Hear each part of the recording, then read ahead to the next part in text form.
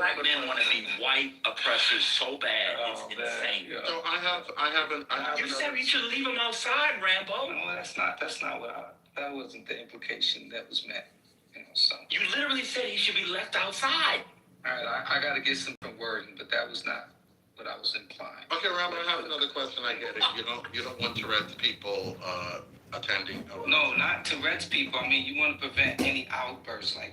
Okay, Rambo, here's the deal.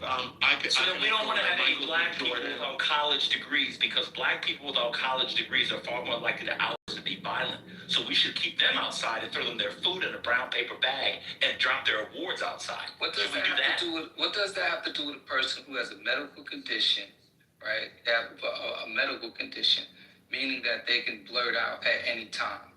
I don't know. Maybe if he's in the building, to avoid that being heard on audio, something just should probably be in place. Procedure just to prevent that distraction. That's it. Right, and young blacks. So maybe there's education violence, so they shouldn't be allowed in. I have nothing to do with the blacks and all that. I mean, you're messing up my high right now, man. Oh, you're high? Okay, well, if you're high, then mute up.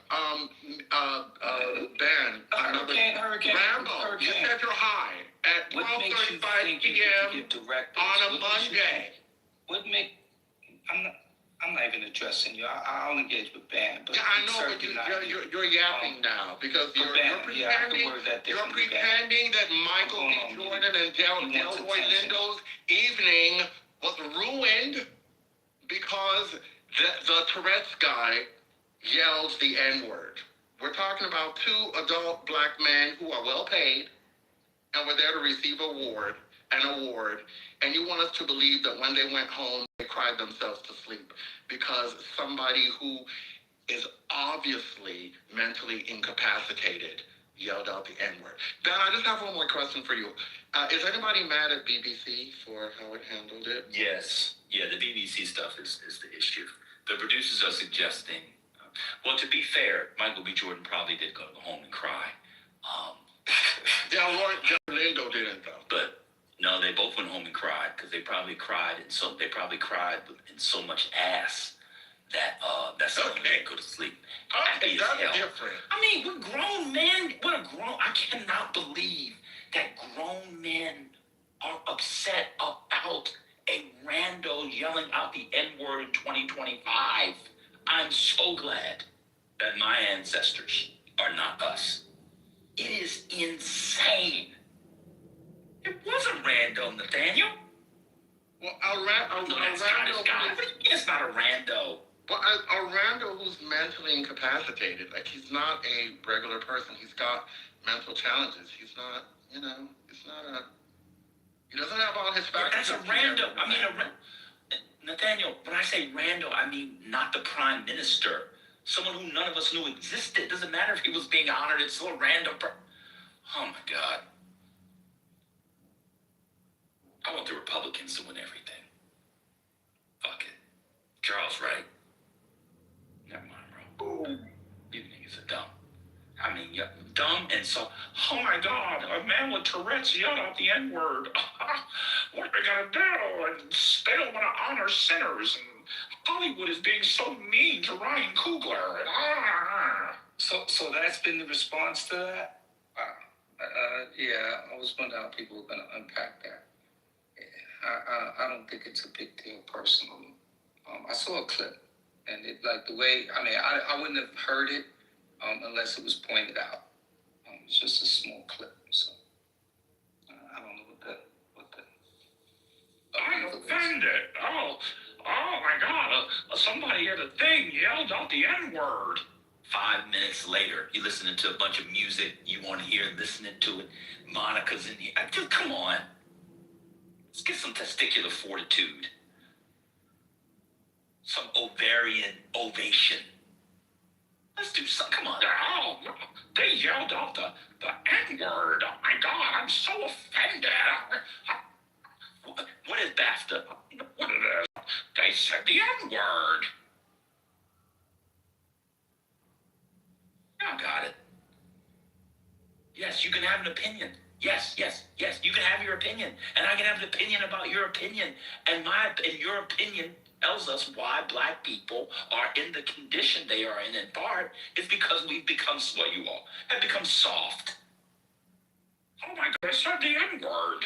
You should be more, why are people more upset they're not letting Jesse Jackson lay in state? Huh? That one less viral than this.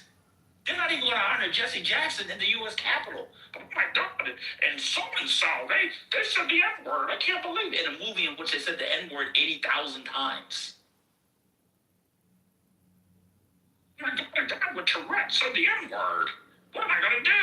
I can't feed my family. Some random Scottish guy at BAFTA yelled out, "Nigger and bitch and fuck you." Because he has coprolalia and Tourette's. Oh, I have an idea. Keep him outside. We can throw him his food in a chicken bag.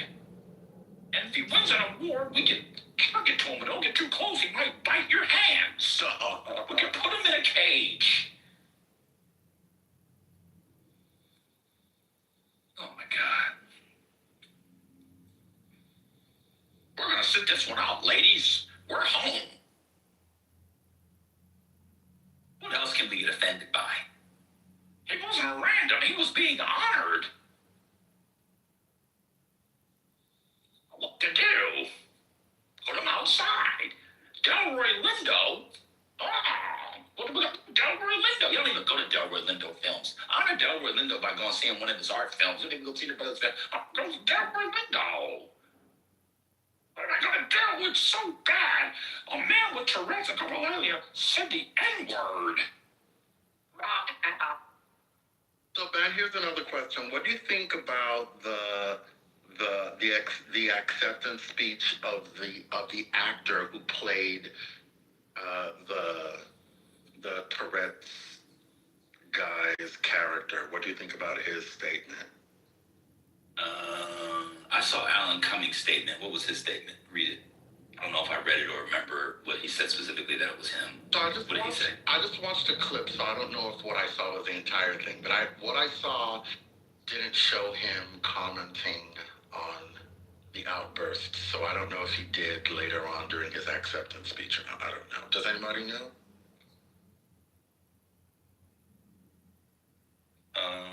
I don't know.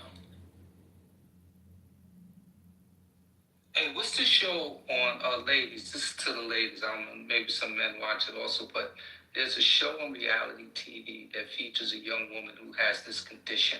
And I know I've seen it from time to time. Does anyone know the name of that show? Because she traveled to Europe at one point, and it was something that was very offensive to, I don't know, it was the French or whatever.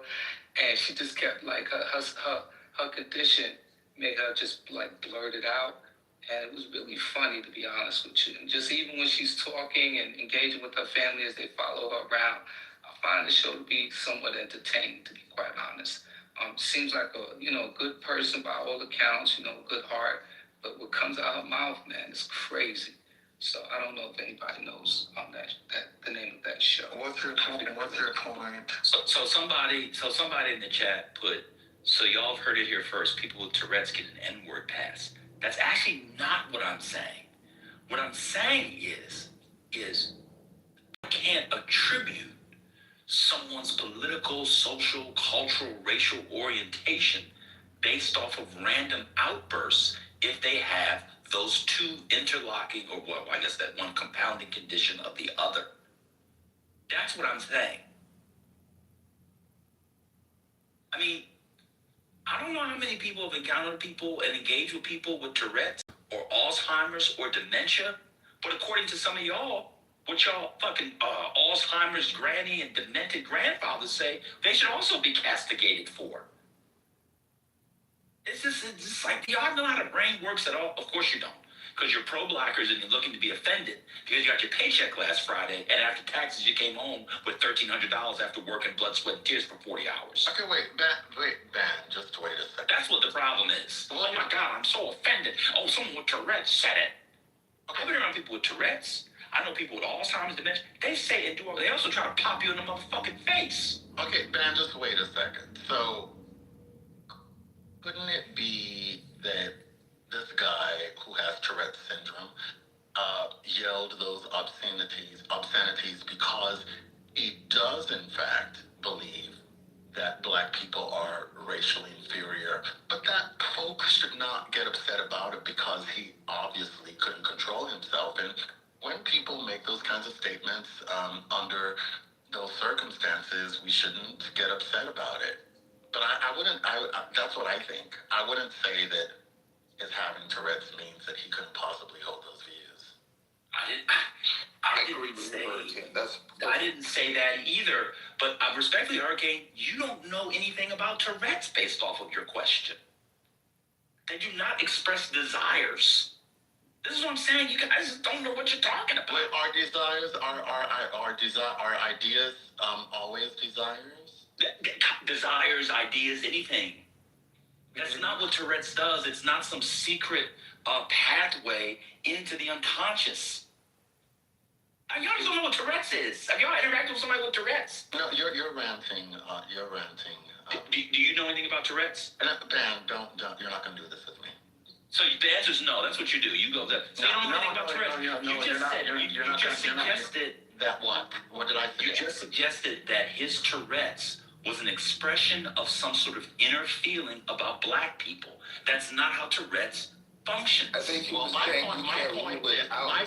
my point is even if it were, it shouldn't matter because he has Tourette's, and people should not be upset at somebody who yells obscenities involuntarily. He obviously lacks the capacity to control himself. So why are people be mad at him?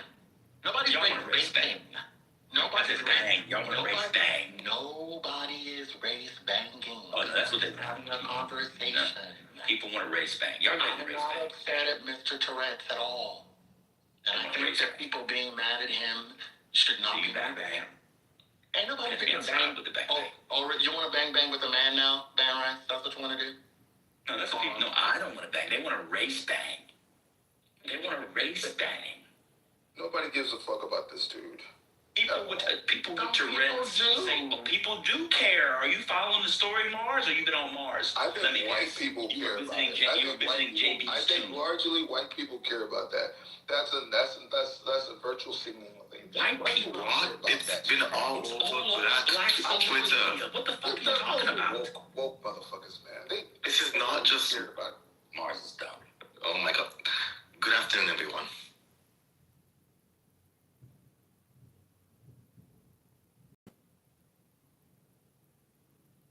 No one Go understands. ahead, Mail. Go ahead and race bang. I can't bang, so I can't even race bang, so I'm okay. That's true. You're in the race play, not race bang. Years and you can't bang shit. What's going on? No, he's in the race play, not race bang. Not okay, man. It's a Monday morning. Can we be civil today?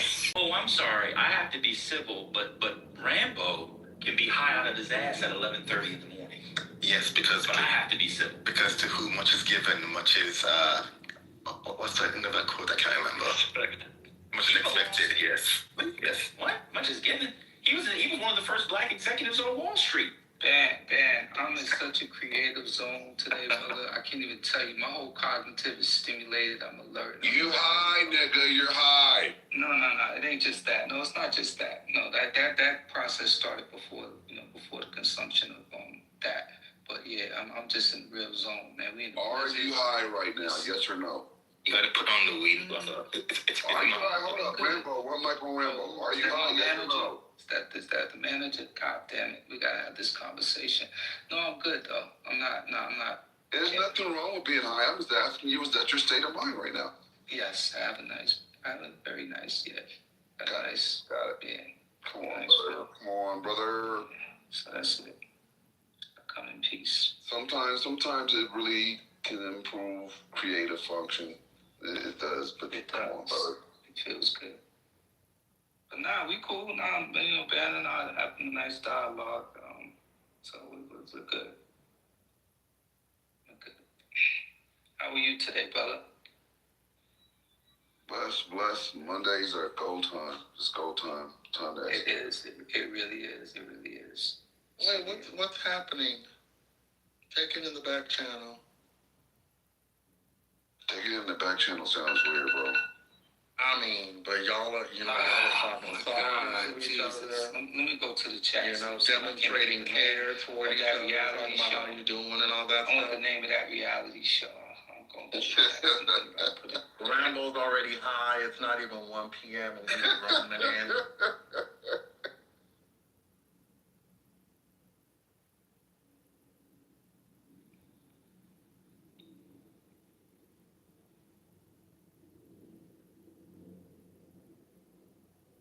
I gotta scroll back to. Alright, I'm gonna just go find it myself. Okay, going back on topic. I think the only issue there is that the BBC was running this on a 2-hour delay, didn't edit it out, and then posted the same thing on the internet website without editing. And apparently, like, the Guardian is saying that the producers in the van didn't hear the slur, and that's why it got. I think that focus on the guy, the John guy, is completely misguided. And we should generally be, have more energy for, the BBC producers.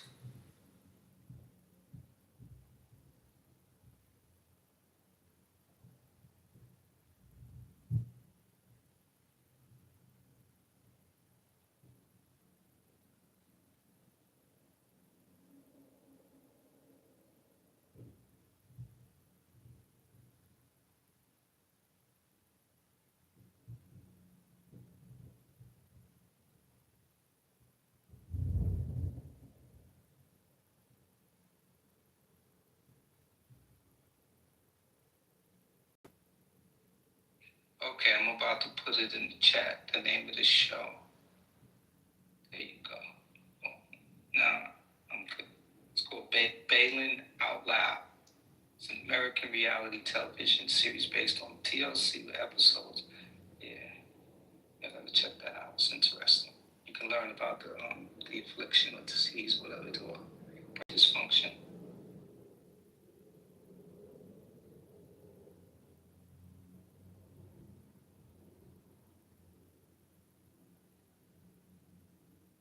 Mail, are you there? Yes, Dan, I am here. Yeah, I have already given the solution to all of these fake problems that are going to get black people's cortisol levels up. Because what happens with the Negroes, in America in particular, but around the world, is that you all respond to these cultural moments, these flashpoints, with such outrage that your cortisol levels spike. And when you combine that with the plaque in your arteries and all other related health conditions, it increases the likelihood of stroking out or heart attacks. Mm-hmm. The obvious solution to this is to extract oneself from popular culture. I've said this many times. I've said it many times. The issue is show up at all. Huh? The issue is that people, see popular culture as a way to success and, and a way to have, a very well-lived life. Yeah. So I don't think we can extract ourselves from it. Well, they need to see it in other ways. They need to see another way. That may have been true in 1926. It's not true in 2026 in a way that matters. And people are really going to be upset about this. There's going to be more about this than the lack of honoring for Jesse Jackson. People want to spend their cultural energies, their think pieces, their quasi TED Talks, their Substack rants, their Clubhouse quote soliloquies. I don't know why people on Clubhouse use the word soliloquies. Very few people do soliloquies on here. I don't know if people know what a soliloquy is, but talking for a long time to a bunch of people who are listening is not a soliloquy. That's not what soliloquies are. But maybe that's a different discussion. They don't spend all the time thinking about that. Well, we don't want to spend any of our collective. I am, but my little piece, little part on the side. You gotta have your little side projects, like a side chick. You got your work, but you gotta get a little side piece. So I'm gonna use my side piece to talk about Jesse Jackson, talk about the 1984, 1988. But people are gonna be more upset about BAFTA awards and the BBC pause. How many Americans do you think actually knew about the BAFTA awards before Zero. this? Me. That's me. They don't even know what it is. Oh, Kimberly Foster's in here. She knew what it was. Don't nobody know what these the BAFTA awards are. People now scour the internet looking for moments to be outraged on all sides. Man, where was it aired? Where was it aired on? What network? How was it aired? I just said it, brother. I didn't hear you. How was it aired? BBC. We've been saying it the whole time. Mail just talked about the BBC. Oh, BBC. Oh, okay. What's going Thank on, you. bro? I didn't even know they aired that stuff. Okay, cool. The British Broadcasting Corporation. I know what BBC is, man. We know you know what BBC is, man. Wow. Yeah. Okay. Back to what I was saying. Yeah. The point is that people need to extract themselves from this level of investment, because now people think this is politics. That's actually the problem. When people could disarticulate this, they think this is politics. They're going to expect the Kimberly Fosters of the world to do 30 minutes on this. They're going to expect the FD signifiers of the world to do 18 hours on it, and then cut it up into 8 hours, and then cut it up into 80 minutes, and then cut it up into 8 minutes so he can make another $800,000 on a poorly researched, poorly edited, poorly argued piece. They wanted you to talk about it. Yeah. Why are you wasting it? Man, You want to do something cultural? give me a quick. Get the Jesse Jackson on. Somebody show your kids what Sesame Street used to be. Y'all remember Jesse Jackson on Sesame Street? Of course you don't. Man, do you mind giving a quick recap, just a brief recap, so I can understand? Have context. If you're 3 hours behind because you're from California, I'll tell you in 3 hours. I'm not giving special handouts to California. Wow. I'll tell you in 3 hours. Wow. And this is why you need to limit your coffee intake, because it does make it. I just poured another cup. It makes your cortisol spike. If you worry about cortisol, it's making your spike. What are you doing? Well, see, what happens is crafting for the last hour and a half. What happens is, well, I just read a bunch of Durkheim, so it was a good morning. But what happens is that I've had so much caffeine that I'm now gone to the other side. So the horseshoe theory. So now I feel very calm. Yeah, I can tell you what happened. I'll do a very quick recap. Last night was the BAFTA Awards. BAFTA used to stand for, I don't know, the British Academy of Film and Television Association, something like that. But it's basically their version of what are called the Oscars, which of course, the awards of the American Academy Awards, the Academy Awards, excuse me. So they honor top in film. And because Sinners is everywhere. Oh, Cinnamon, where you gonna run to? Oh, Cinnamon, where you gonna run to? I love that movie. Yeah, but it did include the Nina Simone song, which I found very strange. And so they had Michael B. Jordan, who now has really revived his career, because I'm just editorialized. He hadn't been good in a while. He was good in Sinners. And Delroy Lindo, they were doing an opening award, maybe Best Special Effects or something like that. And the brother, they were given the top. Delroy Lindo, by the way, was nominated for Best Supporting Actor in his long, and I would argue, august career. It was his first Oscar award. Tells you all you need to know about these. Imagine Delroy Lindo now just being nominated for an Oscar. Tells you all you need to know about these award shows. Anyway, so there was a man who was a film about him. He's an older gentleman, Scottish gentleman, excuse me, not British, my fault, Nathaniel. To Nathaniel, assalamu alaikum. Who, and happy Savior's Day to all who know, if you know, just finished on Sunday. That's their discussion. He yelled out a bunch of stuff during the course of the night. Shut the fuck up. Fuck you. Because he has Tourette's and this compounding condition called corporal A or something. Right. And then when the black man...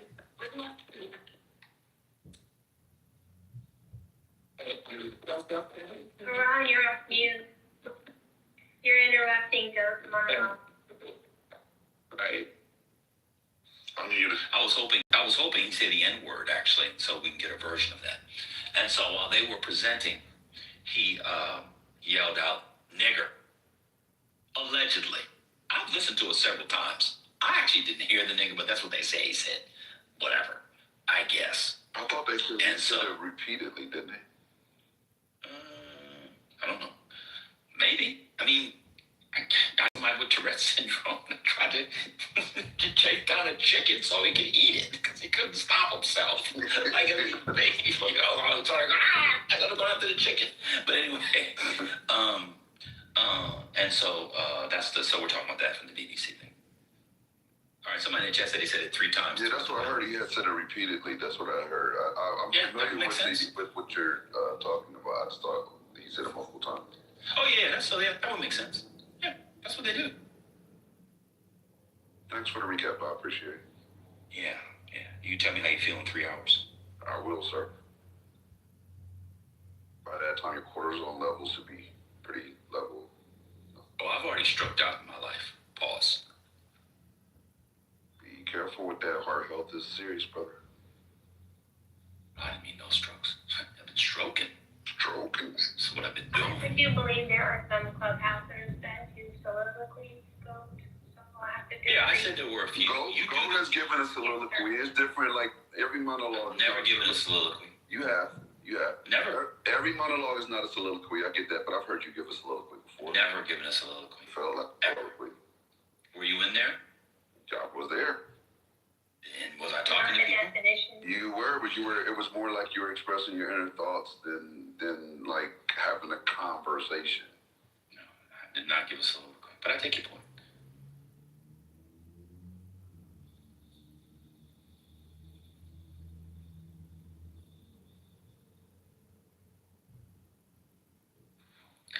Soliloquy is a nicer word than monologue. Go ahead. Soliloquy is a type of monologue, though. That's what it is. Should we go to the Gavin Newsom one? That's better. Hey, go to that. I was going to talk about that. Go to that, brother. You want to talk about that? Actually. Yeah. Nina Turner. I'll play it. I'm like you. I'm no better than you. You know, I'm at 9'6". I'm dumb like you guys. Yeah, you say that to the white people in the audience because that's who's in the audience. All right, here we go. And who I was becoming. And my mom saw that. She saw those cracks in that mask. And she challenged me. And so it's a story about resilience, redemption. It's a story about humility and grace. I think it's a very human story. I'm not trying to be someone I'm not. I can't do that anymore. I tried that for a long time. And I wasn't happy. I say to kids all the time, learn from, don't follow others. You know, your expression's unique, nobody else has it. And I've really the way we're doing, some of you may have seen some of my social media.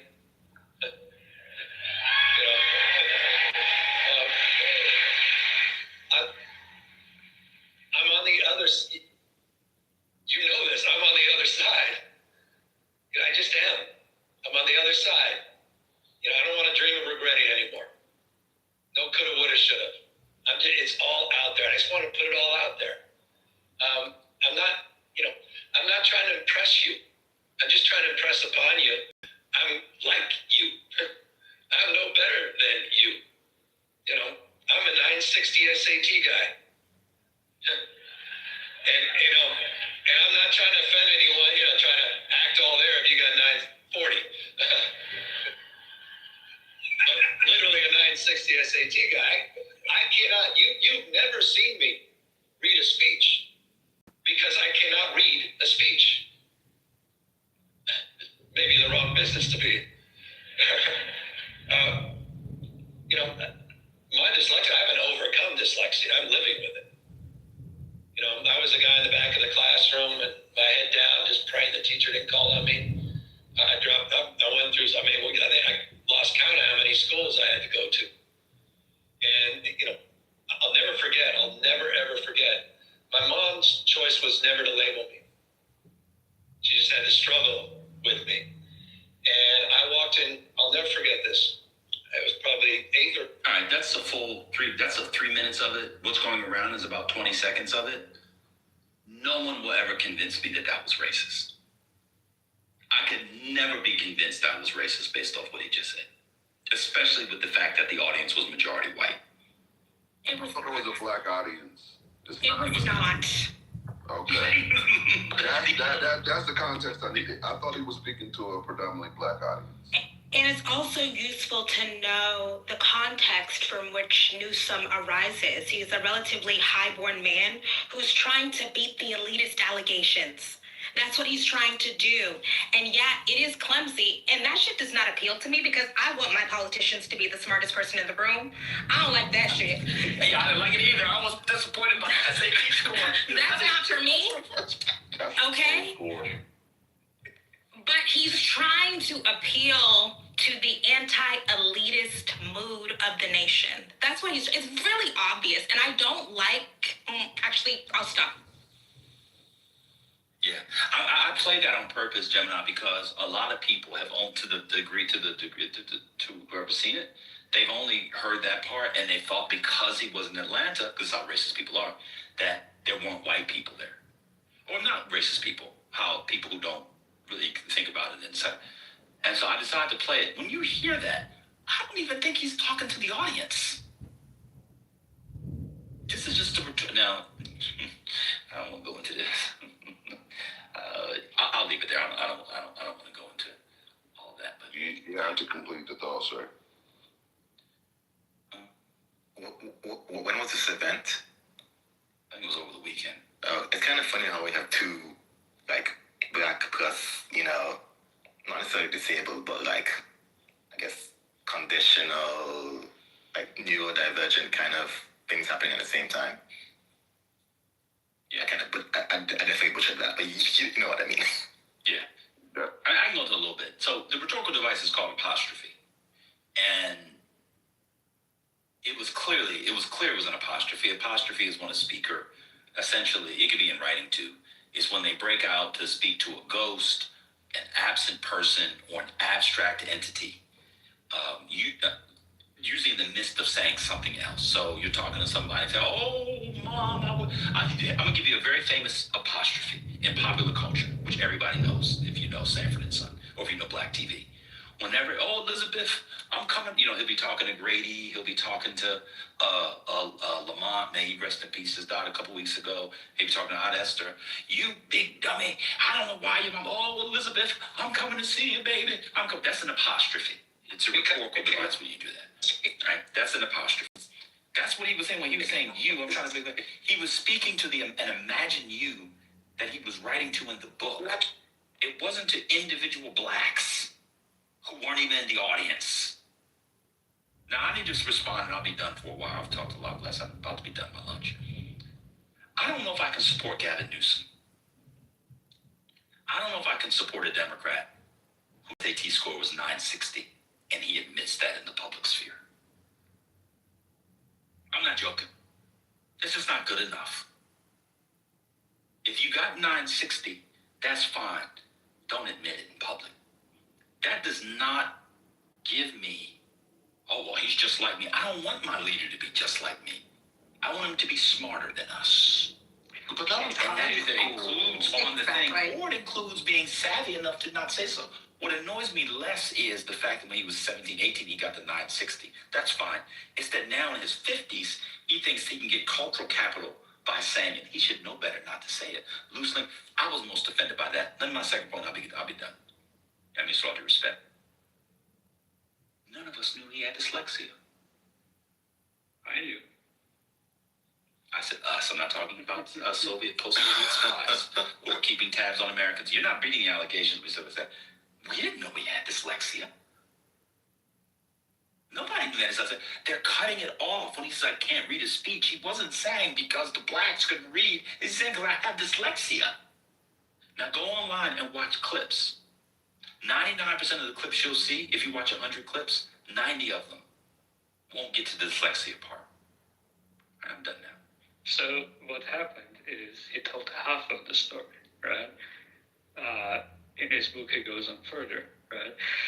His mom, on those SAT scores and his struggles with dyslexia, told him which he says that it's the cruelest comment that his mom ever made. And that comment changed his life. His mom said to him that it's okay to be average. And what he doesn't tell you in that speech is that his whole life, and till this day, is proving his mom wrong. So he is above average, but he just told half of the story. Not people looking for context in out of context clips. Yeah, I love context. Not that. Yeah. Because.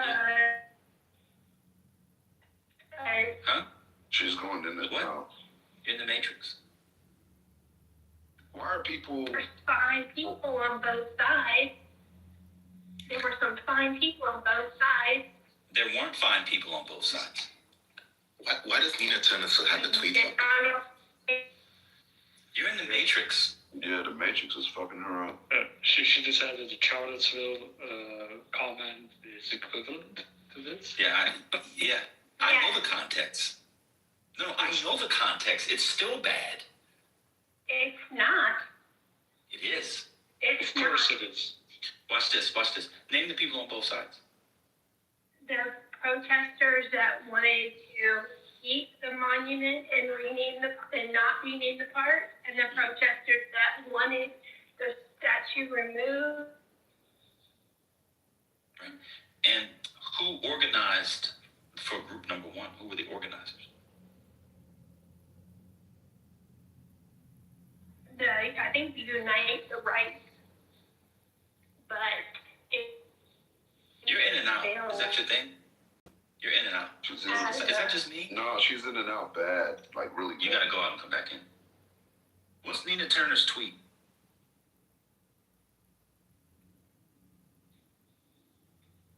Oh, sorry, I'll read it for you.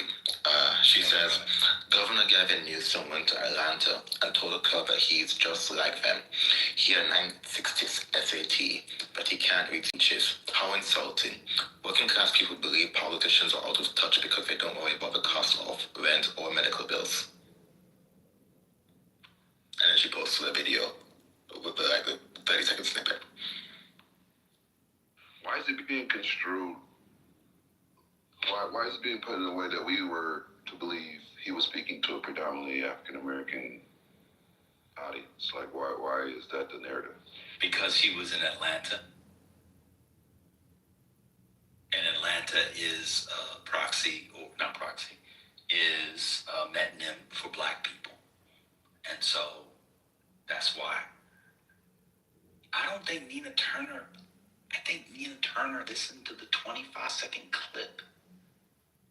People heard that. So if you came in, I would love to hear this. If you came in and you didn't know the story and you hadn't heard about it and you heard that clip, please tell me what was offensive about what he said. What's the average SAT score? I think like 12. Like somewhere around 12, right? It ain't no damn 12. 10 to 12. I got a 13. I got a 13. So hey. Yeah. Well, you're smart. You're smart. It ain't 12, bro. It ain't nowhere near 12. It's around 1,000 to 1,050. I also went to Sylvan though, Kimberly, and took the PSAT hella times because my dad made me. So. It's definitely not 12. And so, yeah, people are going to have to, the backtracking on this is going to be insane. This is not going to stick because Mediaite just did a compilation of people responding. Listen to the people. Sean Hannity, Megyn Kelly, Rick Scott, Nicki Minaj, Ted Cruz, Clay Travis, Brendan Dilley, Ron Rule, Cat Turd. You know who those are all? Shaking in their boots about 2026 and 2028. Trying to find a way out of the ape video. It's not going to work. I don't think conservatives know they would do better exploiting racial issues if they let it just stay out there and they don't touch it. Once they touch it, people begin to get more suspicious. I don't know why they haven't learned that. If you got Megyn Kelly, Ted Cruz, Sean Hannity, Rick Scott, and others saying this thing is racist, people that say racism doesn't really exist and then they call something racist, you know what people are going to say? I don't think it was. 2 weeks ago they were defending Donald Trump's video. Correct. Yeah. I think it's possible that some people offended by the video focused only on the first few seconds and didn't try to take it in its full context, because when he first said, "I'm just like you," he was looking at the black mayor, and maybe some people thought that he was referring to the black mayor, but if you watch the entire video, then you see him turn to the audience, and if you listen to everything, then you get that he's not referring to a specific person, but he's just talking about the proverbial you. Maybe it's just the first few seconds of the video that had some people thinking that he was directing it to a black man. But that's an absurd conclusion, because how would he know? What could he know about that black man's background? He definitely didn't know the black man's SAT score. So. Well, Andre Dickens, if you look at his body language, he knew he wasn't talking about him. Okay. He was repulsed. He was reviled. Andre Dickens went to Georgia Tech for undergrad, so he know he got bored at a 950. So he's like, oh my God. Man, so the average is 1,000 to 1,100, the national average. Yeah, exactly. So. I was off by 100. After 1,100 is the high end. It's probably close to 1020, but 1025, 10, 30, 1040. But afterwards, he was like, "Hey man, let me talk to you real quick. Gavin, come over here. Hey, what's up, Andre? Brother, did you really only get a 960? You just telling that for the people." I guarantee you, we asked him that. It's wild to me that people, man, that's what I'm saying. Damn if you do, damn if you don't. He's trying, as Kimberly said, to shape the elitism. He says he has a disability, and he got an average or slightly below average SAT score. Anyway. Monica, are you back? Did you want to say your thing or no?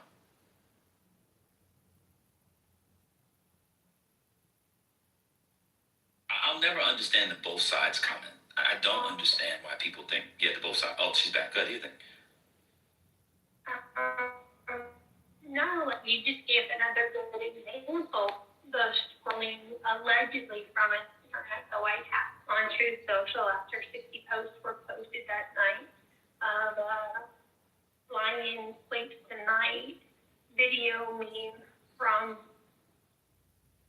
a guy on at get as mad as you want. It wasn't pretty. It wasn't nice. But Biden was a baboon. Clinton was a warthog. Hakeem Jeffries was a meerkat. So there's context behind that too. But if you're only interested in context when it defends your people, then you're not unbiased. Your people was crazy. Oh, okay. So here's the thing. She means Democrats. So here's the thing. Thank you. You can have racism in a thing even if the things around it aren't racist. The Obamas, from people on the right, on your side, have been called monkeys and apes now for over a decade in the public sphere. One of them, for people on your side, they call her Michael instead of Michelle. And it's quite rampant among Republicans to say that that's a man with a penis and that didn't have kids, and Obama's gay, et cetera, et cetera. So it doesn't matter what followed in the movie in this one because of the history of race, monkeys, apes, et cetera. That's like how the real world works. There's no history of people being denigrated, blacks for having dyslexia, whatever. It's completely different. Good try, though. I like your Charlotte's Web with that. The clip didn't mention his dyslexia. Your clip did, but the ones I've seen that are I know they didn't. racist. That's how the internet functions. It functions for people like you. It's important, and I'm glad you brought it up. That's how the internet functions. For people just like you. No. Who, instead of going to listen to a thing, look for 30 seconds to be outraged by getting incomplete information. Where and that's have where I been you promoting that? your worldview. I'm sorry? Where have I promoted that, though? I haven't mentioned it at all. You promote X all the time. Wait a minute. Now you're saying X only for out of context clips? No, I'm saying that's how the internet functions. Right. And so instead of going to listen, because when I saw the I haven't. So your narrative of people like me is wrong. Because haven't promoting nuisance out of context clips. I'm not talking about the specifics, ma'am. I abstracted it to the internet. So you said you hadn't seen it. I said, yes, that's how the internet functions. Are you okay? This is the internet too. Okay. Jesus Christ, bro. Taking the Lord's name in vain is valuable to you. There's no prescription against taking the Lord's name in vain in Christianity.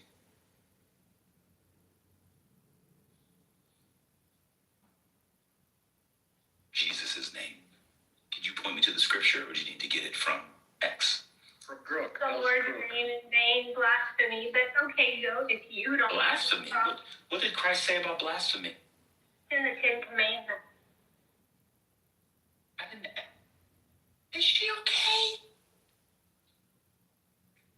I said, what did Christ say about blasphemy? She said it's in the Ten Commandments. Did the Beatitudes cover it too? Girl. Do the Beatitudes cover... This is It's a Christian.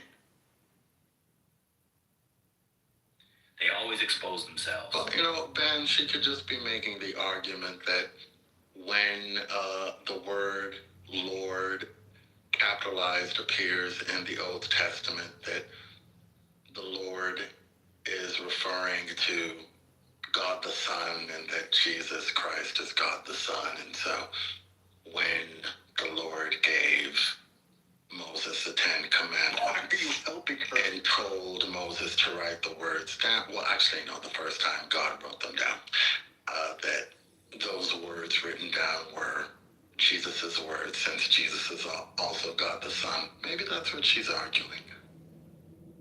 Maybe that's what she believes. Is that what you're arguing, Monica? She don't know what I'm talking about. Thank you, Hurricane. Monica, you don't even know about L-O-R-D capitalized. Like, you don't know what I'm talking about. Wait, she know you're talking about what you said. That's what she was arguing. What are you doing? She doesn't know about. I know she doesn't know that. But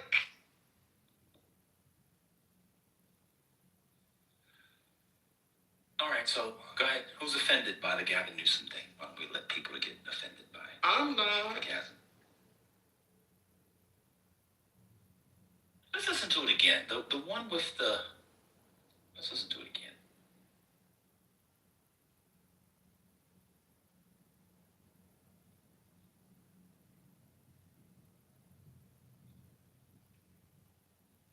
What do you think? I was really trying to find a place to be. Oh, sorry, go ahead. I was gonna say, what do you think about the black mayor's facial expression? I loved it. Said, He was like, wait, I'm you can be... just like you. Yeah, he was like, wait, you can be governor of California and that's all you got? Shit. Let me move to California. All right, hold on.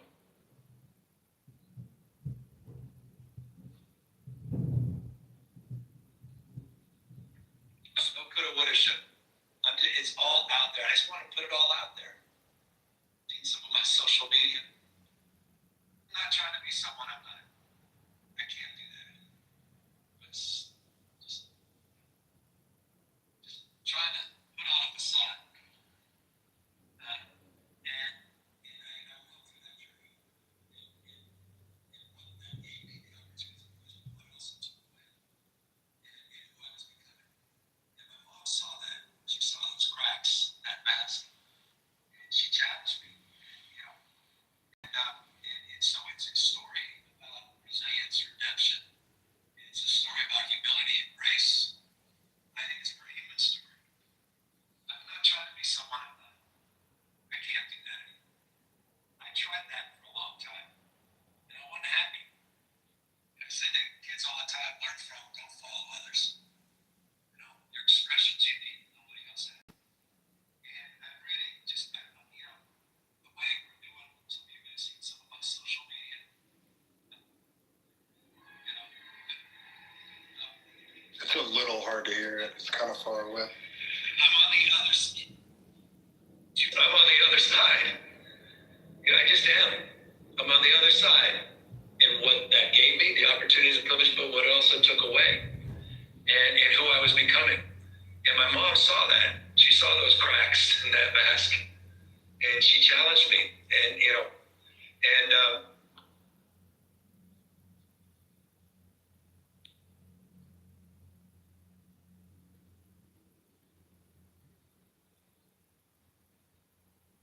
God. Huh.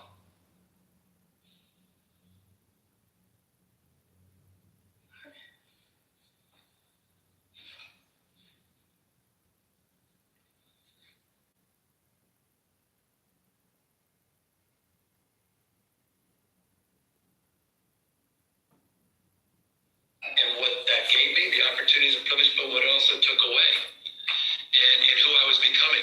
And my mom saw that. She saw those cracks in that mask, and she challenged me. And and so it's a story about resilience, redemption. It's a story about humility and grace. I think it's a very human story. I'm not trying to be someone I'm not. I can't do that anymore. I tried that for a long time, and I wasn't happy. And I say to kids all the time, learn from, don't follow others. Your expression. That's what the app look like. And I've really just, God bless you. My social media.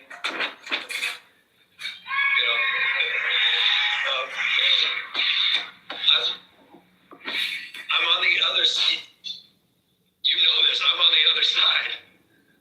I just am. I'm on the other side. I don't want to dream of regretting anymore. No coulda, woulda, shoulda. It's all out there. I just want to put it all out there. I'm not trying to impress you. I'm just trying to impress upon you. I'm like you. I'm no better than you. I'm a 960 SAT guy. And I'm not trying to offend anyone, trying to act all there if you got 940. But literally a 960 SAT guy. I cannot, you've never seen me read a speech because I cannot read a speech. Maybe the wrong business to be in. My dyslexia, I haven't overcome dyslexia. I'm living with it. I was the guy in the back of the classroom and my head down, just praying the teacher didn't call.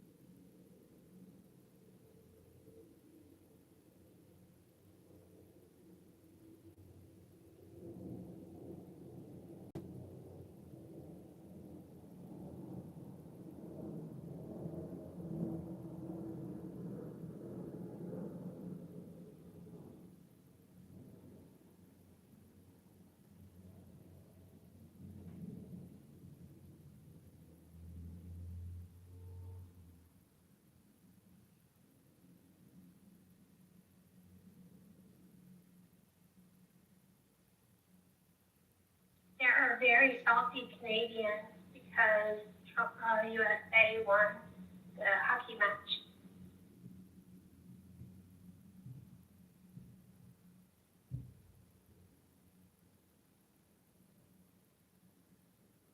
I didn't think it could be more bitter. Yeah, it used to be that Canadians could enjoy, losing to America, but with the stakes and what it means now, yeah, Canadians are not too happy. There are always going to be little rural, every little. That's just how it is.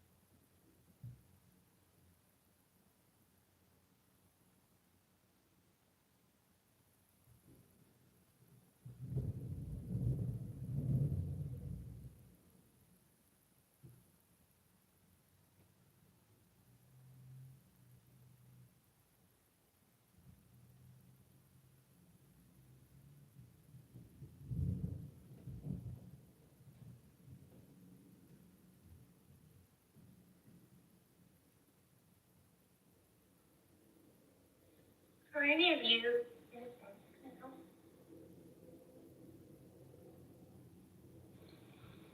have you guys discussed the hotline that's being operated for U.S. citizens that are stuck in Mexico because of the civil unrest due to El Mencho being terminated?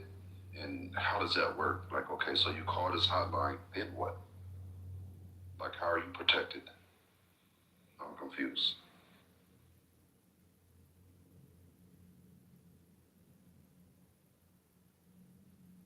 well, at least they know you're there. They'll track you, that kind of. Are they going to aid and help you in leaving the country? Are they going to extract you, or they're going to send you an armed vehicle to take you to the embassy? Like, what the fuck happens?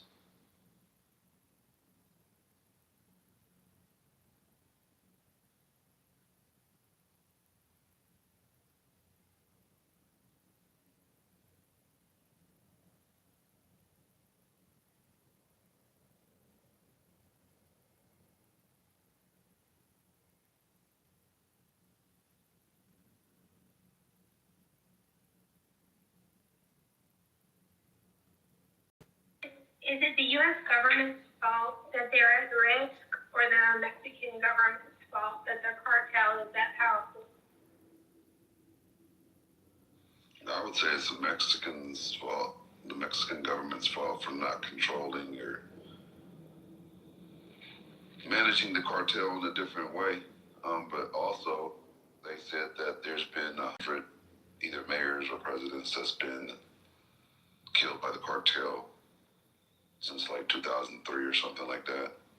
So clearly, the cartel has the upper hand as far as they don't have any problems in killing either mayors, ex-mayors, whatever political party is in power, they'll go at them.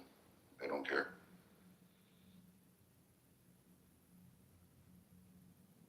Then there's so much corruption, they can buy different generals, they can buy different police officers, they buy a lot. So that still doesn't answer my question. I'm trying to understand how the Americans there are going to benefit from a hotline. Like, I don't think there's nothing that can be done by a call. Like, what happens?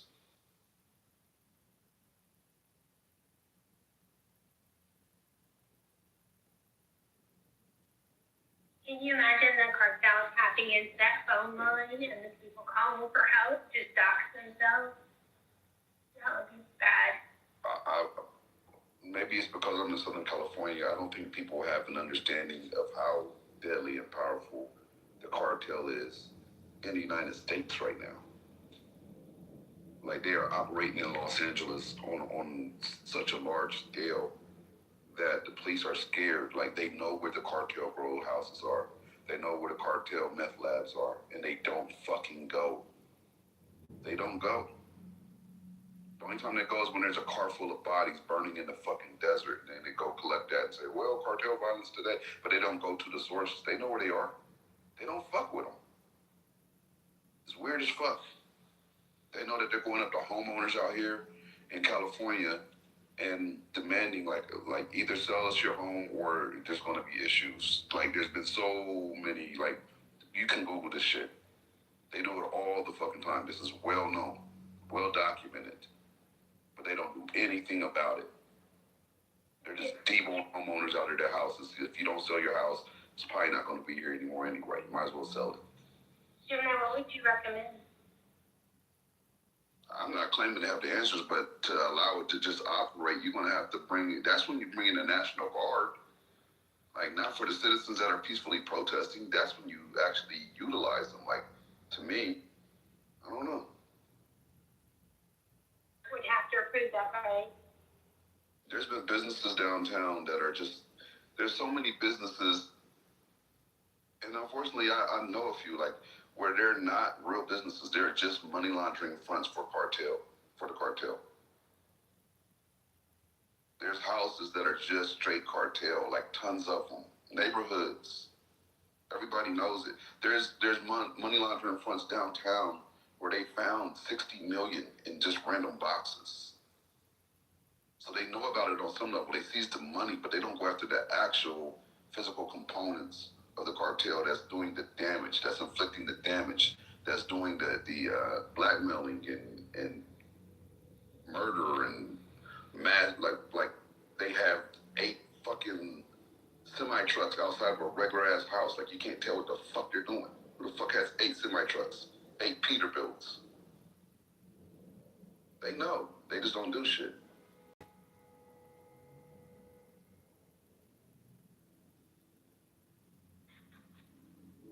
Breaking news.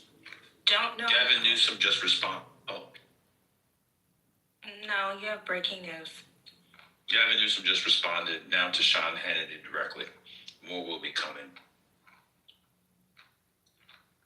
Quote, you didn't give a shit about the President of the United States posting an 8 video of President Obama or calling African nations shitholes, but you're going to call me racist for talking about my lifelong struggle with dyslexia. Spare me your fake fucking outrage, Sean. Yeah. Man. They're going to make president of these people. They don't know. They're losing the culture war, the discourse war in real time. They're losing it. They're going to allow him to defend himself and then to bring us back to attention of the consistent anti-blackness, negrophobia, and xenophobia of America's Republican Party. These people are really bad. That was Why would Sean Hannity? Anyway, that's the response. That was I apologize. Go ahead, Kimberly. Do you think? I was going to say, there was a little bit of a lull, but this weekend, well, it started for me reading Friday, but over the weekend was the first time I really felt like, oh, Kristi Noem is in real trouble. Kristi Noem is not going to make it, I don't think. I initially read reporting that her job was on the line, and then she made those statements about TSA PreCheck and global entry being suspended, and then the White House really quickly overruled her. And then in all of that reporting, it's like she's already on thin ice, and then she did this, and then the White House didn't approve and just said, no, that's stupid. I just think the lady, I think she's on her way out. I'm glad you said that, because I was confused, because I was flying on Sunday. Come Sunday. I was flying on Sunday. And TSA PreCheck and global entry were all open, but I remember the day before she said it was closing. So the White House just shut her down. Okay. Yeah, the Washington Post reported the White House shut her down. Oh boy. Good question. What's this I'm hearing about the Commerce Secretary's sons? The former company he was the head of going to make millions off of these tariff paybacks or whatever?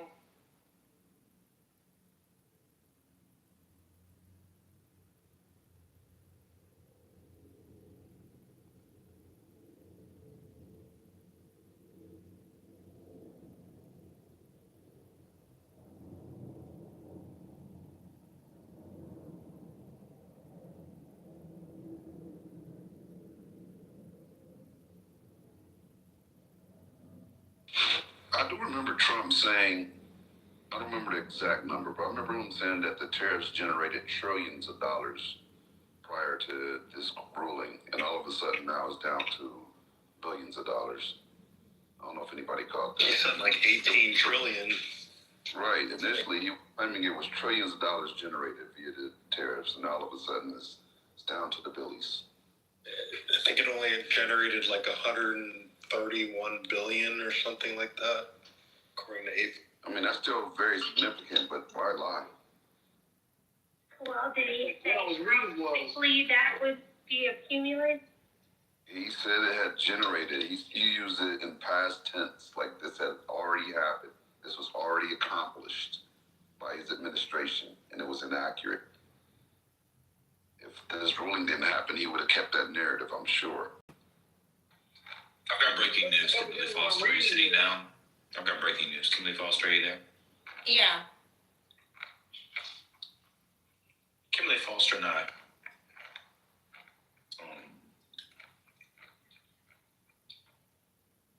it's official now? We have talked about, oh, never mind. Gemini, please. We have talked about, Gemini, we'll talk to you in 3 hours. Kimberly Foster and I have talked about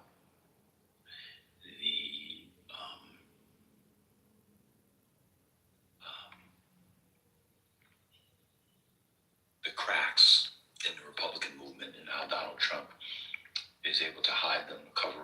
conceal some by dint of his own personal charisma, attraction, and appeal to many people.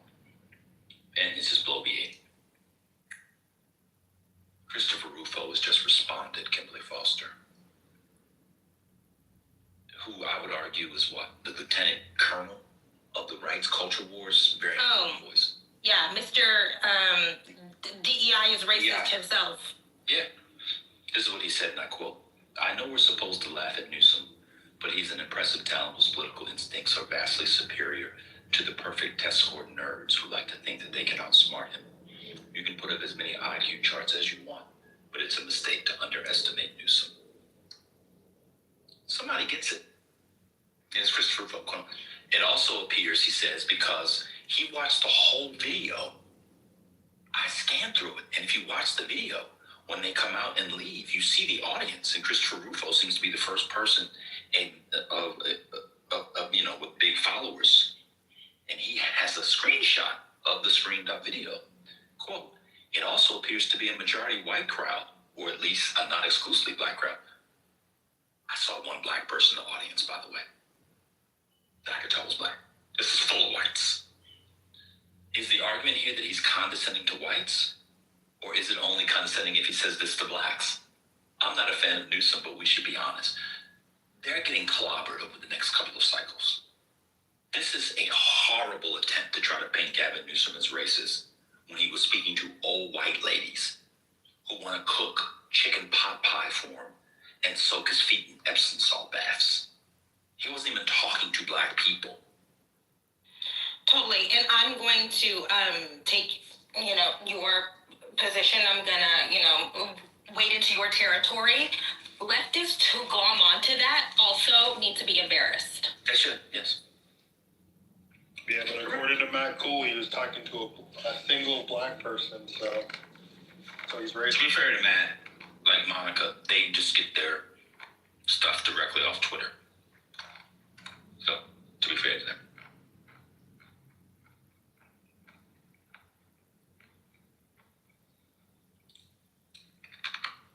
But can I also say that Rufo, in that tweet or whatever, he's also giving hints of where I think the discourse from the Rufo side of the movement is going to go. And I noticed this wherever I live, who knows? More and more of the right are beginning to say test scores are overrated. They're beginning to say, well, we can't just judge everything just by test scores. It's really weird how the meritocracy contingent is now beginning to say, oh, just because Asians and Indians, they have the highest test scores doesn't mean that they're the most qualified. That is a big thing wherever I am. That is really it's on the news every day. I don't think the people seem to understand that in their attempt to play the race card, which they say we shouldn't do, they're actually, I'm just following what you're saying, I totally agree. They're undercutting their whole anti-elite, anti-university claim. You know why? Because they didn't think it through. The most embarrassing tweet from a federal official so far has been Rick Scott. Have y'all seen Rick? I don't know what Floridians see in Rick Scott, but it's clear he only wins because he's rich. He must give crazy kickbacks too, because Rick Scott is wildly untalented. This is what Rick Scott said. I'm going to read it word for word. This might be the dumbest tweet you'll read today, or you'll hear today.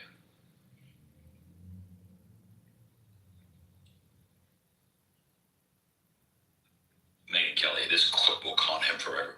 Yeah, it'll haunt him right to the White House as you people prop him up. I mean, between him and Senator Mark Kelly, I don't know who they want to be president more. I thought they knew that Democrat. Anyway, this is what Rick Scott said. And California governor just called black kids stupid. Voter ID isn't racist, but Newsom sure is.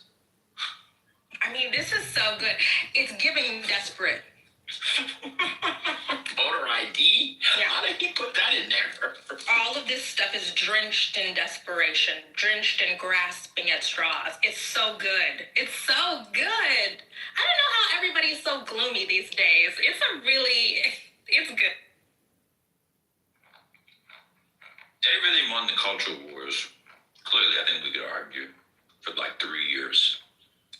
Giving it all back because, as I argue, they are 10 times better out of power than in power. They're much better counterpunchers. They're much better at responding to the tone and setting it that way than just setting it. I don't think they thought through this. I thought they thought it was it. I'm going to tell you why, not to defend them. No, they weren't winning the culture wars longer than that. When Trump was in office, they weren't winning the culture war.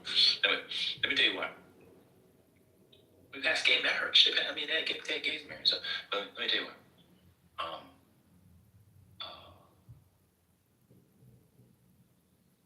I lost track of my thoughts. I apologize.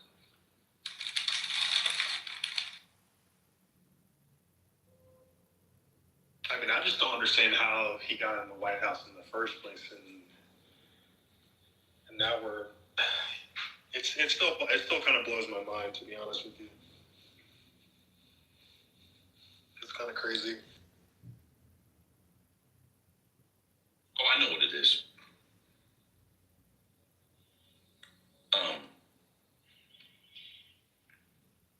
And I'm not trying to defend them, but like Monica and Matt Cool, they also just looked at the 30-second clip, and they weren't smart enough and didn't take the time to have their people, hey, give me a longer version so I can see it.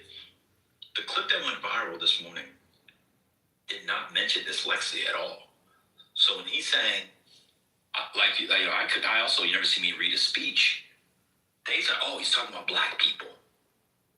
He was talking about his dyslexia. They cut it off right at They cut it off right there. Conservatives are really bad. Because the clip I was watching, cut it off as he was saying dyslexia, and I'm just like, okay, well, obviously, we need the full context for this, but, I mean, I would say that anytime.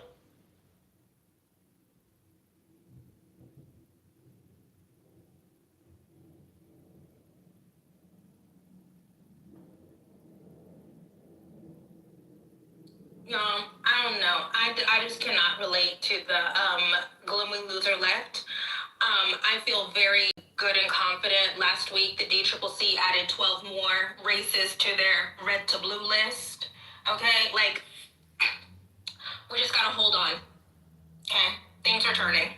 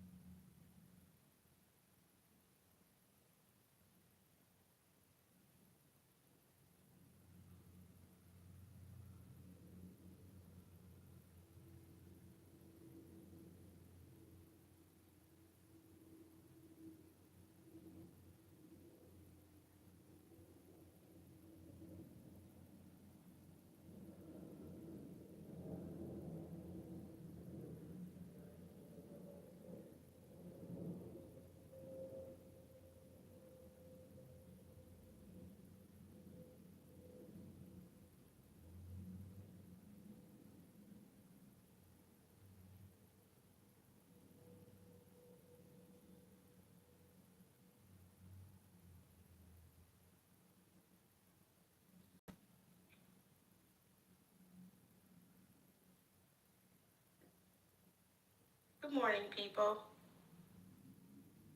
Good morning. Did you guys discuss that Peter Mandelson was arrested? No, but I seen the article. We didn't. Yeah, I broke the news, but we didn't discuss it because these American blacks don't know who that is. I really didn't either.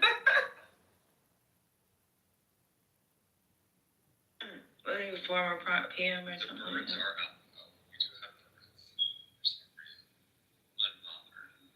Oh no, he was an ambassador. That's what he was. He was an ambassador. And he's a lord.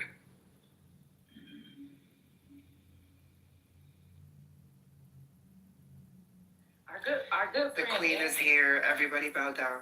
Okay, but our Shut good up, friend. girl. I said the queen is here. Everybody bow down. I said okay. What part of bow down was not? Chanel number 1 is here, bitches. Oh Lord. A black bitch, black bitch, black bitch, black bitch, black bitch. These trolls be crazy.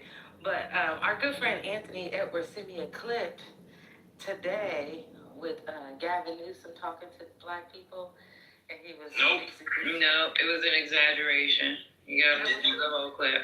He didn't send you a clip of him talking to black people because he was actually talking to white people in the audience. Big facts. Okay. So Liz, yeah, it's just like a little clip, and I got his point, but I could see how people could take it wrong. But We listened to it. Okay. We listened to it. We listened to the whole 5 minutes of it.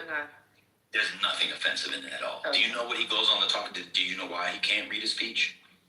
It's not in the clip Anthony sent you, was it? No, he has dyslexia. He talks about that openly. Yeah. And he got over that. Mm-hmm. So he didn't get over it. Well, he still became something, like, I feel like that made him more amazing that he had that learning disability and look how far he got with that. He literally said he can't read a speech. Yeah, he said he can't read a speech. Why don't you have Anthony Edwards come in? We just talked about it the last I was hour. about to say that. Ping him. Yeah, we would love to hear him explain how telling this to a group of white people Hi, is everyone. racist to blacks. Hey Mimi, did you see any clips, any video clips showing the audience? Mimi. No, Anthony sent me the clip. It was just one little short clip. Was it on Twitter? Was it video or audio? It was a video. A video. Okay. And did Was it on the Twitter? show the audience at all? No, it didn't. It was just a clip of what he was saying. Was it from Twitter? That one little clip. Hold on. Tell him Patty won't crash on him. I'll stay on mute. It was from Instagram.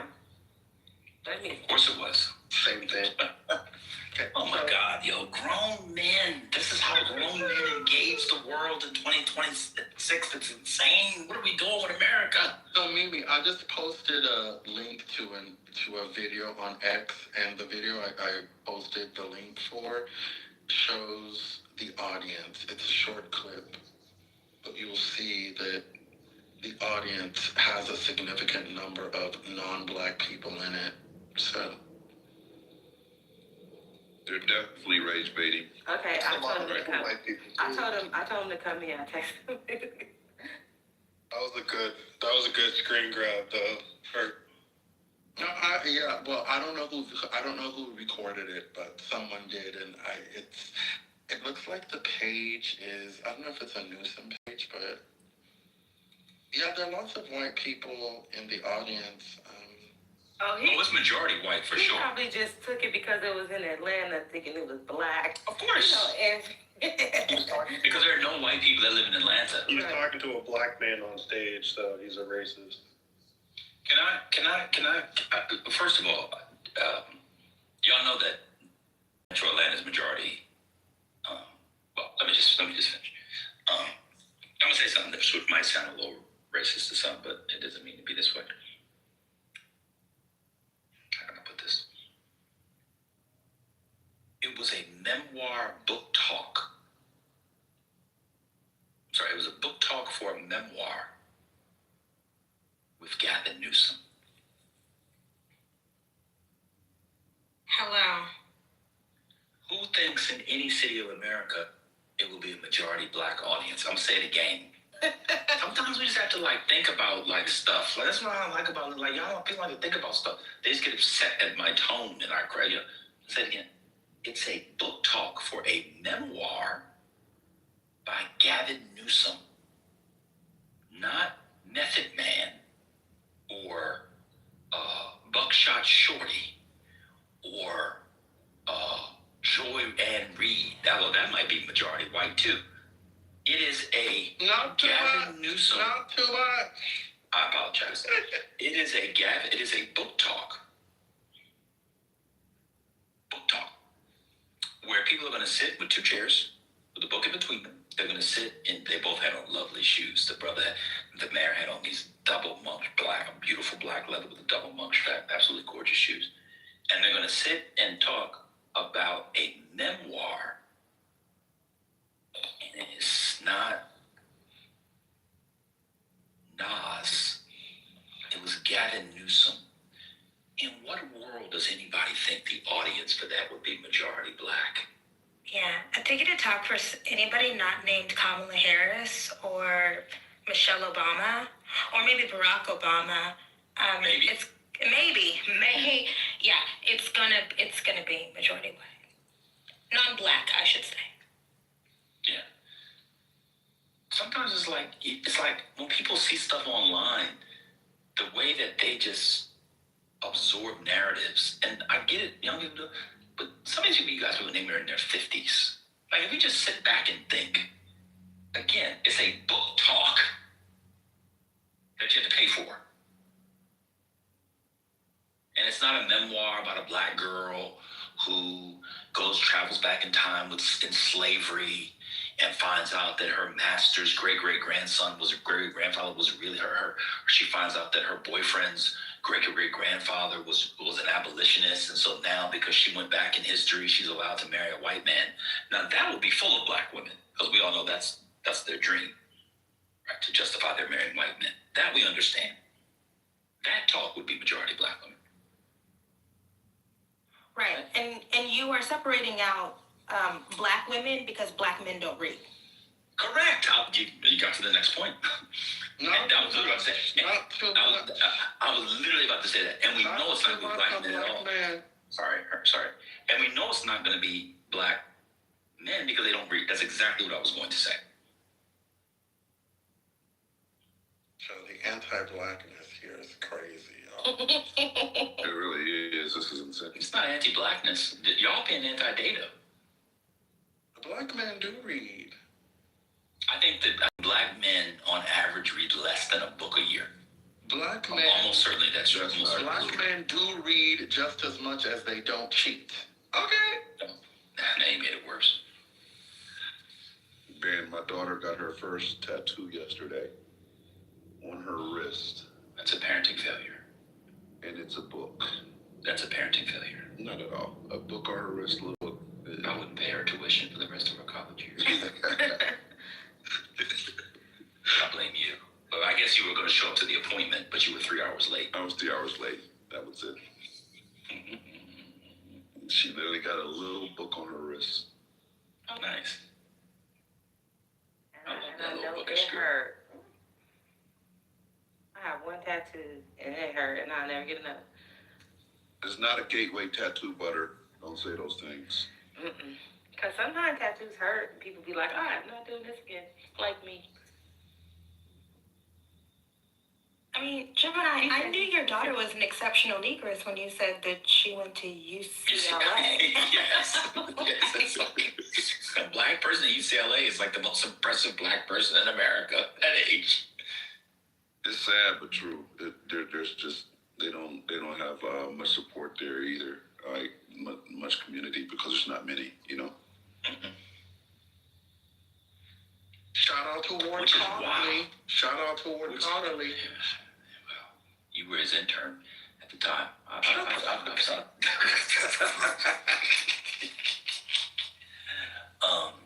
It's sad too because UCLA in the 70s and 80s, basically until Ward Connolly stuff kicked in, it had a very vibrant, small but still vibrant black population that did really good things for that campus. You know, they got the what's it called, the Ralph J. Bunche Center? I think it's at UCLA. I think it's there. That's it, UCLA, isn't it? Yeah. The Bunche Center. Yeah, it was founded in 1993. UCLA was also good to. No, that's at Howard. Wait a minute. Isn't there? One second, Hurricane. I'm sorry. Isn't there a Bunche Center UCLA? I'm not sure. I'm about to look it up now. I'm on there. Yeah, there it is. Bunche Center UCLA. Yeah. Okay. Well, there's definitely a lot of support at UCLA. I participated in a couple of programs that they have, especially, trying to address Black males. I think Howard T has like the Black Male Institute, if that's still around, which is great. They used to have, what was that one guy? He had an annual conference for Tavis Smiley. Used to have an annual conference there. So they got some stuff happening there. It is very low key, and yes, there's not a lot of them at all. But the one thing I thought was really cool is at least they still had like a Black barber shop pretty much there, which is, especially for the UC system, unheard of. But it's decent though. But definitely a shout out for UCLA, even though I'm on the other side. But yeah, I know that they have the one thing I do know that a lot of them hang out at, they have like a Black resource center, a Black student resource center. Yes. So the director, I'm at the website now. She's a political scientist. Her name is Kimberly. Are you there, Kimberly Foster? I am. So it's a lady named, listen to these dates. This is a lady, her name is Lori Frazier. She's the director of the Bunche Center at UCLA. She has the Bunche chair, of course. And she's a professor of political science at FM, right? She joined the faculty in 2007. 2007, that's less than 20 years ago. She's the first Black woman to earn tenure in UCLA's political science department. If she started in 2007 and she did it fast, that means she got tenure in 2012. UCLA did not have a tenured Black woman in their political science department until 2012. That's wild.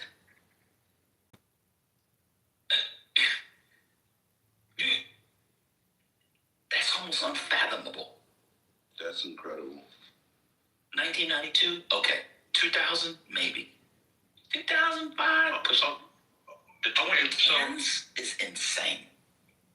Here's something that's kind of unusual about UCLA. They have Black people that go through the UC system on the way to Ivy League places, right? So there's even some people that I was fairly impressed with that went to Berkeley, and I was like, okay, great. I'm gonna see if I can apply, maybe get part of the graduate program, so on and so forth. Next thing you know, they're there for 2 years, and then they left, and then they went to Ivy Leagues. So it's like, if they can get to that level, they just got to do a short time, produce some, research, and then boom, they can get picked up at a different, institution that's a whole lot more supportive, supposedly. But it's really just a stopping point before they move on to other stuff. So I'm not surprised at that, but it's unfortunate too at the same time. And plus, there's a lot of Black professors that really don't. I mean, how can I say this politely? This was like an issue at the Black Faculty and Staff Association. Was getting tenure. They have to, and you know this, man. You have to hit like 4 criteria, and it has to be 4 criteria. You don't stay. It's like research is number 1. You got to be involved with the community. Of course, the schooling is like another one, but then there's like something else. But the research part, getting them to like that top grade research is and grants too. It's hard. So, anyways, I'm gonna stop there. But tell me if you know something different, man. I'm sorry. I'm not responding to nigga babble on I put my little perplexing fingers on it. I'm sorry. It wasn't inscrutable. I put my perplexity fingers on it. It says she's not just the first Black woman, she's the first non-white woman to get a political science it say? Did it give the year? One month. I mean, I guess I could look at her CV. That's crazy. That's like 13 years ago. Hey, so Ben, quick question. This is just your opinion. Who is this? Who's speaking? Oh, this 2015. It's Hurricane. So, would you say that UCLA,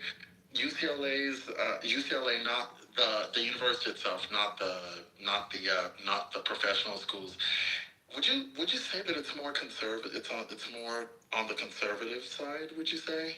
Or no? I don't know it well enough to make that claim. I don't know it well enough. Maybe compared to some of the other UCs, but in the world, I never thought of it as such. Like when people talk about the conservative elite schools, I've never really heard UCLA up there, but it could be. Because I don't know well enough. My memory tells me that the university itself, not the professional schools, is more on the conservative side, which is why what you just said, what Kimberly just read, doesn't surprise me. But I could be wrong because it's been a while since I did the UC thing. But that's just what I recall. I see that. I can't see them being conservative. It's not always intuitive, Gemini, the way these things shake out. Like you might think that a school, because it's located in a city, leans one way, but then when you examine the way the institution runs, then what you end up seeing is something different.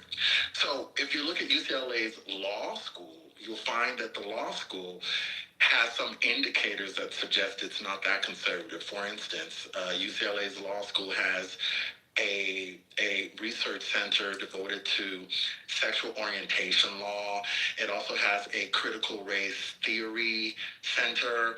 And those aren't the kinds of research centers that you find at every top-notch law school, but at UCLA they have that. So you're going to find some super leftist law professors at UCLA, but then when you go to the university itself, putting aside the professional schools, you might find something different. That's what I'm talking about. Oh, William says USC is a conservative school. Well, yeah, but I think UCLA might be too. I think UCLA is definitely conservative, but the thing that's kind of interesting about that is that all of the private institutions graduate more black students percentage-wise than UCs and Cal States in that state. There are more black tenured professors in private institutions in California than there are in the UCs and the Cal States.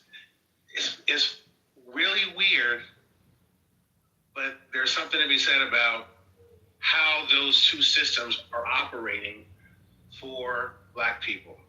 Okay. All right. Now I can respond because that was a nigga babble. Now I can respond to that because that was interesting to me. Speak. You know what you said before was it was a bit inscrutable. I have theories about that. Let me give you one. The working conditions. So imagine you're a candidate and you're a black guy and you can get a job at Pomona. You can get a job. Leave Stanford out of it. That's a whole different thing. Pomona, Scripps, Harvey Mudd. What else? What other private schools are there? Give me another private school in California. I don't know. Yeah. Okay, take out Caltech. Claremonts. Yeah, all the Claremont. So I can see why they would be more attractive at the level of working conditions. And so if you're a black person who can get a job at one of those schools as opposed to a UC or Cal State, I can see why you wouldn't go there. I also feel like if you can get a job at UCLA or Berkeley, you can get a job at basically any school as a black person. And why would you go there? California is not good if you want to do black thought.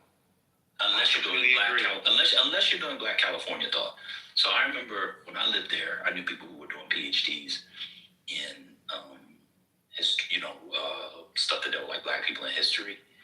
And unless they were doing black California, you always had to leave. All the archives were here, all the subjects were here, everything was here. But you're ghettoized in a way. Your ghettoization is different in California than it is outside of California. So I see why they don't go out there. and just to add to some too, which I thought was kind of interesting, is the reason why there's a very thin amount of black. I would say, I don't know if it's per capita or not, but there's not a lot of black national conferences that work their way through California. Yes. Ever. And that's a problem, because how are you going to attract talent and keep them there to be more supportive? They'll, come through to Vegas. They'll come through to Texas.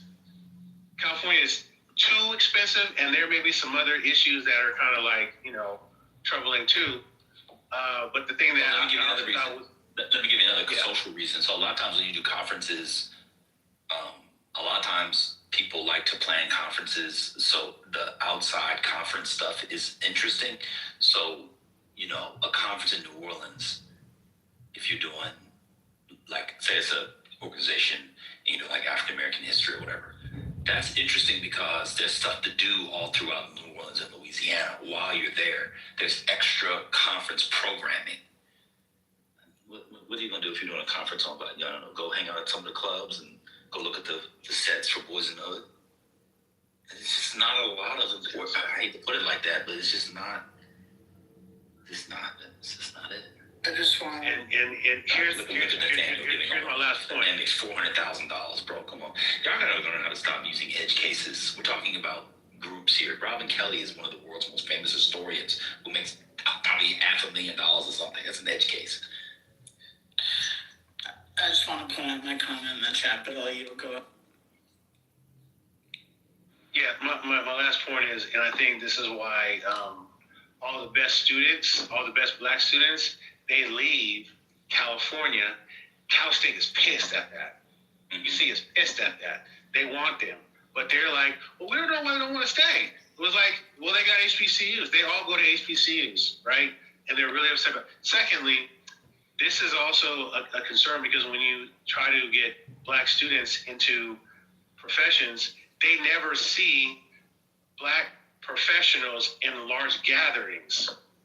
And when you talk to them, they're like, oh, I didn't know there was a NABA out there, National Society of Black Accountants. Oh, I didn't know there was I thought NSBE was just a small thing. Well, NSBE is big. So, National Society of Black Engineers.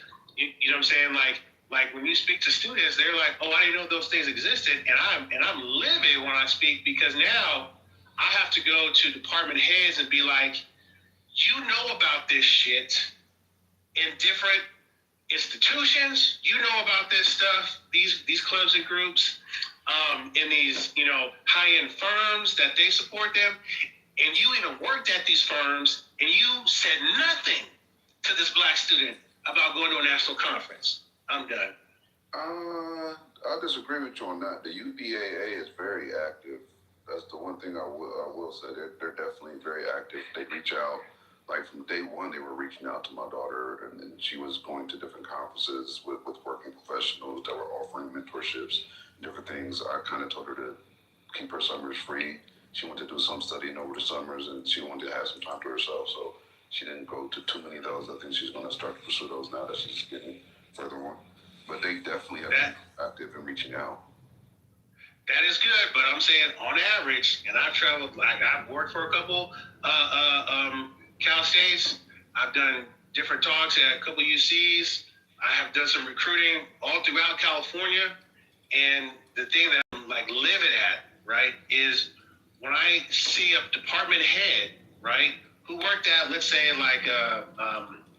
Deloitte, right, or Ernst & Young or whatever.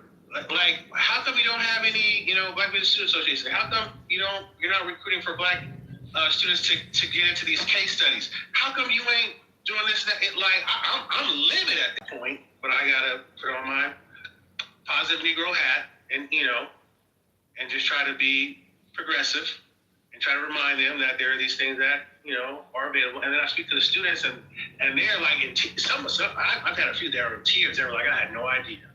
So now I got a fundraise to try to get them to go to a national conference in D.C., right? Or in Texas somewhere, or in Michigan, or in, what's another one? Philadelphia, right? You know, or somehow get to Atlanta so that they can see it. And then all of a sudden, guess what? They end up transferring anyways. They go to HBC. So it's you let them see it, then they get excited, then they leave you after you let them see it. Yeah, that's true. No, it's true. Well, they don't get credit for it. They want the credit for it if they do. They will hand select their black students to put in front of potentially a McKenzie if it's Stanford, because they're really assholes about where they go. But they'll hand select it, and then they'll walk through. But they want full credit. They want full credit. All right, I'm done. I just want to drop that. Bye.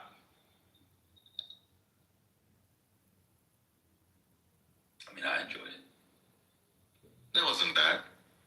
Yeah, the hurricane and Hurricane, why are you hating on this book? I'm not hating.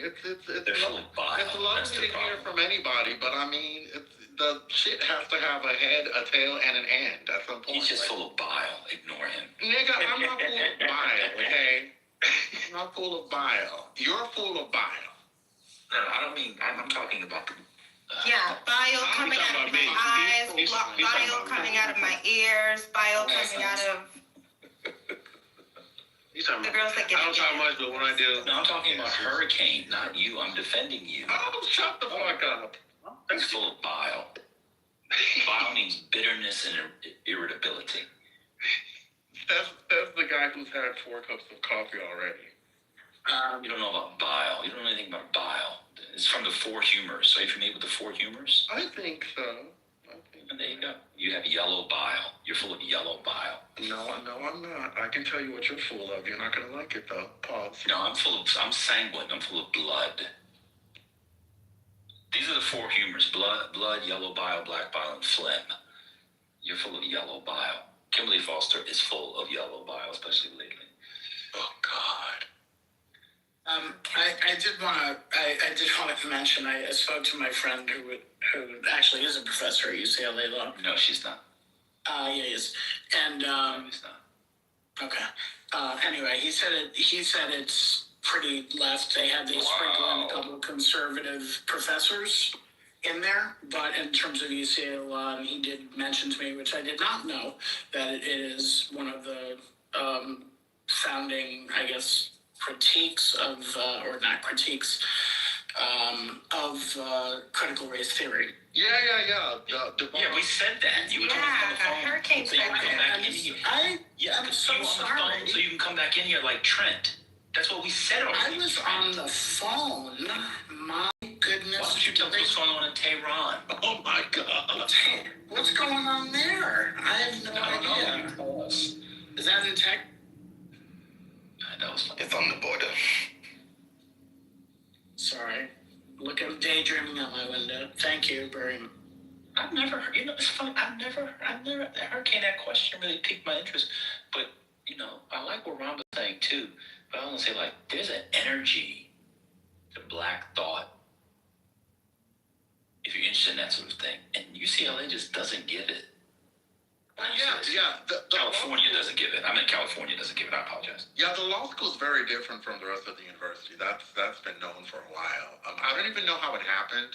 I never took the time to figure it out, but it's very different from the rest of from the university itself, which is it's even less. The student body is even less black and brown than it was a few decades ago because of what is it, Prop 209 or whatever that Connerly did. Yeah, it got really bad right after Prop 209 was passed. The enrollment, black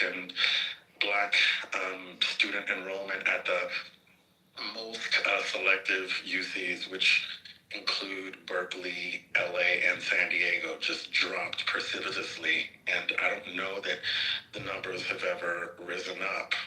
And there are theories about why, that in addition to black students with eye test scores not getting in for other reasons, they also feel less welcome because of what Prop 209 signifies. And so they've been looking more at institutions on the East Coast because of that.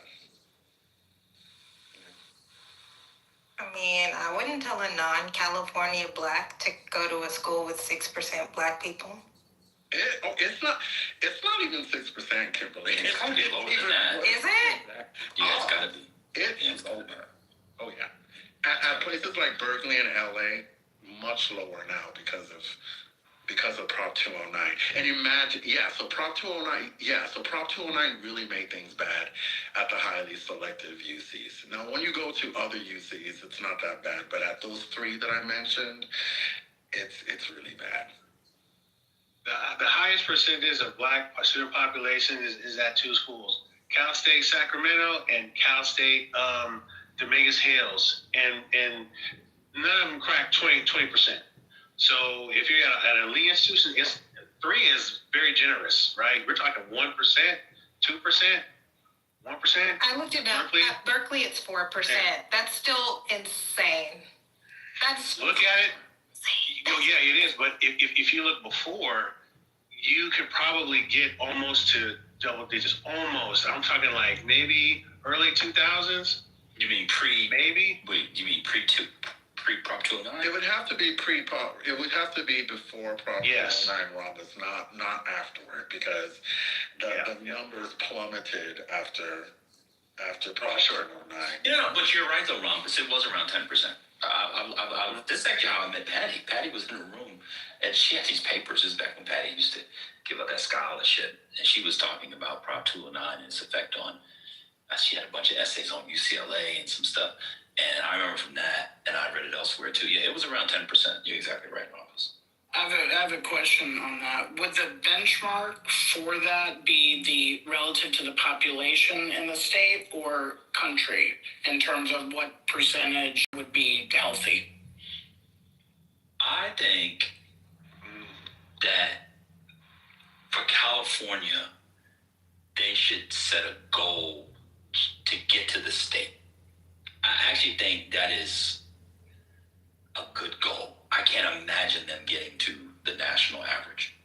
I can't imagine UCLA being 13%. I mean, it'd be like having watermelon, fried chicken, and breakdancing.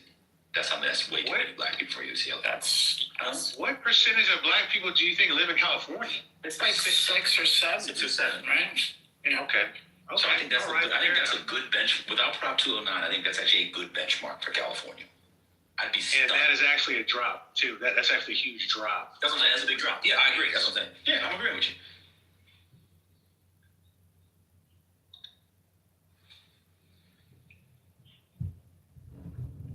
you. That would take a miracle, some spiritus, to get to the.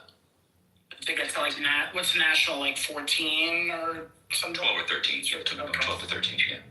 No. The miracle would be to get to the California number. To California, right? You would need Jesus and with all the Buddhists and Jains and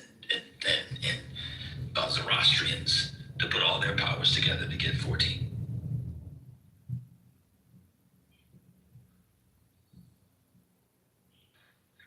What a Zoroastrian is, but sure. You know about the Zoroastrians? Yeah, they peaked a little early.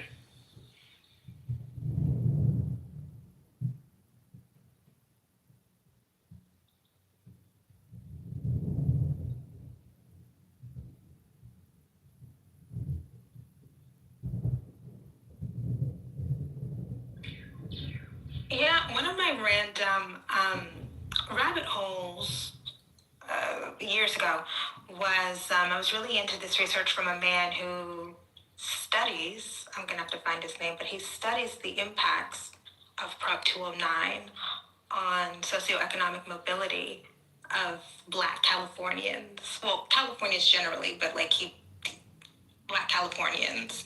And it has had a real measurable impact on dampening earnings and life outcomes. It's really sad.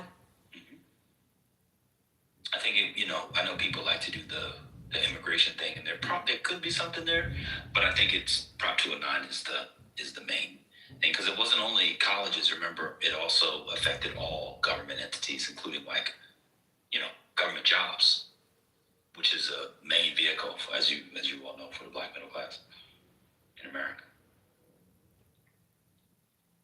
It's bad. back in the 70s when things looked a little different in the United States. I have a few relatives who went to UCLA for graduate school, got their PhDs there. Black students were attending in larger numbers because of the gates opening.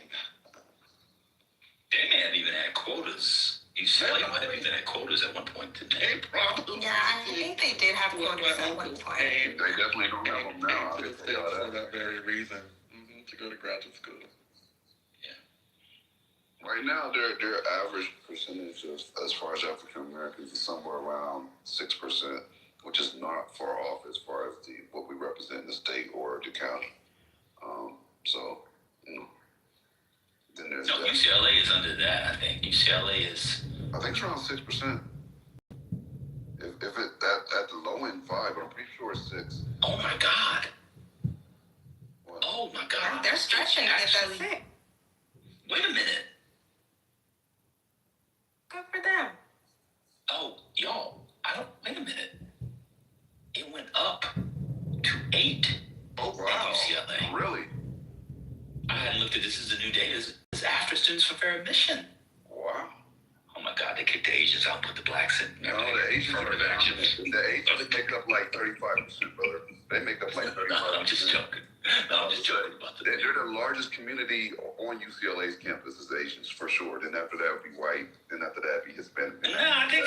Wait a minute. What percentage are Asian at the university? If anybody. That's what I'm about to. I'm looking at. It's Asian Central. You'll be surprised, brother. Oh, I got it. Okay. So overall, it's 6.5. Yeah, it's Asian 135, Hispanic 22. White. Asian, Pacific Islander 35, white 25, right. Hispanic 22, black 6.5. Yeah, that's right. It's the class of 2028. That class was 8%. That's impressive, though. It is. That's impressive. You got to think about it. We're talking about a single digit acceptance rate there, like 9% or something. You know why, don't you? Why? Because a black kid that ended up going to UCLA would have gotten into UPenn from California, would have gotten into UPenn or Hopkins or Duke, and they didn't get in. And so they stayed with the UCLA. Oh, that's an interesting point. Yeah, that's why just facts or Caltech or whatever it was. And so they went to UCLA. And I know a lot of people, while they were against the Citizen for Admission, one of the possible benefits of this would be, you get more talent HBCU. HBCU did go up and their numbers went up a little bit. But the problem is a lot of the people who benefited from the affirmative action that was used for the elite schools, they're still not going to HBCUs. And so the idea is, I read this, it was kind of crazy, that the kid who would have gotten into, say, what's a lower Ivy? Dartmouth. Cornell, there you go.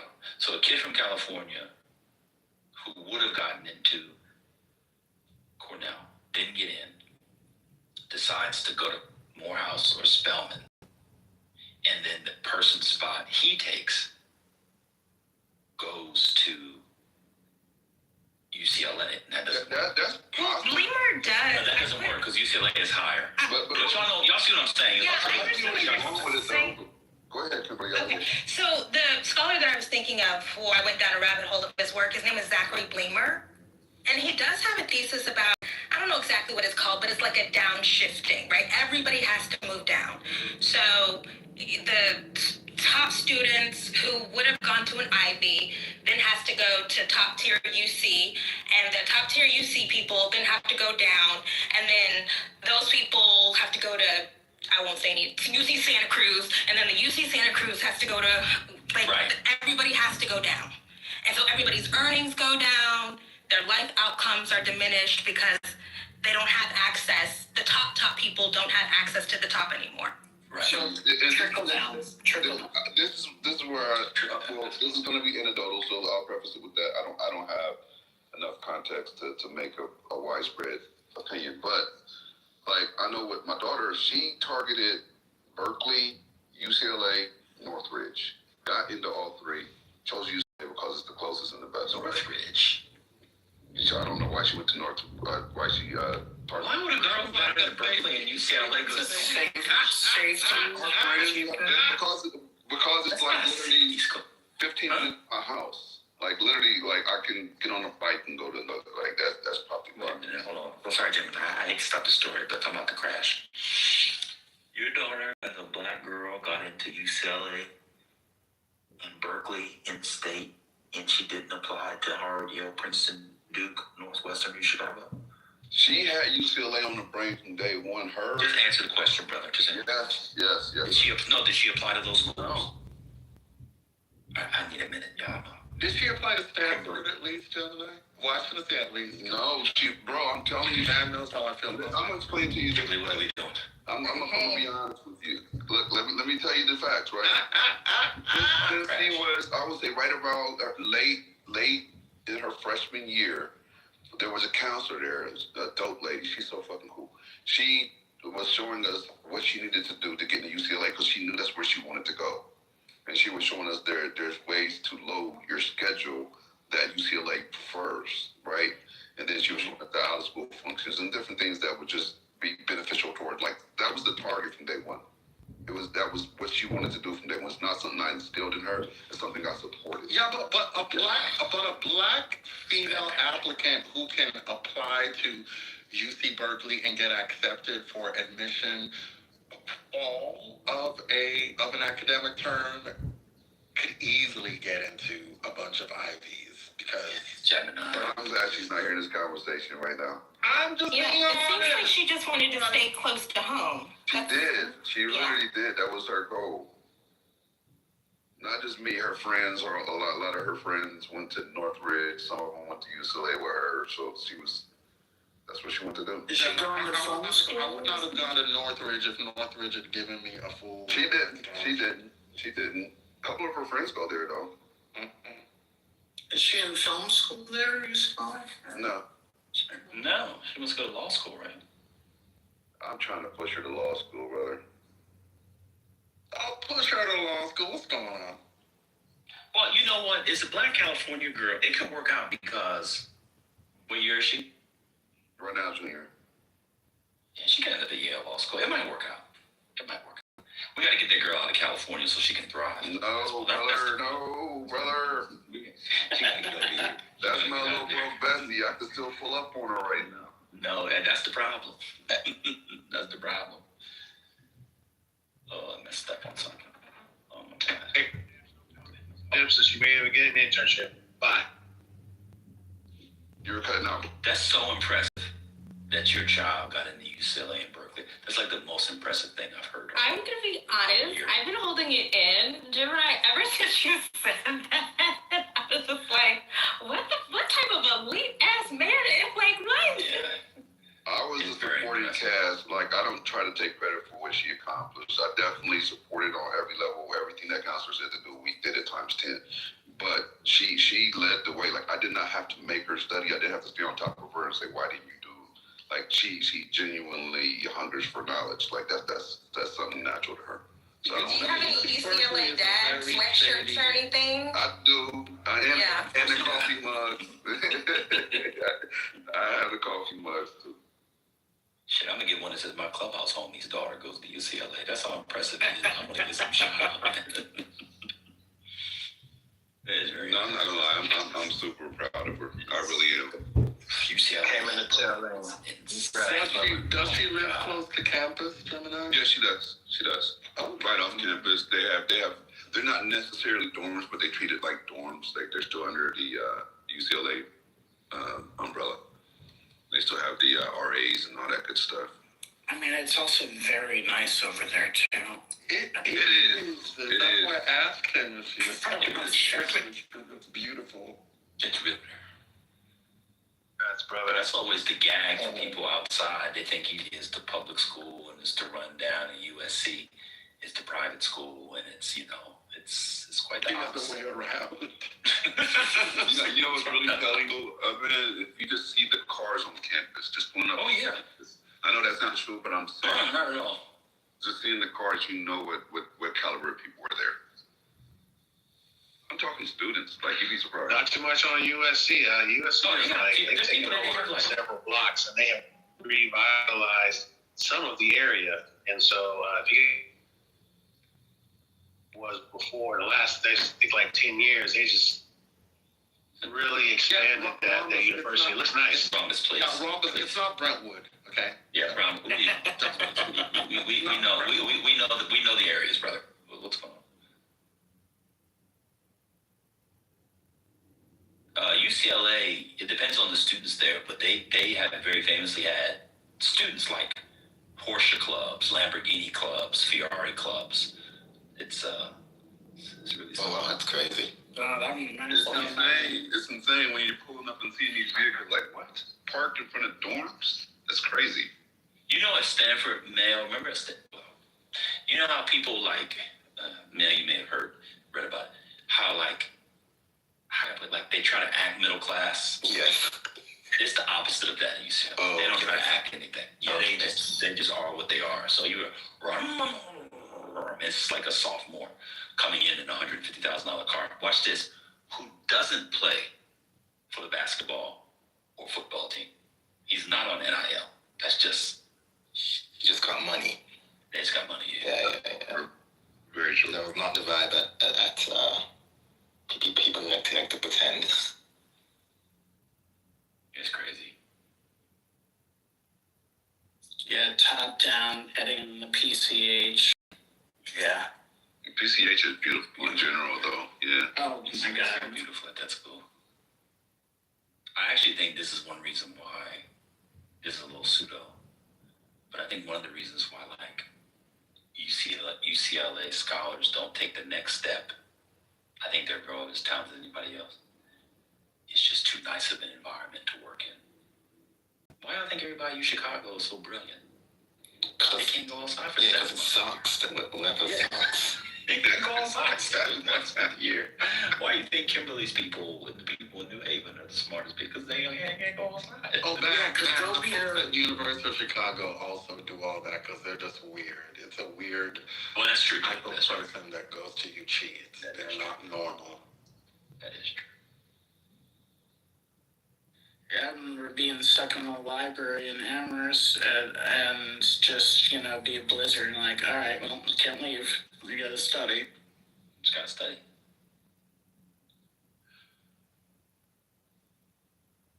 Oh, man. That's wild.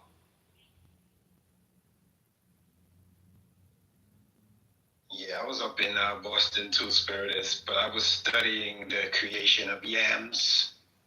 I'm crying. You were doing that in Boston? That man is building, he was building. Why Boston?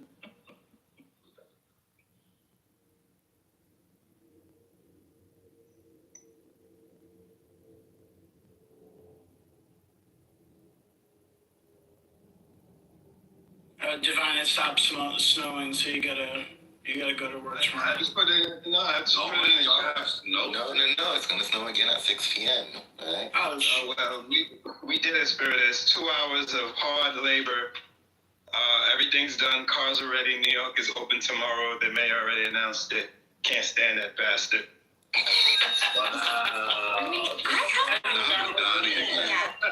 why hasn't Mom Donnie, we don't have to get into it, but the no black deputy mayor's thing, Kimberly Foster, why are you doing this to us, Kimberly Foster? Oh, I'm sorry. I went down a rabbit hole. You're literally feeding the beast right now. I'm on mute. Y'all can talk about it. Okay, I went down a rabbit hole. I just find it to be really fascinating. I don't know what's the controversy? What's the thing?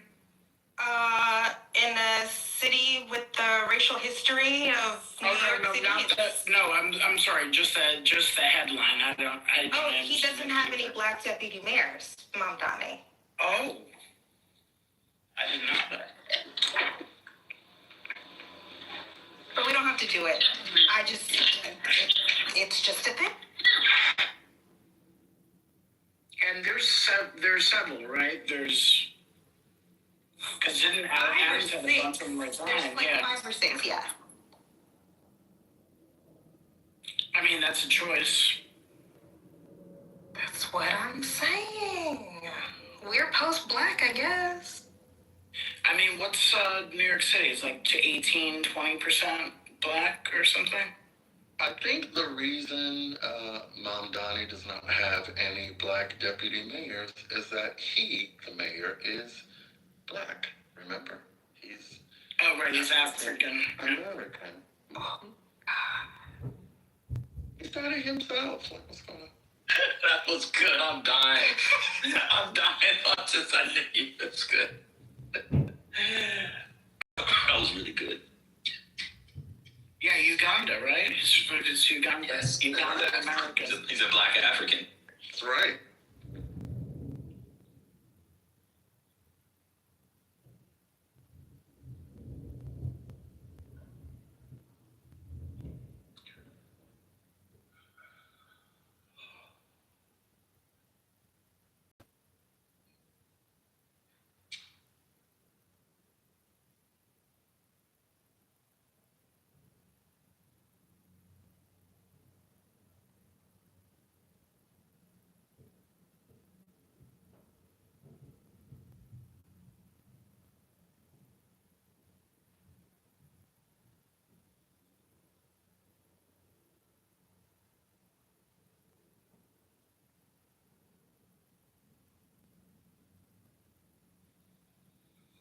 Spirit is, if it makes you feel any better, we're going to average, I think, 80 degrees for the next week or so.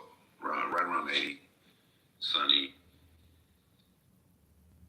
I'm fine. I had a nice vacation. I'm good now. I'm enjoying looking at the snow. In fact, it was snowing up. I don't know if you saw that, Devon. It was snowing. The snow was going up. What the fuck does that mean? What do you mean going up? It's because it was so windy that the snow was just carrying. Gotcha. Yeah, it wasn't landing. Like everybody's windows are like blocked out with snow, and then the snow comes off, and then all of a sudden you're seeing the snow go up. So I don't know.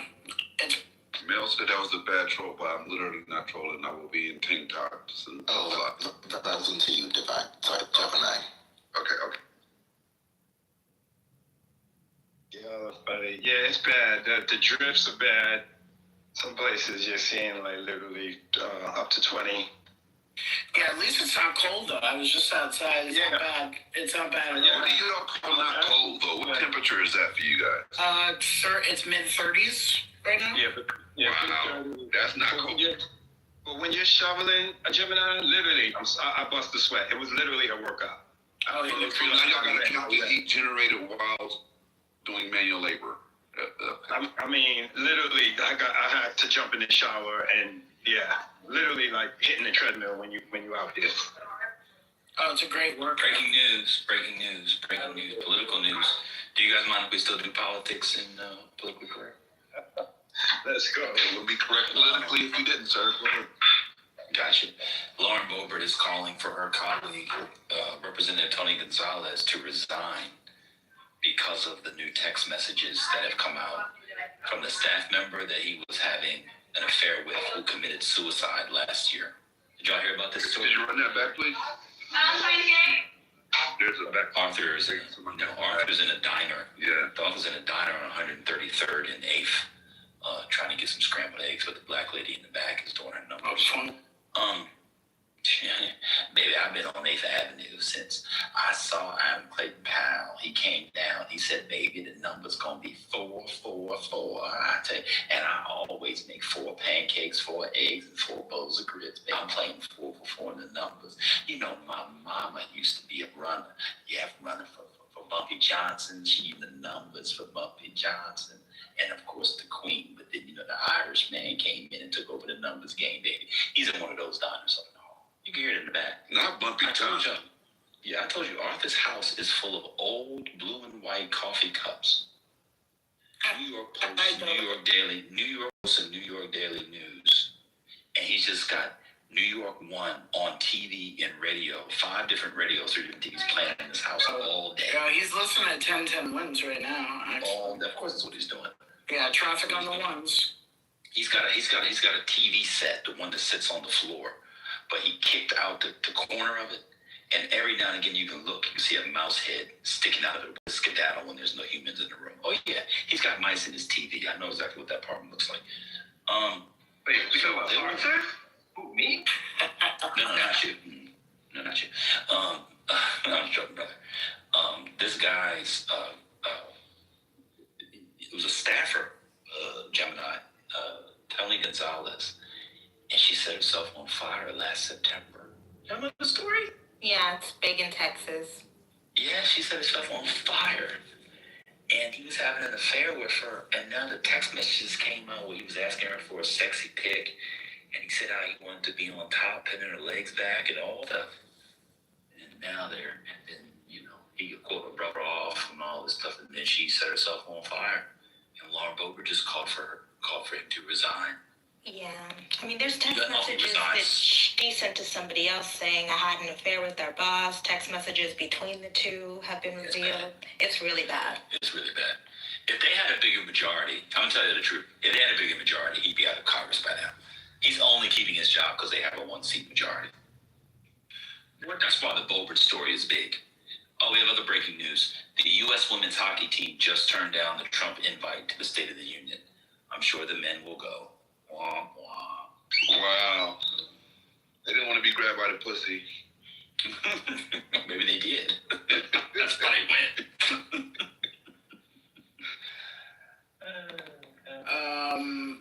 So how does the replacement scenario work in Texas for something like that? Well, we're getting close enough, Spirit. We're at the point now where it might just be the general. Yeah, I think it would be the general, but in any other circumstance, the governor would set a date for another election. Is he in a big D district? No, he's a Republican. He's a Republican. Oh, I'm sorry. Endorsed. Yeah, he'd just been endorsed by the newspaper, the San Antonio newspaper, and the newspaper rescinded their endorsement. Yeah. After all this came out. It's a big thing. Oh, wow. So that is really big. I'm sorry for prejudging Gonzalez as a Democrat. My bad. I was thinking, yeah.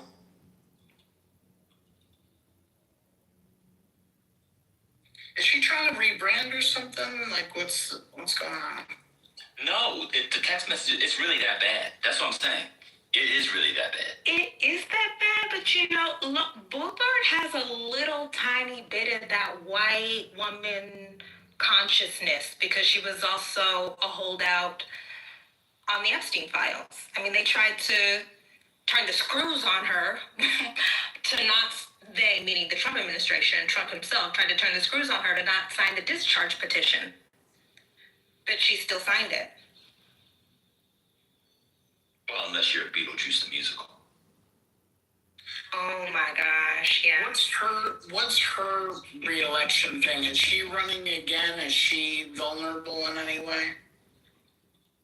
She's vulnerable. I think she would win, but it would maybe be her last term because the Democrats are going to change Colorado. Oh, the gay governor's going to go forward with that? Nice.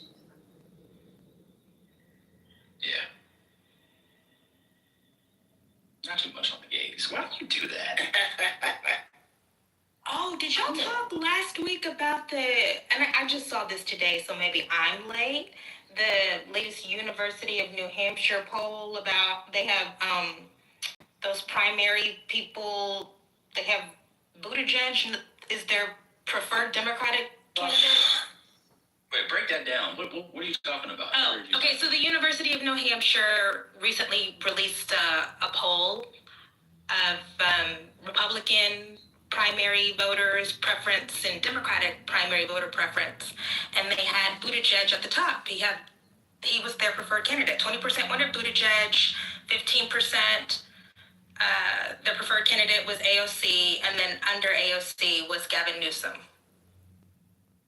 Wow. Yeah, UNH. And who's in the poll? Nationwide or just New Hampshire? Just New Hampshire people. People who would vote in the primary.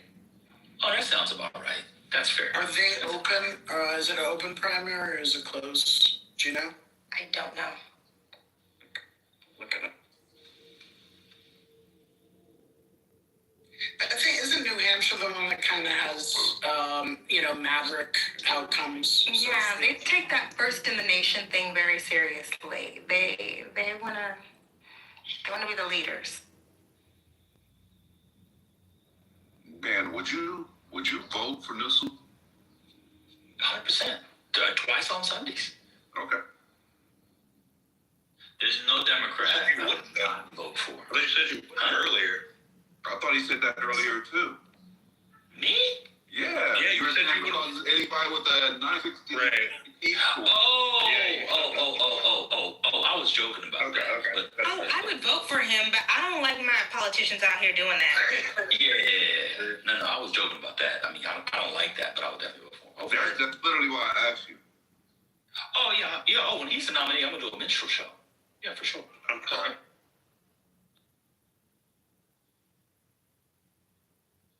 You guys heard it here first. He's going to be shutting it up. High five. You better believe it. I'll do a minstrel show for about 6 of the Democrats who I think can win. I don't even like them. I just don't want the Republican to win. I will not do a minstrel show for Bashir or Mark Kelly. That just doesn't feel right. So something doing a minstrel show for them just doesn't feel right. I don't think they have a shot. Well, that's fair. I'll do a minstrel show for Gallego. Oh, for sure. I would not do a minstrel show. Sorry, Kimberly, for Olsov. I apologize. Why not? Can't do a minstrel show for Jewish people, given the history of Jewish and Black entertainment. No. Even after the document, okay. No, it's like the jazz singer. It was for Al Jolson. I know. Al Jolson. All right, well, think of it as Neil Diamond. Oh.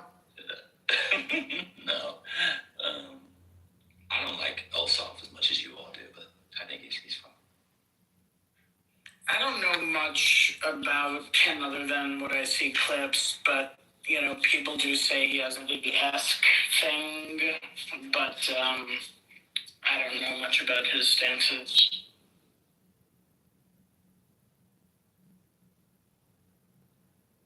I'm curious, Kimberly, what is it about Bashir that you don't think? Is it just doesn't have the juice? He's boring. I think in this day and age, and in every day and age, you just need somebody who has a spark, a twinkle, a je ne sais quoi, okay? And Bashir does not have it. Man, I would not do a minstrel show. I'll vote for them, and we'll max out the individual contribution. We won't do a minstrel show for them. That's all. I would do a minstrel show for whoever. Nah, you gotta have some pride. Yeah, I'm putting on my Aunt Jemima bandana for whoever. Like, it does not matter. Oh, you gonna do the mammy? Wait, yes. You do the mammy character? Whoever. I'm putting on my bandana and my apron for whoever. Not the mammy. The pro-blackers are going to drag out later. I can see it. She got dragged last year. She got dragged last year. Don't bring no. I can't do it. Right, She got dragged a week ago. No, I'm talking about on the real internet. No, I mean by real people. She got ripped last year. That was insane. This isn't a real place, I agree. But that's why I have tough skin, right? Like when you get dragged like that, anybody can say anything to me. Yeah, but to be fair to them, some of the drag was warranted because I could tell by how you were talking, you knew Kamala was gonna win. So you thought it was safe. No, I could tell. I don't want to get into it. I recently just saw that drag too. Like somebody said that to me. And I felt it, but I wasn't sure. I said that when Biden was still in the race. But you thought the Democrat was going to win, is the point. Oh, for sure. I thought there was no way. Yeah, it makes you kind of look like you didn't vote for her. I mean, if you watch it now and like not have all the context, that's kind of for sure. I thought there was no way we would be in this situation. for sure. You look kind of like a leftist a little bit. You were kind of like the Eddie Glaude of 2024. Remember Eddie Glaude in 2016? And Cornel West talking about Hillary. It kind of gave the. That's why I have to put on my bandana and my apron as penance. Right. Okay, like I never would have imagined. It's really bad. Yeah, it didn't age well, but I'm with. Yeah, it didn't age well. That's what put it. Did not age well. It did not, and that's why I don't even come out and try to. You know what? Y'all got it. I get it. You were still, to be fair to you too, you were still shedding your online leftist coil. You still had some left at the time. I have to be honest, I never would have imagined we would be here. And I also thought, on the off chance that something happens, that we would all, people who consider ourselves to be on the left, we would all come together and say the right is so much more dangerous than anything happening on the Democratic side. We need to focus all of our energy on the right. And I do think I am bitter because that did not happen. It does piss me off to see people spending so much time on two wings, same bird. And purity tests again. Did you guys see the news about the DNC report? For that one? What did it say? Break it down. Oh, Axios had a story about the DNC blocking the investigation into why. Oh, yeah. The autopsy, yeah. Yeah, the autopsy, yeah. They're saying because of Gaza. Yeah, that's perfect. That's perfect. That's good. That's good. Let us worry about the autopsy. We don't need to see it. That there's nothing good that could come out of that. It could be a net neutral, but nothing positive could come out of us knowing. I don't even know why they still do those in official capacities and call it that. Just stop doing them, or do them and don't even talk about it. I remember that.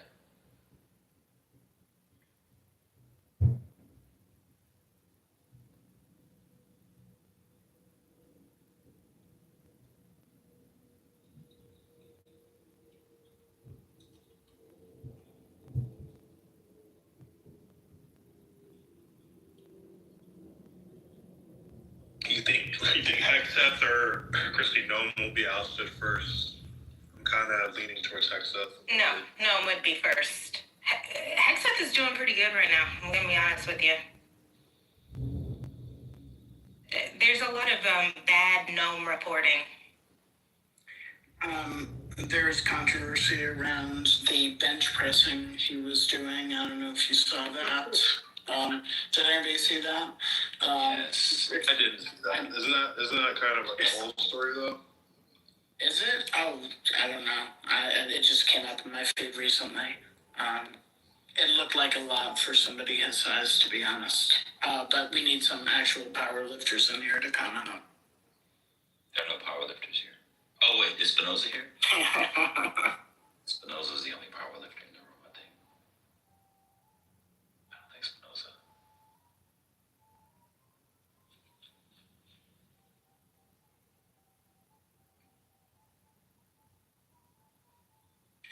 Can you imagine somebody like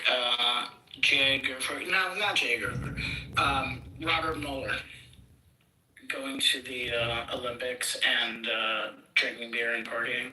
No, I don't even understand it. I don't get it.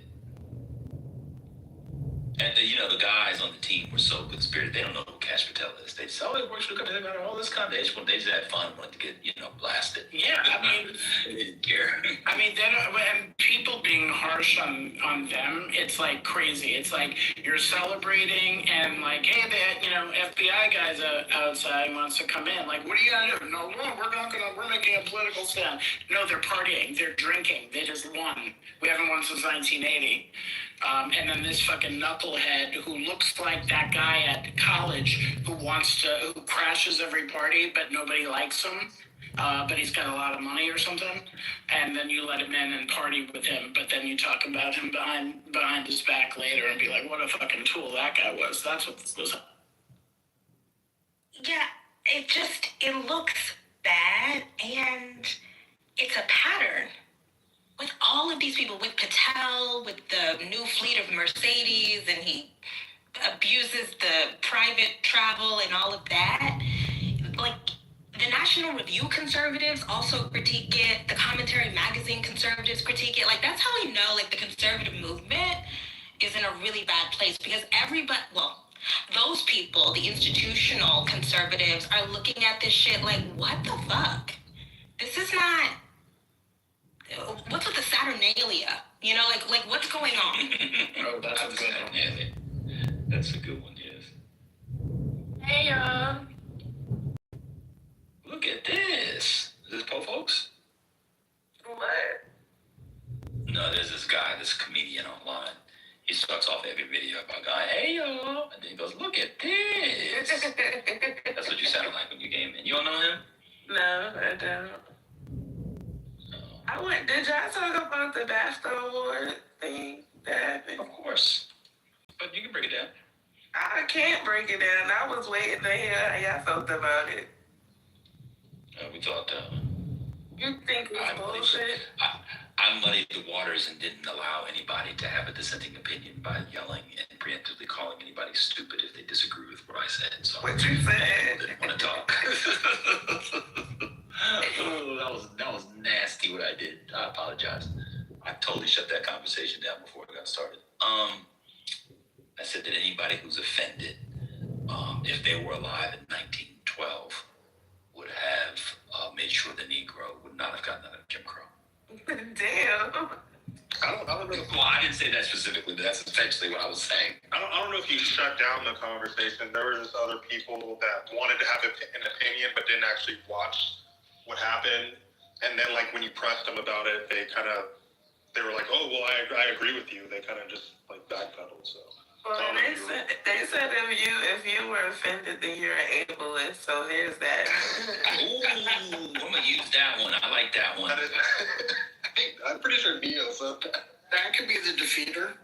Oh, that's good. I don't like using ableism because it doesn't really exist. But I'm going to use it for this. That's good. I swear that's something neoliberal said, like, earlier when that was the conference. Yeah, you did say that. Sorry. I like that. No, I agree with you. It was kind of... Oh, well, ableism doesn't really exist. I mean, Brooklyn, what do you think, Brooklyn? You should have watched the video. I seen it, but I'd have just called him some kind of cracker and moved on. Like, that was exactly, and that's the right response.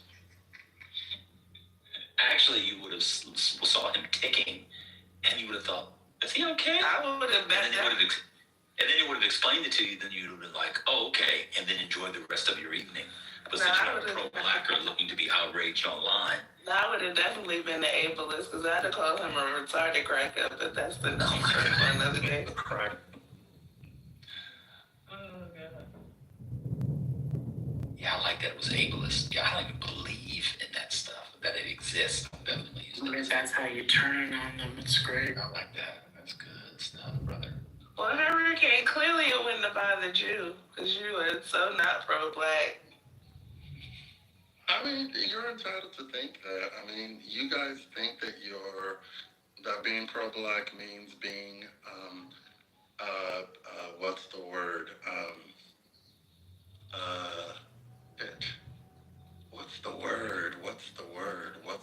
Yeah, superficially performative on Clubhouse. Get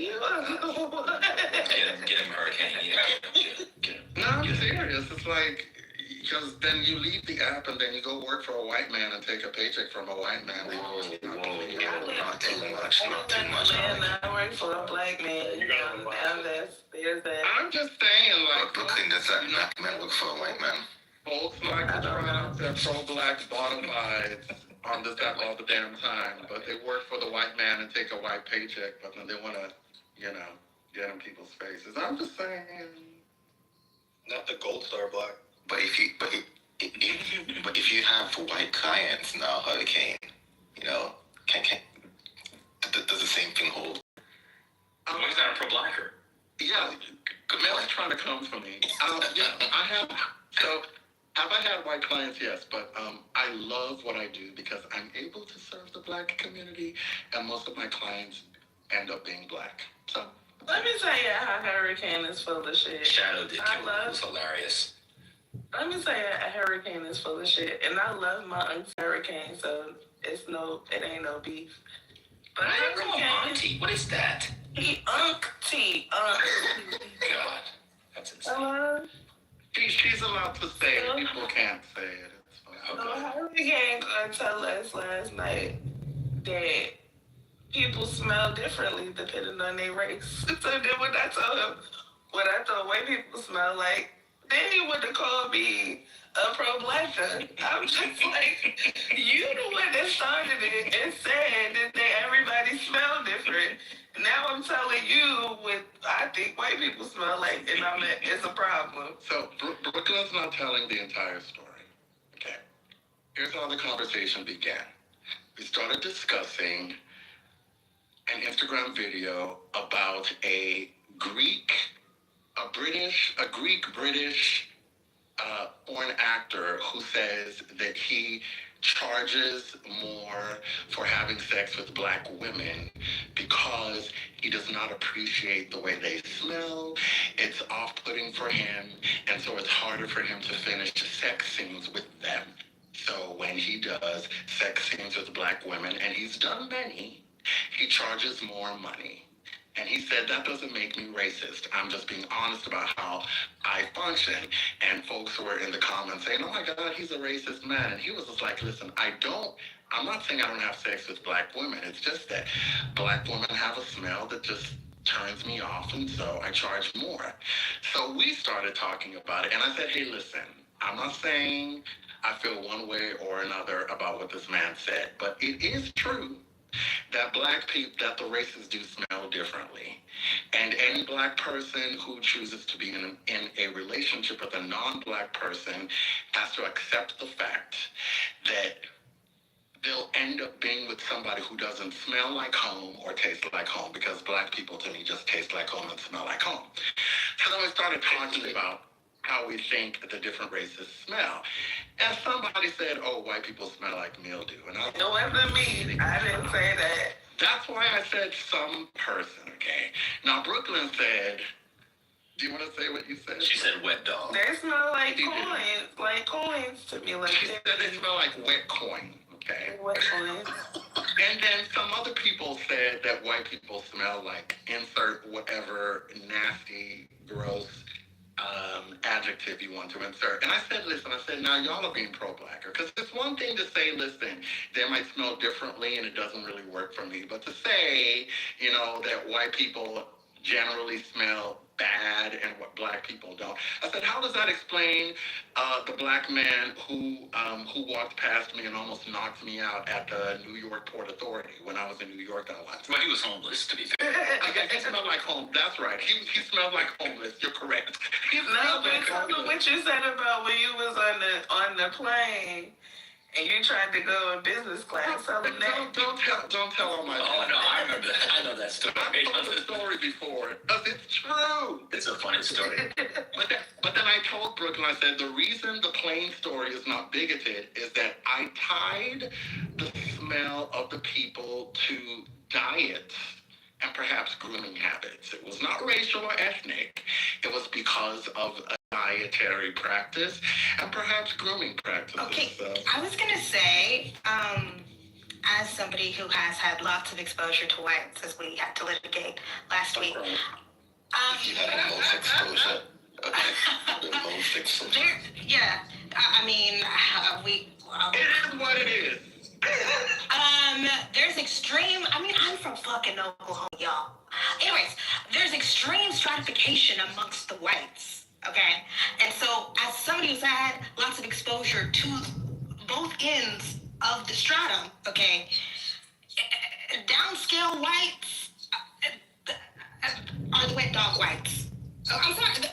And then the other, I just say, so when Hurricane is talking about diet and grooming,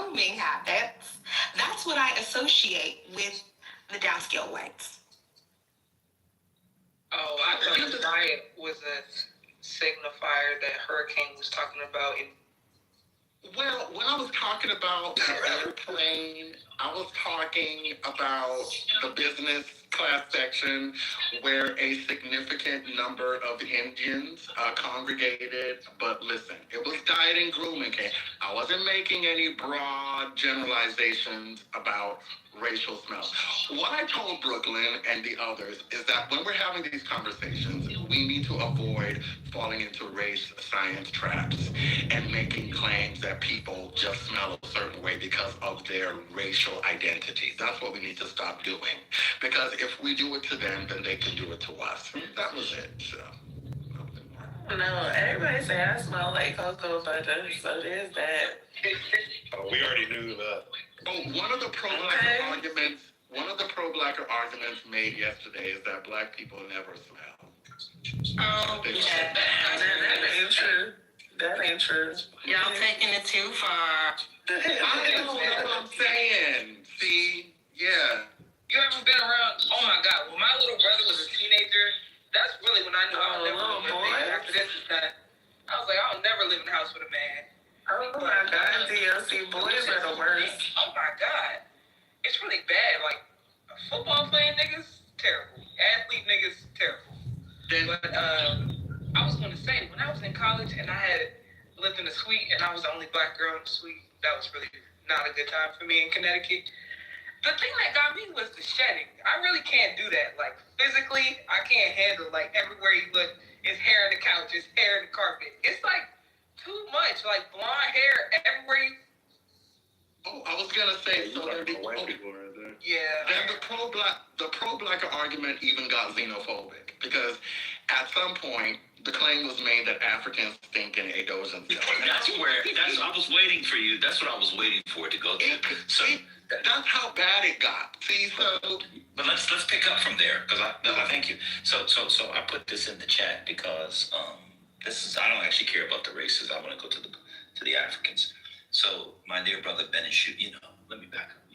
Benishu is a plantation, francophone, anti-woke, anti-online feminist asshole, which is to say he's one of my favorite people online. He says that also Africans don't smell like ADOS. And I said to him, oh, Africans don't smell alike. The francophone Africans smell worse than the anglophone. That's a fact. Let's get into it. I mean, so here's what I'm going to say. Because I lived in Nigeria for 8 years, so I can tell you that there were times that I prayed for immediate extraction. Okay? Because, I'm being very honest. I'm not going to lie, because sometimes between the soap and the lotion, well, we didn't call it lotion back then. We used to call it pomade. That's what we would call it. So cream, they would call it pomade. Between the weird soap and the pomade, mixed sweat that comes from a lot of humidity and the powder that we all used to put on, sometimes the end result was just unmanageable, okay?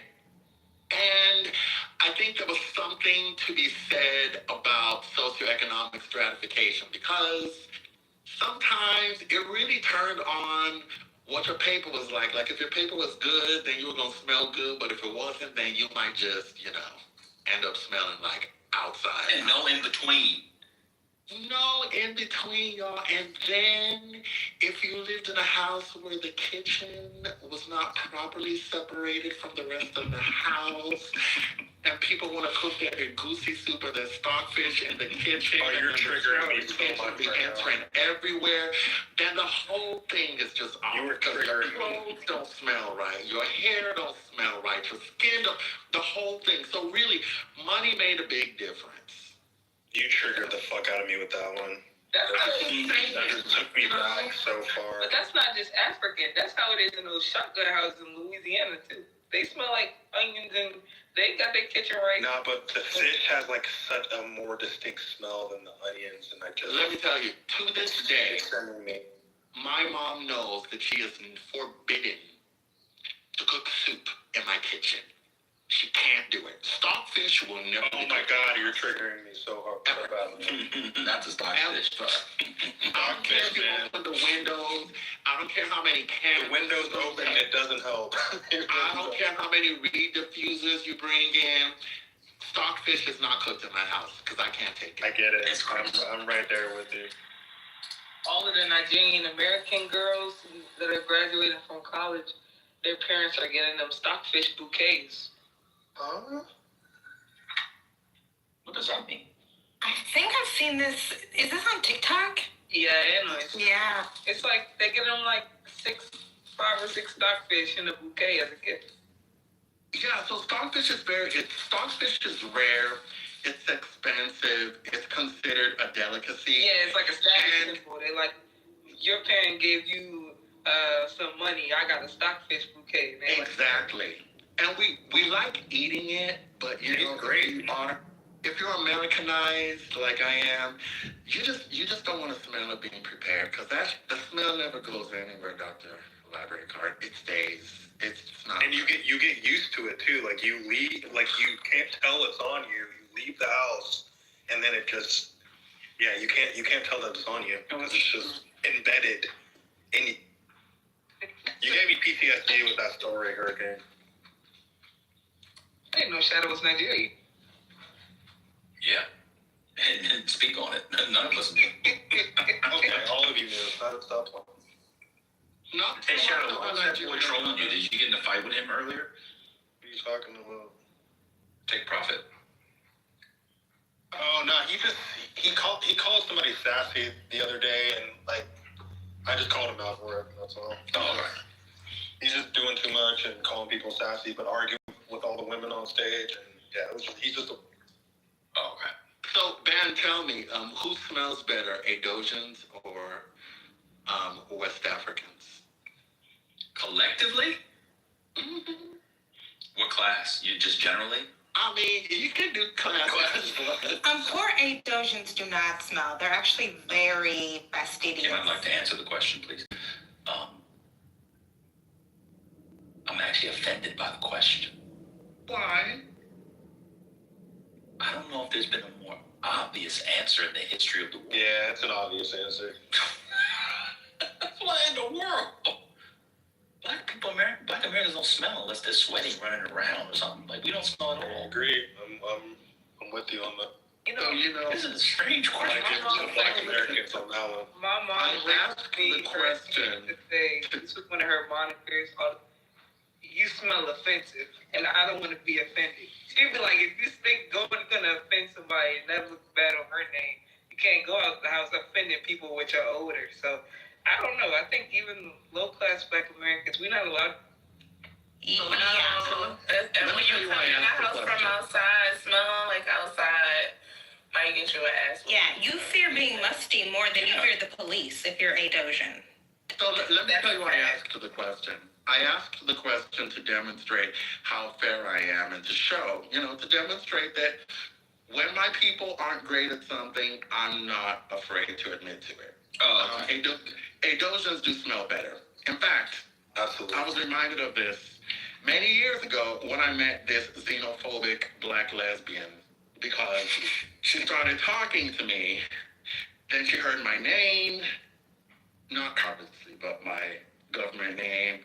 And she was like, what language is that? And I said, Nigeria. She's like, are you Nigerian? And I said, yeah. She's like, oh, I had no idea. And I said, why do you say that? She's like, because you don't smell. And African. Yeah, but it's not the American. Africans always smell. Yeah, but it's not the Americanized ones. It's the ones that like have only been in the U.S. for like a few years. Let me say this. She didn't distinguish between the Americanized ones and the non-Americanized ones. She just said Africans smell. Period. So that was just like what I said.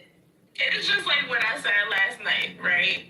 I was the one that brought up the Africans, but I wasn't saying the Africans stink. I I was just saying that they have this like spicy smell that's you gotta get used to it because it smells like spices. Like I remember going in this building on 116th where a lot of Africans lived, and it had that spicy smell, and that was it.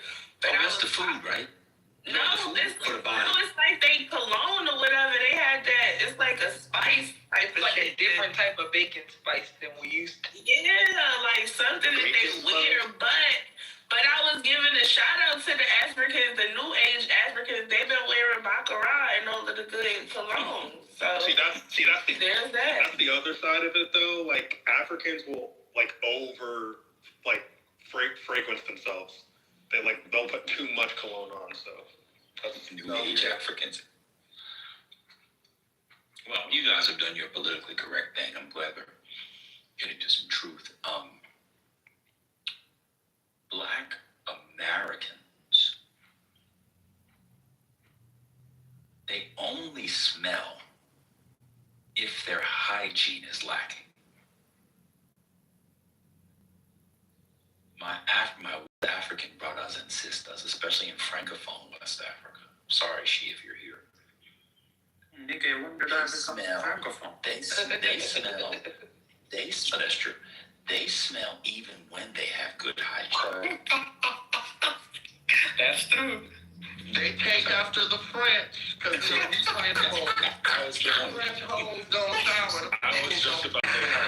I was just about to say that the French. Citoyen francophone. The French just think in general. So. Oh, what about the Horn Africans? They don't smell at all. Yeah, I don't smell anything normally when I be in the store. Oh, I see what you're doing. You're trying to trigger Benish you. Okay. Benish was French. He's French African. I think he's from CAF. CAR. Benish you was from definitely CAR? French African. No, I think he's from CAR, aren't you? I thought he was Cameroonian. Huh? Benisher? He's from Cameroon?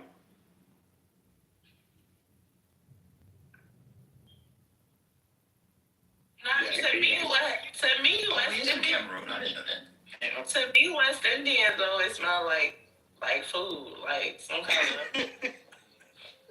like something. I always be hungry when my Jamaican home girl come around. I get hungry because she smell like food all the time. I don't know why. Oh, y'all, the breaking news. What's name is now going crazy on Twitter. The Tony Gonzalez news. Everybody's going crazy. What happened? The congressman stuff. Oh, this is the congressman who was dating the woman who was his staffer, and he broke up with her, and she committed suicide by setting herself on fire last year. Oh, wow. Now they have the text messages. Yeah, Bober called for him to resign, and it's pretty bad. But they only have a one seat.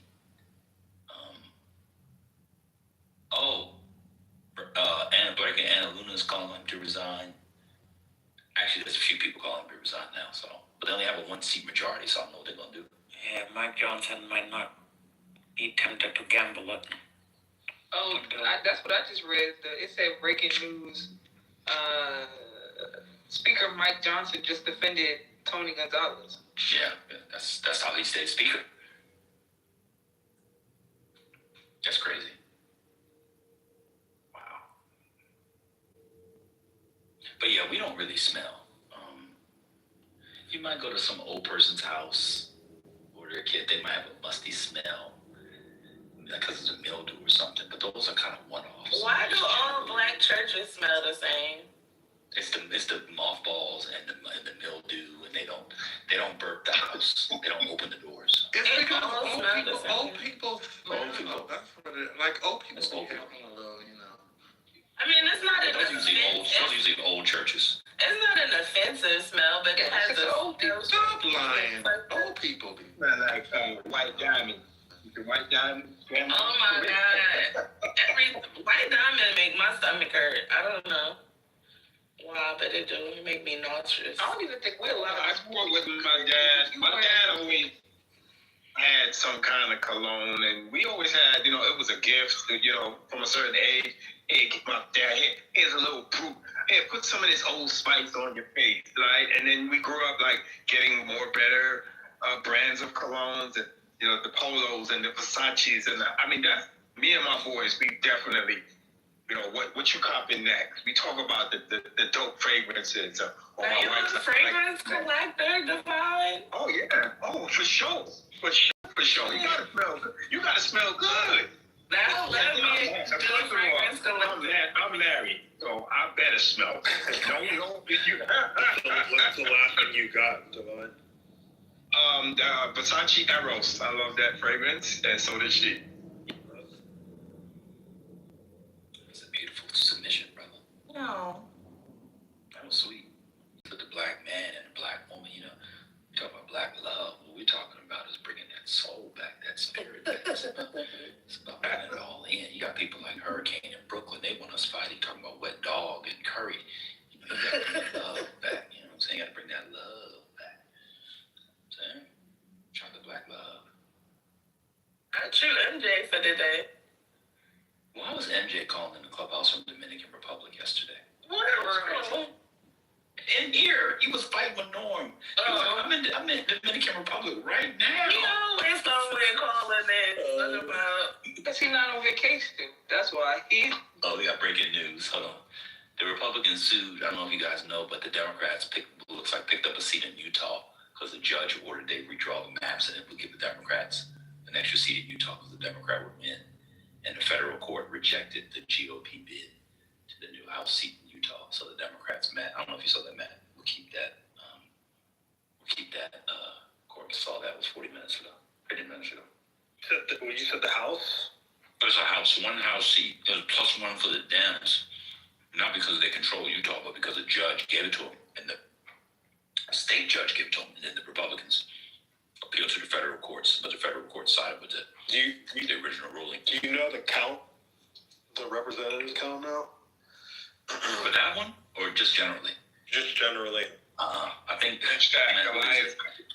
Yeah.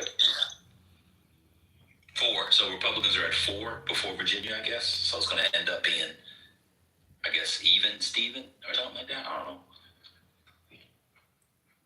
I saw him after the other day, but I can't remember. It'll look right now.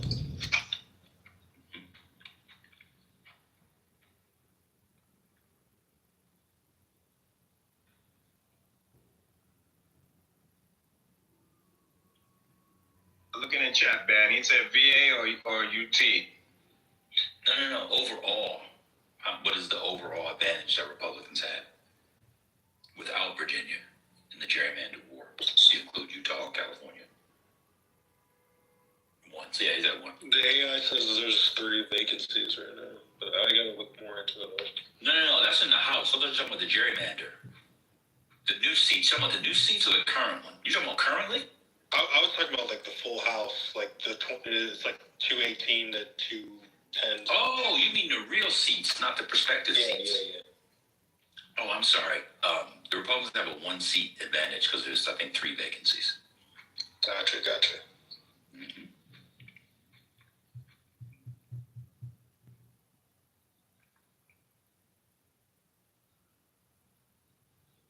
Y'all see that Netflix CEO come out to defend Susan Rice? Yeah, I saw that. Susan Rice was married to an old black man who was an executive at Citgo or IBM or Baskin Robbins. She could be president of the United States.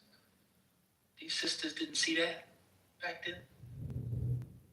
I thought Biden was going to choose her as vice president. No comment. Why no comment to that? I mean, Susan Rice is married. I don't want to crash. You're going to come to me for that or just the topic? On Biden for his choice.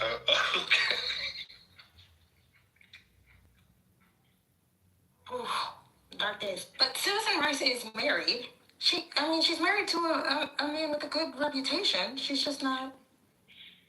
You know it can't go that way with a black woman. She has to be married to a black man to be president. We are not going to have an interracial presidency going that way. No way.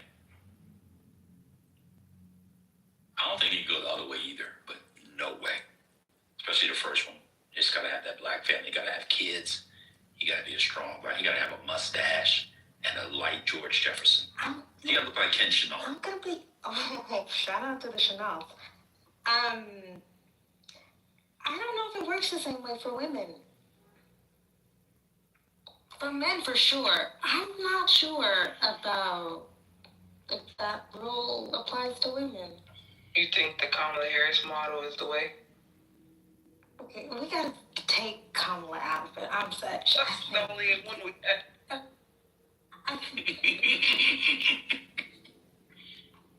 A different model. But I think interracial can work for women because the backbone of the Democratic Party, black women, I think that they are okay. They understand a black woman venturing out. She needs a We get it. Even as pro-black women, we get it. No, it won't. No, because a lot of the effective energy around the Obamas was the family. Black love. Yes, and so if... But the only reason why Obama worked for Michelle is because he was biracial. What do you mean? Oh, I'm interested. Let's hear it. Wait, you're saying if he was full black? Let's get into it. If he was full, What do you mean? if he was full of black people, would probably be single. Oh my God. What's his name down here in Georgia? What's the senator name? Warnock. Warnock. Yeah, that's not why he's most likely be single. I know why he's single, but yeah, he probably watch it back. Warnock, he on the prowl. You might see him at the Magic City wing out. That's a lot of Magic City for lunch now. That's what I'm saying. That's why he might be over there. I think she has to be married. Somebody said, why they can't Chanel Papa do his head? I'm just telling you, it's like if Susan Rice was married to a guy that looked like our beloved brother who passed a couple years ago, Charles Ogletree, and sounded like Charles Ogletree and was like a law professor or CEO of that would be perfect, because then it would be like black family. Even though she's president, he's still the head of the household, and black men would fall in line. I'm telling you, that white husband hurt Kamala Harris with the black male vote. I'm telling you, it did. And he's so submissive. Oh man, there was other stuff. This is why we can't use Harris, because as you've said before, Van, 2024 was such a wonky, topsy-turvy year. I don't know if we can use Harris at all. But do you think a black woman who's married to a man, a white man who worships her the way Doug Emhoff does, man, would supercharge the black vote? Man, the way that Doug Emhoff calls that, when she was in office, he would call her the vice president. The vice president, he would never call her Kamala. Like, that is my shit. That was my shit. But that's why, if he could stop being a liar, Westmore family would really, turn up the energy. They got, the perfect black family. Yeah, but you can't be claiming you're from Pum. No, please. I was trying to think if it would work.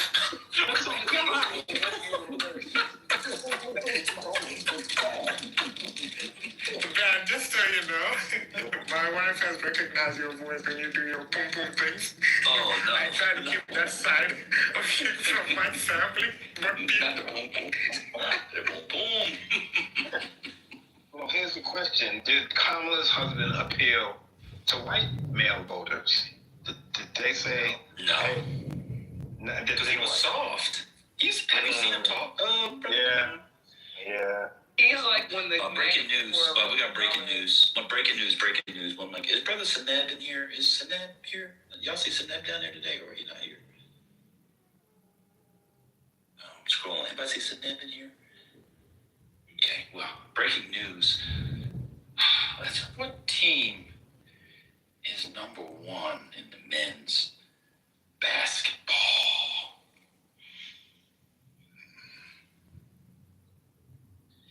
I know what team is. Kevin, it is not, in fact, Michigan.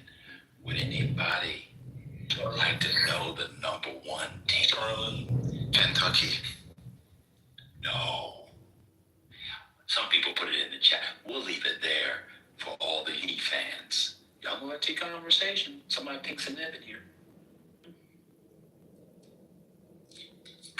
I do want to. She said Westmore would say Maryland because he's such a liar. He would just say Maryland. Sorry, good believe that. I was going to say that Kamala Harris did get a higher percentage of the educated white male vote than Joe Biden. So, you know, she made some. Honestly, Kamala did fine with whites. Comparatively, that's not really where she stumbled. But as a share of the electorate, did the educated white male vote go down? I bet you they did. I bet you more uneducated white males came out in 20. No, not in 2020 though. That can't be true. Everybody voted in 2020. Yeah. Yeah, that's not true. So she did good. Yeah, black people made a smaller share of the electorate in 2024. Yeah, she definitely hit her white numbers. I think she had the best white numbers since Obama 08. Yeah, that's what I'm saying. The whites weren't affected. It was young people were a smaller share of the electorate, and black people were a smaller share of the electorate in 2024. She should have divorced Doug, I'm telling you. Like, Doug is just, you know how the MAGA men be like, y'all liberal snowflakes, like, they're talking about Doug. He's like a perfect image of what they're talking about when they say liberals are so. Bro, God forbid a woman marries a man who worships her. Successful as well. I'm just saying, like, imagine, like, the Latino. Oh, now Scotty wants to defend the Jew. For once, we can finally get Scotty to defend the Jew. It's because I'm defending Kamala. Oh. I feel like Doug turned off Latino men.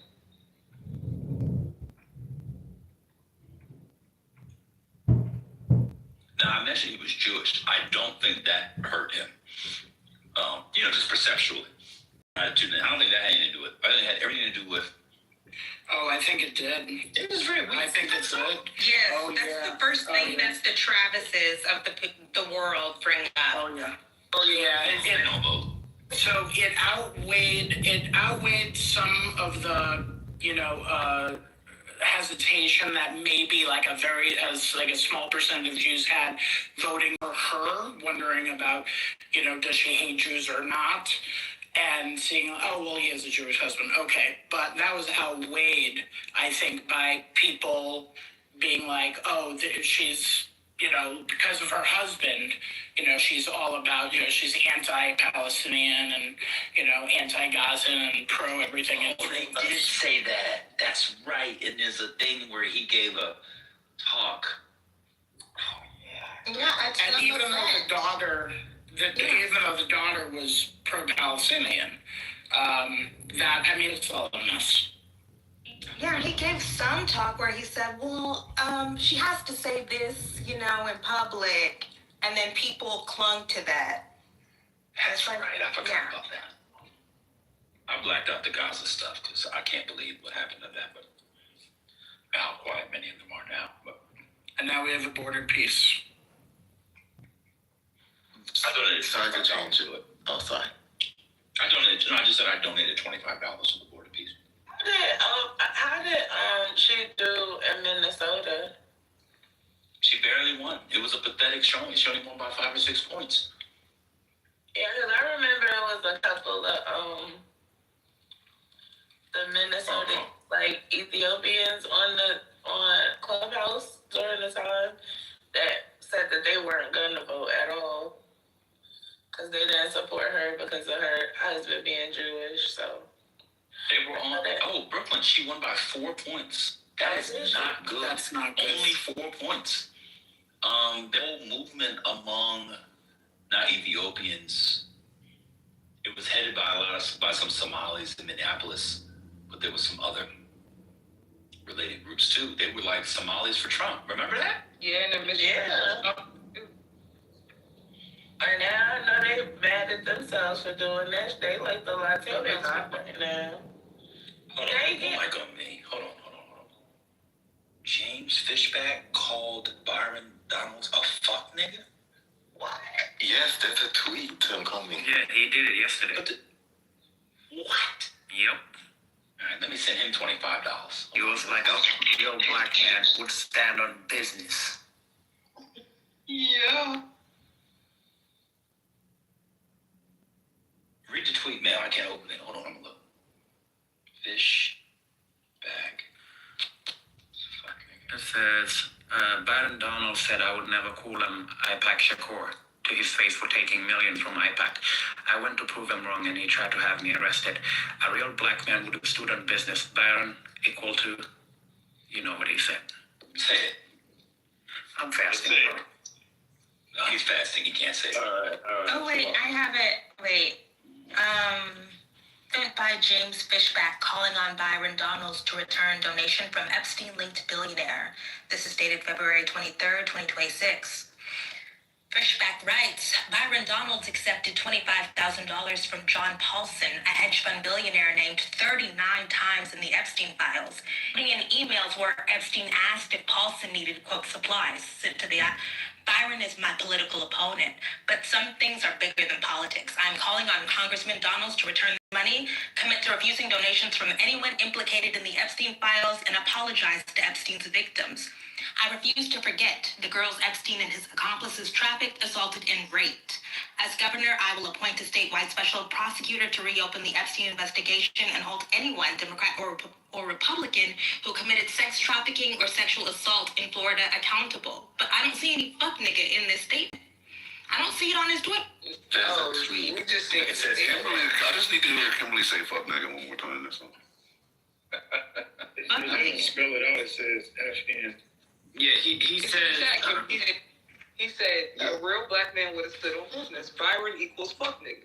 It says FN. It says FN, but we know what FN means. We black, so. Yeah, FN definitely means It's because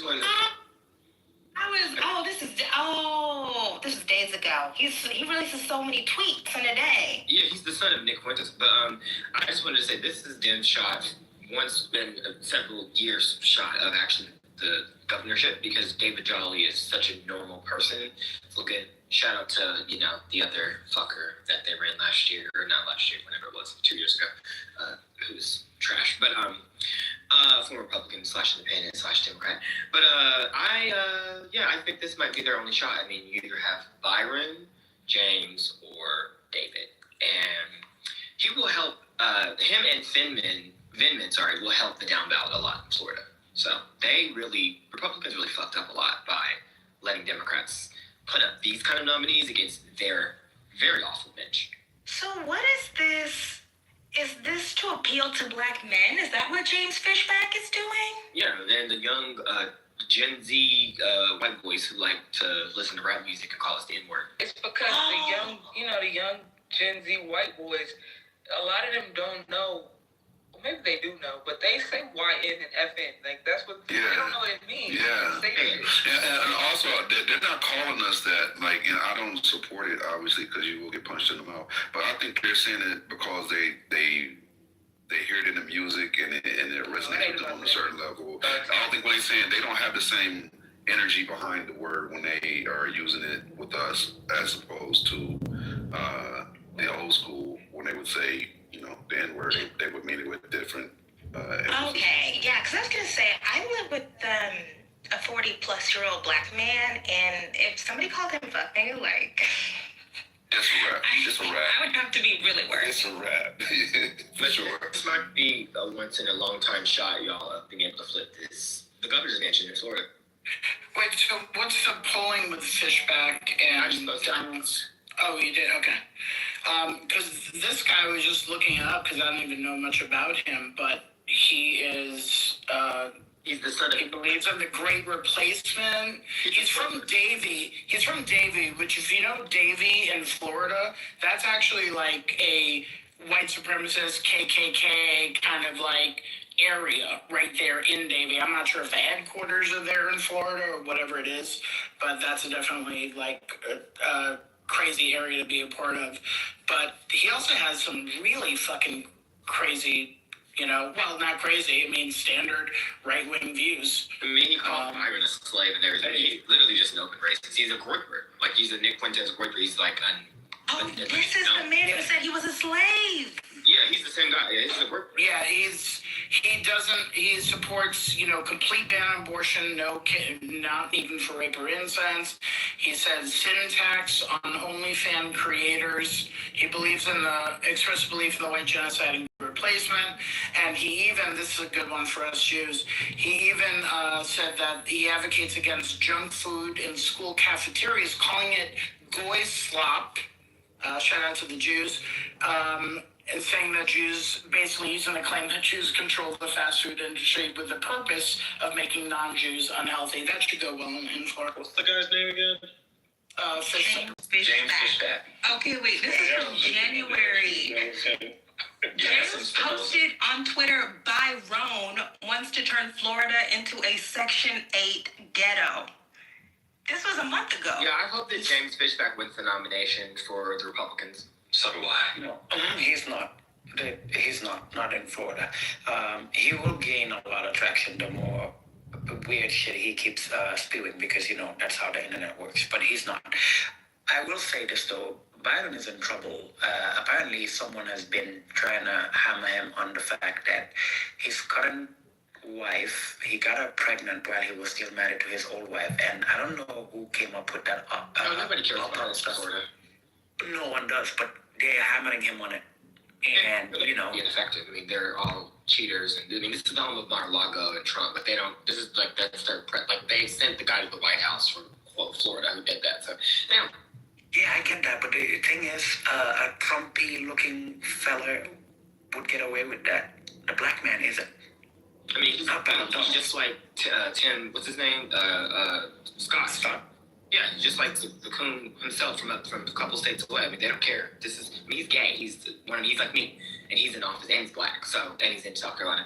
I don't really think that matters anymore. Republicans are literally not like Democrats. So, Democrats actually care about the purity test. Republicans literally put rapists and sex traffickers in office. They don't care. Black ones. Yeah, all I will say is this. If Democrats play their cards right, Florida might be up for grabs. At least the governor's I think that the independents are up for grabs to some degree, and the Latinos who are pissed at Trump, but I'm not talking about them because they love Maduro being in jail.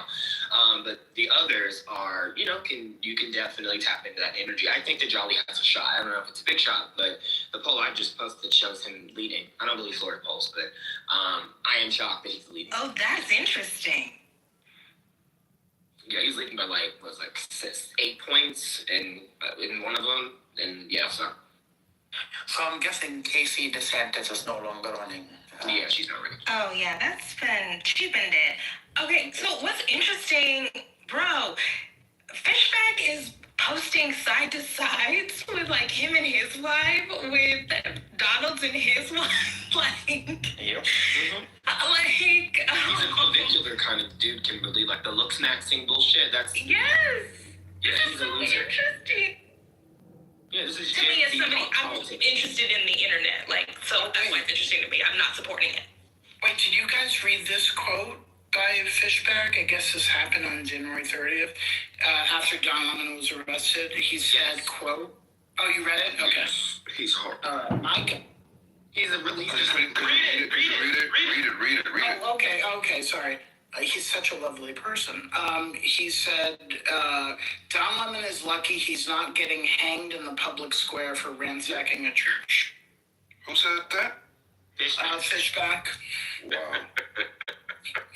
He said something with Obama had the monkey thing that Trump posted. I can't remember what it was, but he's racist. He's legitimately, outwardly. He's the type of racist that you're not going to hear white people go, if you go, he's not really... No, he's devout, proud. He's an old school racist.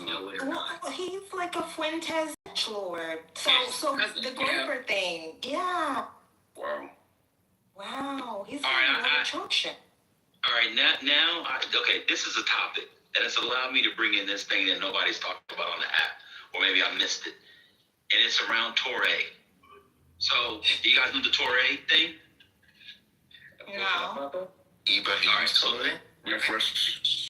Ibrahim Sorry. Torre. My bad. It's not football. Oh my God, hold on. You just threw me off. I swerved on the road.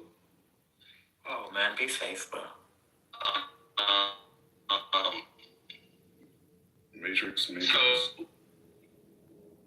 well, he said Ibrahim Torre. Can you hear me?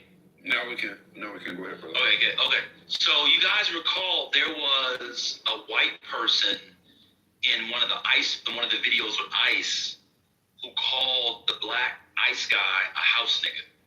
Mm-hmm. Did y'all see that? Yep. Yes, I remember that. Torre defended it. And he was saying, well, you know, in this instance, what if it's true? What if it's not a slur, but just a descriptor? You know, he was only his Torre. Even though thing. So I'm not at home. Maybe somebody could play the video. And it was the most insanely stupid thing. So all the black conservatives online tried to run with it. And then they had to be reminded that Torre is not as popular as it used to be. Who cares about Torre? So, no. There's another one where it may have said it, but maybe that's true, Twilight. I'm not sure, brothers. I don't know if Twilight. But anyway, it kind of gets to the James Fishback thing. Am I supposed to be offended at him calling Byron Donalds a fuck nigga if Byron Donalds is indeed a fuck nigga? No. That's the thing. Yeah, it's hard.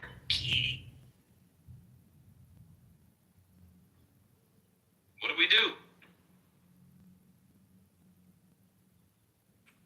It's kind of like someone being offended by Donald Trump going after someone like John Bolton. Do we care? The man is a piece of shit. Of course, that's a bad example, but No, that's closer. that's a pretty, I think that's a spirit. This is where we step back. At least where I step back anyway. I mean, I don't think that Fishback or the white person should be using that language. But unfortunately, the Negro what's the word? Lexographer? The Negro word makers are just the best at making words. So if there's a word or phrase that is the best word to describe Byron Donalds, is it not? What's an FN? An FN is the highest form of a BAN. I'm a BAN. I need to go through 8 levels of Taekwondo and go past Eagle Scout BAN to get to him. I'd have to get, and then Boy Scouts, you get the Order of the Arrow. I have to get the Order of the Coon to become an FN like Byron Donalds. Bitch ass nigga is definitely different from, it's way, it's lesser than fucking fuck nigga. If you're a fuck nigga, you is the worst. You is the scum of the earth. Hold on. This is very true, very accurate description. Hold on. your mama is here to keep me in check. How in the world did y'all allow this to happen? What is going on with y'all? Allow what to happen? You allowed she to give the worst example ever. He might be a fuck nigga after that. No, he's fasting, so we've been giving him a pass all day. Right. We've been giving him a pass all day. Assalamu alaikum, ya mama. Wait a minute, hold on. And then you let the white man engage and say we should step back. What is He's Jewish, not white. I corrected. I said When are people going to get their mind together? When niggas are talking about nigga shit, sit your ass out. I want to support this message, but damn it. Niggas, he's easy. Sorry. I missed your mama's entrance because I was watching the video, the house nigga video. Are we sure it was a white person? Because he's not on camera. I could imagine the person who said fucking house nigga working for the KKK. Imagine that's not a white person. I'm just trying to get the confirmation.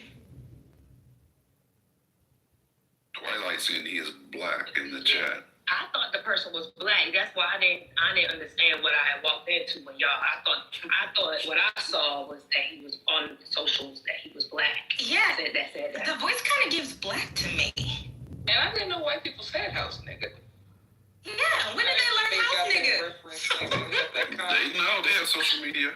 Cause y'all be letting them say everything on y'all let them Who owned the house niggas initially?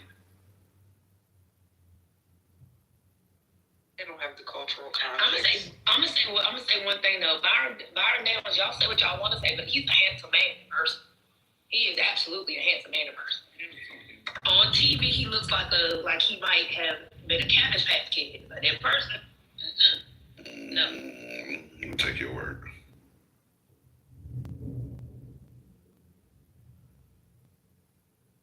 Yeah, I thought it was a black person, Kimberly. I don't know for sure, but I mean, and then if Torre jumped out to defend a white person who was actually a black person, that's even worse.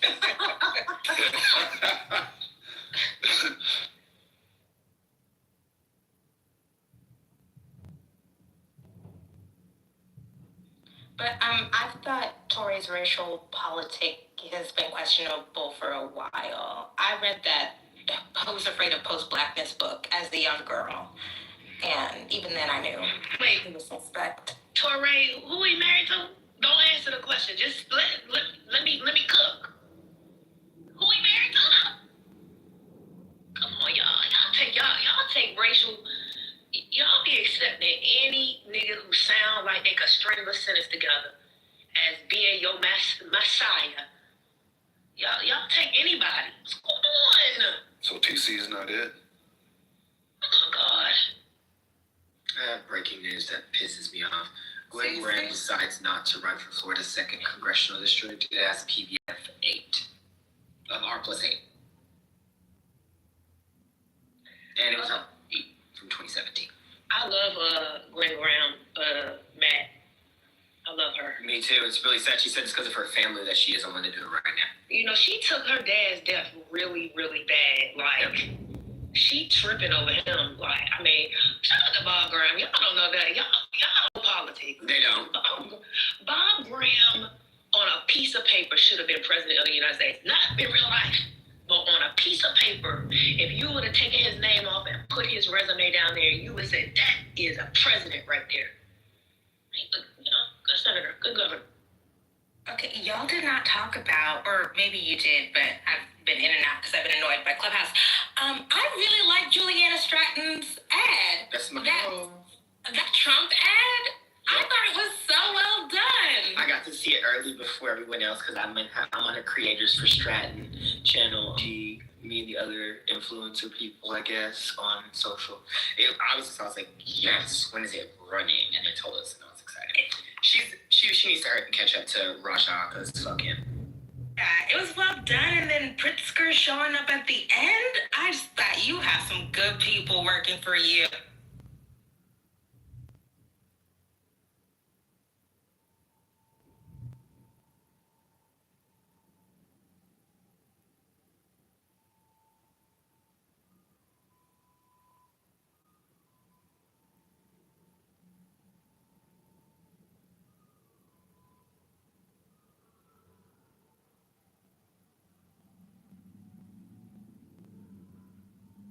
I gotta read Fishback's policy for the sin tax. That sounds like. Yeah, he wants a 50% sin tax on all OnlyFans earnings. Oh, sorry. And the reason I even mentioned Gwen Graham is because Neil, what's his name? Neil Dunn, he's resigning early from Congress. So in Florida's 2nd Congressional District, making the seat, literally it's going to be a special election within the next couple months. It's only a Trump. It's a Trump plus 18 seat, but it's the PBI is Republican. she can win too. I'm saying I'm gonna just be honest with y'all. I mean, this is when I was anti-black one time, and it was when she ran against Andrew Gillum in the primary. I supported Gwen Graham. I ain't gonna lie. I was anti-black. Shout out to James Tellerick. You get one time. Y'all get one time to be anti-black in politics. One. Yeah. And then Alan Rico has a long-form profile in the New Yorker today.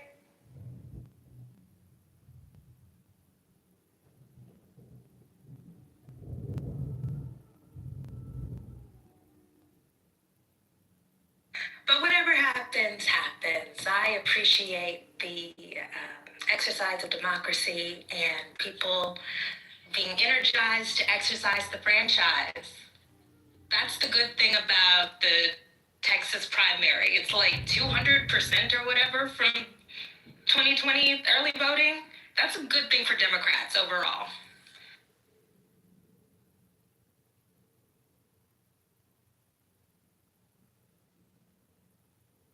$2022. That's what I meant. 200%. Voting is up 200% over 2022 in the primary.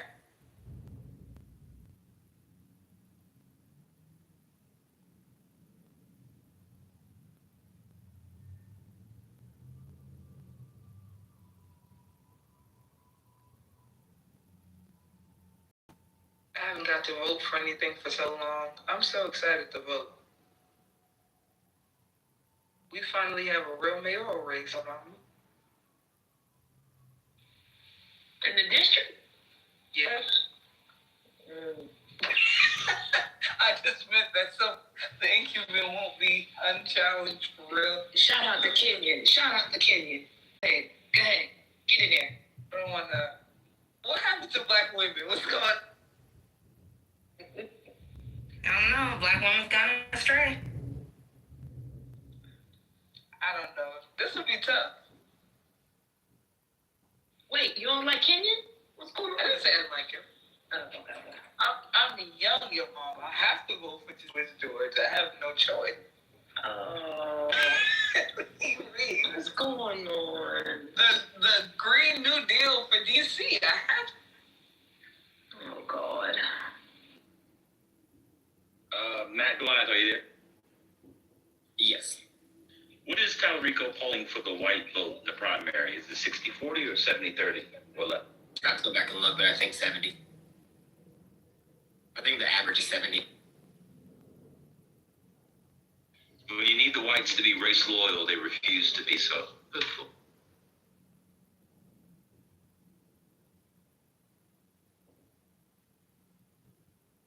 Shout out to Creatio Ex Nihilo and the doctrine of Imago Dei showing up in the New Yorker. Shout out to that.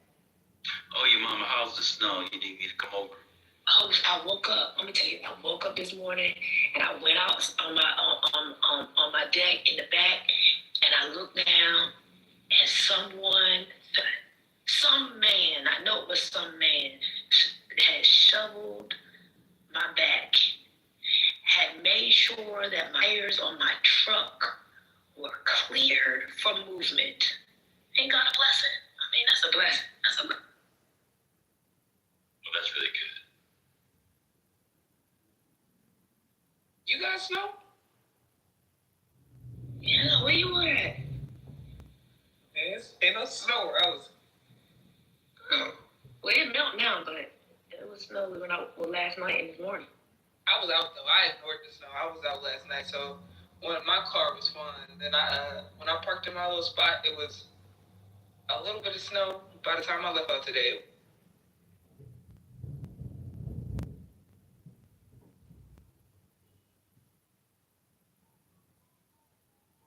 somebody in the chat said Kenyon is terrible.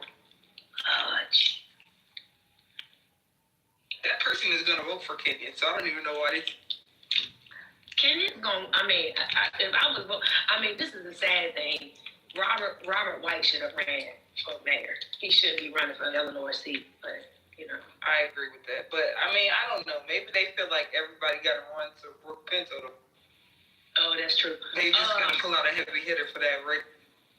Kimberly, did you hear that the Poly Market is partnering with Substack? Oh my God, I did. I literally was just talking to another creator friend about this. Like, what the fuck? Well, I told y'all, it's an alternative, but y'all, nobody else in my I mean, I don't know anything, I'm worried. But it's an alternative. People just need to look for it. And it's actually really good for creators, for real. Emily, are you still doing your creator work, or are you a break still, or what's the status?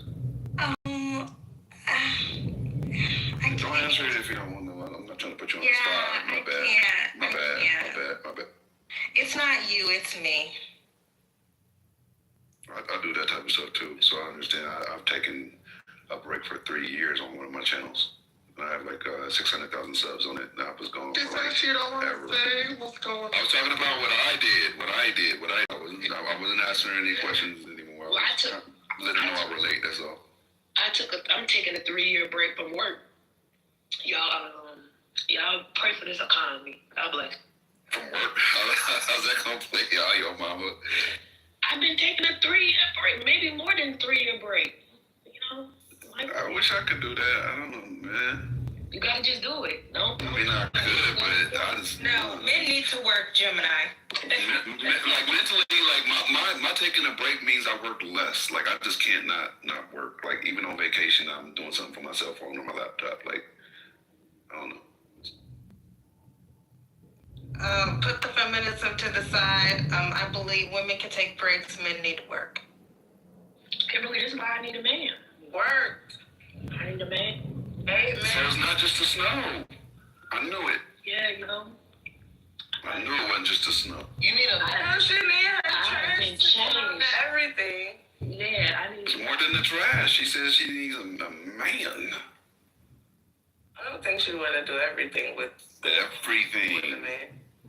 Let's stay on topic. Let's go back on topic. Let's get back on topic. Yeah, the poly market thing though, I saw that and it really made me think like, oh fuck, what am I gonna do? This is how they get you. You sink all of the time and the energy into building the platform, and then the platform does something that disgusts you and you're like, oh crap, like the opportunity cost of trying to rebuild somewhere else is too great. What did they do? I don't know. Oh, they partnered. They're partnering with Polymarket. So they're gonna have like a predictive model on Substacks, which could be good, which could be bad, depending.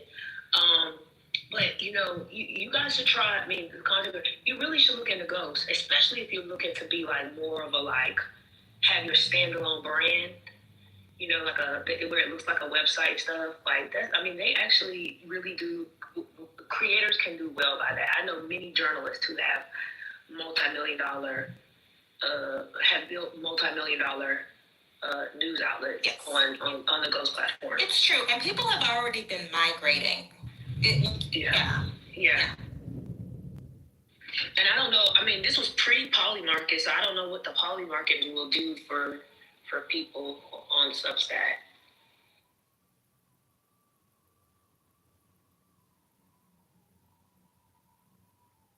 Well, my generation is about to be anti-tech and the state of rebellion, so I'm going pray all the way. Just gotta abandon it.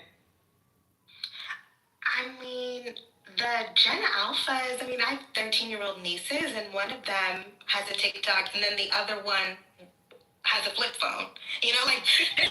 There's two types of young people. They are fatigued. The young people are fatigued, for sure. Because y'all didn't put them iPads in their face at 3 months. They turned it in it. No, they're not. I'm going to tell you one thing. These young people are highly addicted. They consume more things online via social media than any other generation by far. So you can target them still, especially a lot of people sleep on YouTube, but YouTube is part of the biggest platform, bigger than Netflix, bigger than every other platform that Netflix represents combined. They're not even fucking close to being number 2 when they combine, right? More people consume information there and find consumers there than any other location. The number 2 most visited website on the internet, the number 1 is Google. You can't miss. Everything else comes and fucking goes. Gemini, that's my point. Young people have a natural inclination to rebel. Y'all targeting them on the internet. Y'all making them watch. Y'all won't teach them to read. Y'all making them watch Miss Rachel. These children are not going to want to do anything on the internet. They have a Chromebook at school. They are going to be anti-internet. It's coming. It's already happening, really. The rise in print media and all this vinyls and shit. Niggas don't even want Apple Music. They are downloading shit back on the iPad. They got cameras with no screens. Like the no screen movement on Gen Z is really popping off right now. People selling shit with no screens. Nobody want to be on the screen. Because y'all keep targeting us. Yeah, it's a real thing for sure. I knew it was something when one of my nieces asked for a first generation iPhone for Christmas one time, and I was like, what? And then she was like, no, actually scratch that. I want a Motorola Razr. Like there's like a whole movement. I know about the retro movement, but at the end of the day, these kids are digitally addicted. They're tethered to their fucking phones. Exactly. They're tethered to their iPad. They're not going nowhere. They are locked in. Like, this is like the way people are addicted to alcohol, sugar, chocolate. They're addicted to the internet. So they might fight it, but they ain't beating rehab. They're coming back. No, we're not. They are. They are. I think it's just gonna be something different, like not screens. It's gonna be the glasses. Everybody, I know people don't know what that. You know, somebody said I didn't know what I was talking about last week, but I said I do think that the glasses are gonna. That people gonna do the glasses. I'm not sure. I have 2 Meta glasses. Even though when I found out Meta sold like 7 million pairs of those glasses last year, I was like, who's that? So everybody wears. I have some. I have ones with without the. I have shades, and then I have ones with clear lenses, but blue light lenses. But that's not something they sit on the shelf more than I use them unless I'm outside. What about the Apple ones? Is that doing anything good? No, Vision Pro is having a problem in terms of innovation. I mean, Apple is really, I'm down bad on Apple. Yeah. Like they just, I mean, they're in the innovation. They have locked in on the laptop and the phone. And outside of that, they really haven't really created anything that I think is really worth anything. The Apple Home, the Apple TV, none of that shit is really interesting to me. I think that Amazon Echo Frames are a rival, like they have some rivalry. I mean, there are a lot of different. Here's the thing: that in the glasses space or the wearable space, so whether it's the watch, and I guess Apple Watch probably the last real innovation from Apple. Real like actual like real innovation from Apple. But even that is like so much like every other watch, you know, all the other wearables. But let me go back to my point. I think that there's some variety. The diversity within the wearable space is one that's hard for people to catch on to it. And I think 2026 and 2027 need a number of new glass wearables enter into the market that's going to really, like I think, that are going to switch up or make people think, well, maybe I should use. I do think there's a movement in Silicon Valley where they want wearables to replace the device. And I don't mean just the phone, I mean like the laptop. So I think they're going to continue to build towards that, regardless of whether or not people find it popular today. And also, the first wave of these things are always really to like beta test and to fine tune. So I think the next wave will be much better. Right now, I agree with you so much. Like the beta testing right now is ridiculous. Like I have 2 Meta glasses, then I have some knockoff bullshit ass glasses that are actually just as good or better. The knockoff bullshit glasses I got for like $80 off of TikTok. And the Meta glasses I paid like $400 for each pair, right? So that has a lot of benefits. Like the actual, it lets me know that they're just overcharging for mediocre shit. Like if you look at the knockoff glasses I have right now, they do a minute's worth of recording. The Meta glasses only do 3 minutes worth of recording. The resolution is just slightly less, like barely, barely slightly less. And it also has a real-time translator. So like you can hear somebody talking a different language and it translates it right there on the spot. It has AI built into it that you can access. It has more functionality than the actual Meta glasses. The only advantage the Meta glasses have is the interfacing because it's Meta, and then the actual resolution, which is very, very minimal, right? So the prices are going to come down, and a lot more people are going to get involved. Doesn't it feel like they've run out of ideas? This wearable stuff, the wearable pen that records every interaction, the glasses, that just feels like we don't have anything else, so we're gonna sell this thing. I'm just not convinced that normie Americans are gonna be all in on surveillance tech. It just people are already suspicious of these companies. I don't think they're just gonna opt into being surveilled and having these companies control the data all the time. It doesn't make sense. I agree. Except they do. I bet none of you, let me give you an example. I bet none of you have read the latest terms of service for Clubhouse and how every interaction on the app is recorded. I bet none of you've read it. Yeah, it said it before on the last update, and they can indefinitely use your likeness and sound as well. Yeah, this time it wasn't just every interaction before. It was only live rooms. Now it's every room, even the closed rooms when y'all in y'all private. That was on the last one. That was on the last update, as well as your name and likeness, which was the real update to me when they started saying. That's when some people started stopping their picture on there, but it don't matter. They already got it. Like that, you're creating databases that AI is going to access for sure, like 100%. They're data mining right now. That's what they're doing. Yeah. I whole thing about people anti-tech. Y'all talking to me on here. What's going on? Ain't nobody on this stage anti-tech.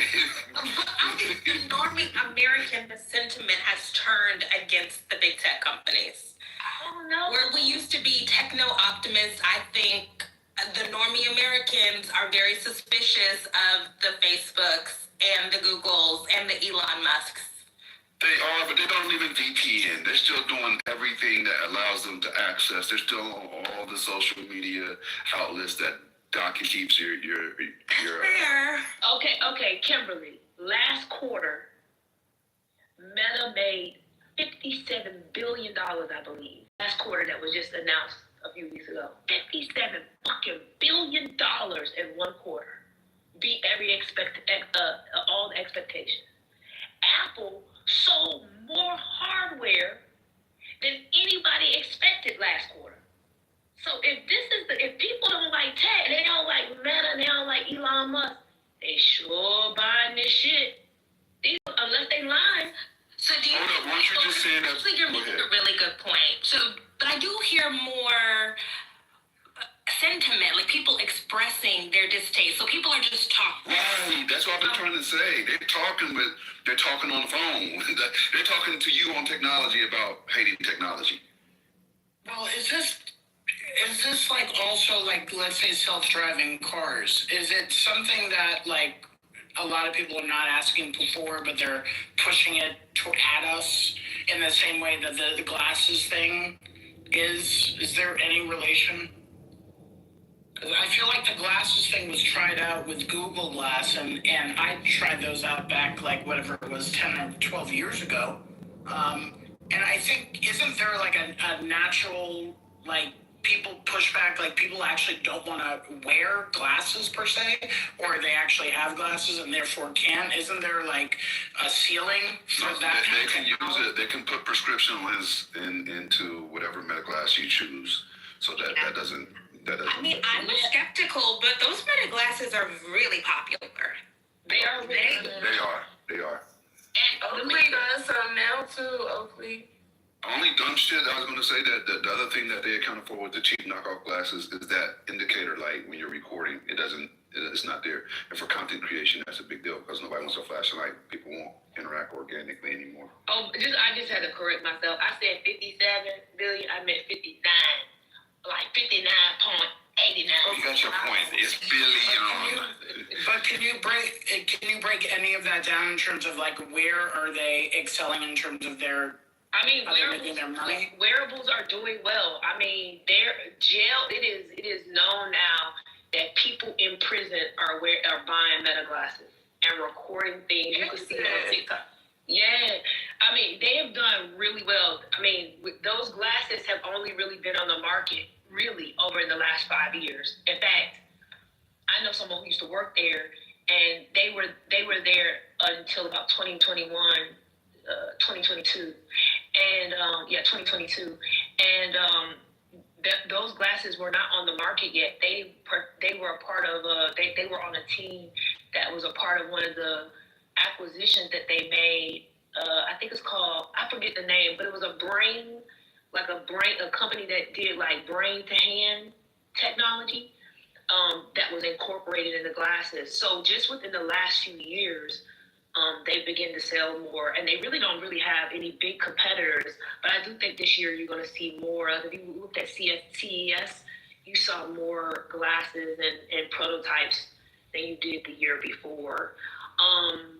Also, like, they're very, very, very different use cases for glasses in particular. So, you have the gaming piece, which is, very fine, very small. It's a smaller subset of people because everybody is not a gamer. You have the actual wearing for everyday use, and I think that everyday use thing is going to become more and more accepted because the technology is changing alongside with the glasses. So I think they made like seven. Like they sold like 700. I can look it up real quick. I can't remember right now, but they sold a lot of them. What's going on with OpenAI? I thought that once they hired that Johnny Ive, right? Like, they about to make some wearables. Hello? Yeah, but why haven't they launched them yet? What's taking so long? Oh, wearables take a long time. I mean, most of the tech that you see now took 10 years to get. The tech takes a long time. I mean, one company did say, remember one company announced last year that they had spent a decade investing in because they're making the actual frames themselves. They didn't. So what Meta did was they partnered with Luxottica for the Ray-Bans. And now they're building out with Luxottica now. So you're going to probably see more than just the Ray-Bans. But this other company, they actually make the actual frames themselves. So that's why it's taking so long. It just takes a lot of time. Are they doing AR with this as well, or is that a big component anymore? AR or even VR? Yeah, a number of the wearables, Oculus, which is owned by Meta, Vision Pro, Specs, which is Snapchat. I can't remember the other one. There's another one that I'm forgetting that's also big in the AR VR space. And one of the goals I think is to create a new, since we were talking about this webmail, to create a new operating system based on the wearables. And so some of these companies not only are creating the actual frames and the hardware for this stuff, but they're creating the operating system by which all companies who want to create glasses will use their operating system, kind of like Windows or, etc. It's probably a little off topic, what I'm going to say right now. But my sister has definitely become an advocate for their product. It's like she owns the product, and she is now the walking voice for that particular product. What does she use them for? Huh? What does she use them for?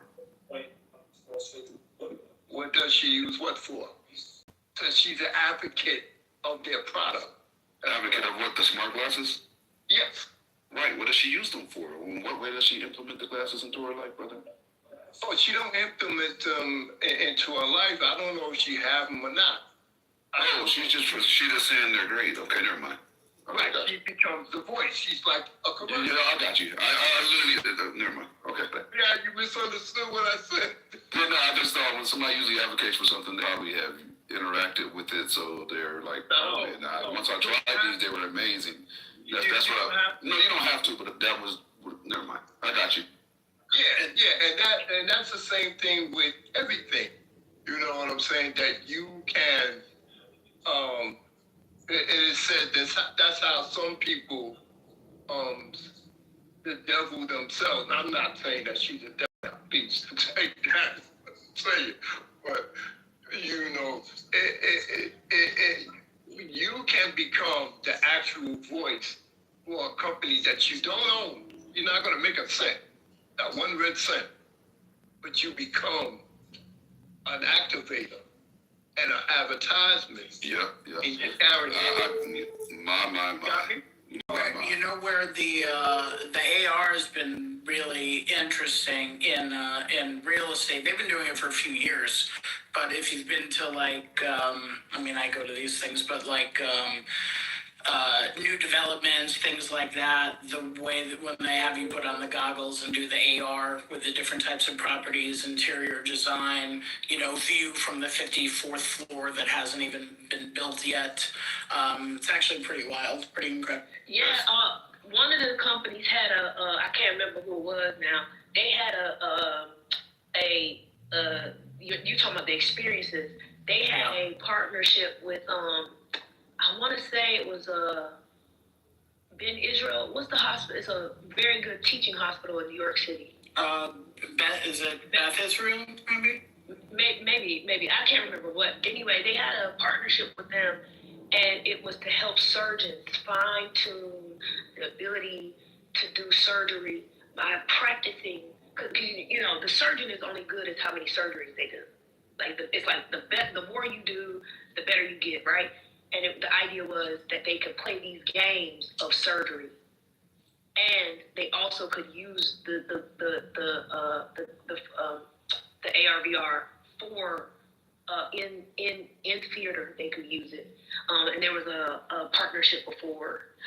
Also, if y'all don't know, there's you mentioned a knockoff, Gemini, but there are some open source AI glasses.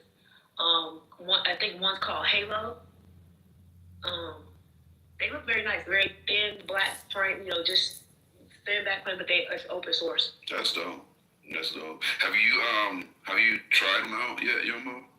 Not the open source, just AI glasses at all? Yeah, I've tried them out. Yeah. Have you tried the ones with the smart display on them yet? Not the smart display. In fact, I haven't had any AI glasses for a while, but I've tried them out. Yeah. Right, so Gemini, what if you had to suggest an AI glasses? I'm not saying I'm going to get it, but I'm always curious. Honestly, if you just want to fuck around, I probably would get the knockoffs instead of getting the Ray-Bans, even though I do. They're a sturdier frame, and they have. When you say knockoffs, are they still using the platform? It's just not a Ray-Ban? No, they have their own platform. Oh. But the functionality is super compatible. Right? All the things that it's capable of doing is not only compatible, they actually are capable of doing more things. It has more utility. That's why I would go for them. It's much more exciting to hear about the good use cases for this, like surgery, like your mom was saying, or even in like professional fields and not the immediate, dystopian side of it. Like we're all going to be robots and, and sucked into social media and whatever. So, it is kind of exciting when I hear stuff like. Sometimes it can like give you real-time information too. Like you could ask what you're looking at and it can give you advice on what you're doing.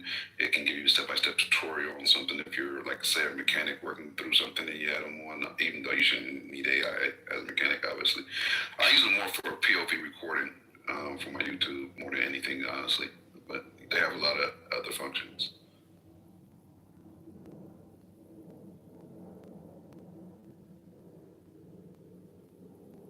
I would imagine if you're traveling, the real-time translation could be very valuable. Oh yeah, that'd be That'd be pretty great. I mean, I thought Google Translate was great, but the way that this is real-time interpretation is pretty amazing. But just being able to look through glasses and like understand architecture for me, walking around the city, like those use cases are fascinating. Or understanding the history of buildings, for example. Yeah, no, that's the kind of stuff I like geeking up. Imagine taking that as a tour somewhere too, like not just in New York, but if you're out and about, like Yeah. when you're in the DR, you know. Yeah, Snapchat just did Snap just did a tour at the Louvre, I think last week or the week before I read, where they had their AR VR glasses in the Louvre. Oh, I like that. Yeah, they had, the Oculus, and I remember, it was very, like, early stages, but going into, like, different museums or even different, countries' historical sites and having the glasses and being able to see 360, and that's kind of interesting, but it was, kind of primitive when I was using it. So I can imagine a much more, it'd be much better now. This is actually interesting to look at. I don't plan on buying more anytime soon, but I'm not on to sell the ones I have.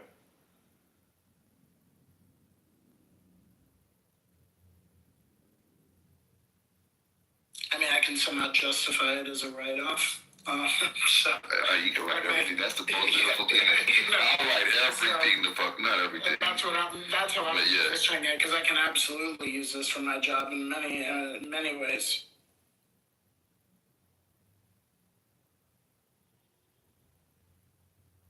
Jenna, now let me ask you something. Uh-oh. What kind of headset do you have? Is it like one of those truck driver headsets? You won't tell nobody. Why is my voice loud right now? Nigga, always. I feel like every time you talk, I feel like you screaming at me like you want to fight or something. Is that why you be so antagonistic with me? Because you always be ready to swing on me for a reason. I think that's why I be ready to just map you up, because you be yelling at me. You seem aggressive. Be like, every word is a fighting word that come out your mouth with that I'm chilling. I don't want no smoke with nobody. I'm in a good space. Like, well, why you gonna give up the mic? I'm on the regular phone. Get some. Want me to send you some AirPods or something? Do you have an iPhone? Yeah, I have an iPhone. I tried the AirPods and the AirPod Pros. They just, I don't know. I might just have to say, because they just make you sound regular. All of this. Oh, let me turn it down. Let me try something real quick. Hold up. Am I the only one that felt like that? No, you're not. We just his mic is loud. Is it loud right now or is it lower? It's lower. I'm always like, Gemini, you're so loud. But it's good to have a loud I'll slip out mic. Maya be on my ass. Like, Gemini. It's good to have a loud mic, but god damn, he feeling like he want to fight. Every time he talk, anything he say, even if it's a nice conversation, it's like he want to fight. So And of course I'm get always excited. Exactly. I can't wait till he fights your mom. That's gonna be funny. I'm definitely turning my phone down. But yeah, that's a mess. I'm all really mad. That shit is crazy to me. That was you mad because you so funny. You mad about yesterday? Yeah, he's mad. He said I put a jacket on him and I made him appear a certain way, like he was dignitized. I'm like, you were dignitized. Like, I mean, he the one that told everybody that. Ain't nobody have to know that. He could have kept that to himself. Let's talk about that. That's what happens. That's what happens when you talk too much. I understand that Clubhouse is the talking app, but some people just talk too. They tell too much of their business. They overshare. And then when people bring that shit back up, they be mad. You told everybody. The fuck? Gotta be secretive a little bit. God damn. But he said I painted him in a certain light, and I made his character look like something that wasn't, and made it seem like he was prone to dick watching and all. Like, that's what you've been doing. Like, these are your actions. We don't have to explain, like, everybody knows what we're talking about, but once you start going deeper into it, then we get details that we don't want. Okay, so at least for me. Steer the conversation then, sir. We'll steer it away. I'm sure there's breaking news. I don't know. I'm trying on glasses right now. Have y'all been keeping up with what's going on in Mexico? It's so crazy. I asked about the hotline earlier, maybe because they have a hotline now where citizens can call in if they're concerned about, their surroundings or the potential of danger. But I'm like, what happens after you call in? Like, how does the cavalry come? Like, how does that work out? My girl Vicky from Housewives of Orange County, she's stuck out there. Oh no, like stuck. Yes. She has a second husband for her after. Yeah. They can't come to. They grounded on the flights too, didn't they? Yeah, they did. I don't plan on going there no time soon at all. I had a trip planned to go there. What part? I got Mama. Support the Vallarta. Oh, okay, going to a resort. Got it. Yeah, they're saying tourism in Mexico is over. Like, people shouldn't go out there. It's so crazy. Oh, it is one Mexican man? Yeah, because the government really can't protect you if you really get out there and something like that happens. They don't run their country. They were like, if you go there for vacation, you're crazy. That's what I'm saying. Monica asked me earlier, who do I blame for the cartel, the U.S. government or the Mexican government? And I blame both because they're allowing them to exist in the United States and dominate certain spaces. Like Los Angeles is bad, hella bad. Like, I know where hella cartel houses is right now. I do personally. The federal government cannot get involved in state business. It would be the state governors to invite the federal government in, including National Guard. Your suggestion that National Guard. You don't think the state has National Guard? You don't think the state has National Guard access? But we have a whole DEA agency that actually had a bounty on the guy that was just killed in Mexico. I'm a little confused. We killed them, didn't we? Well, the government, our government. Well, no, the Mexican government neutralized him. However, did you guys hear how he got caught? It was the girlfriend, right? No, the girlfriend. It was the girlfriend. Let me tell y'all, they trapped the side piece. Let me tell y'all something, man. In history, TT is telling y'all, in history, the man's downfall is always the pussy. Every time. That's right. That's right. Y'all straight, man. Yeah, that's true. I ain't gonna lie. But I don't need no. And this was the side piece. Yeah. This was the side piece because he's actually married to someone else who kind of helped him gain power. So they tracked her after she left. They just swooped in. She set him up, y'all. You think she lined him up, or she was just being tracked unknown? She might have got set up because they they're gonna look at the side piece house. They watch her too. That's what I'm saying. She might have just led them to she about to get either way. She's dead. She getting decapitated. She should have just left. They playing soccer with her head. That is crazy. That Mexican shit is crazy. Yeah, why does Spiritus do that? Y'all caught that too. He's you straight man. Ice throwing. Just deal with it. I want to be careful about these women. I don't necessarily think it's the women that's their downfall. I just think it's their own. Oh, there she come. No, that's the thing. It is them. It's definitely the women. I'm not the women, no, because they'll do it for a man if they gay. Let's be honest. A man could be a gay man's downfall. Let's be completely honest. It's not about the other person. Basically. Yes, exactly. It's that. It's the men can control themselves, gay or straight. Exactly. Yeah, they can. No, y'all not. That's a general rule. Nah, it's not very consistent. We're not talking about suspected outliers, which may or may not be true. We're just talking about generally, yeah. I'm not suspected outlier. I'm the rule of thumb, man. We are very disciplined. Conversations, Scotty. That's the problem. So many people don't understand. They want to personalize it. No, I'm not that general conversation. Exactly.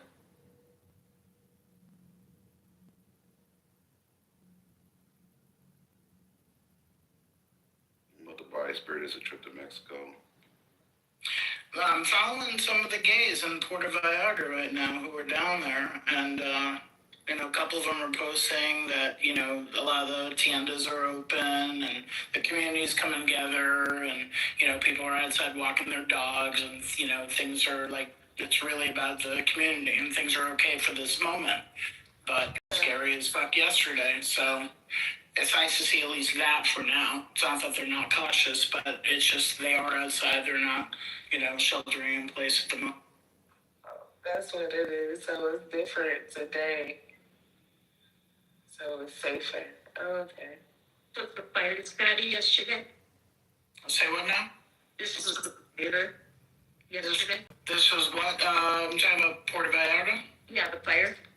Yeah, the fires and all that. Yeah, today it's just, a lot of gays vacation in Puerto Vallarta, drag queens, things like that. I got friends who have condos down there, and there's a whole, gays, I forget what the area is called, but there's a specific gay area.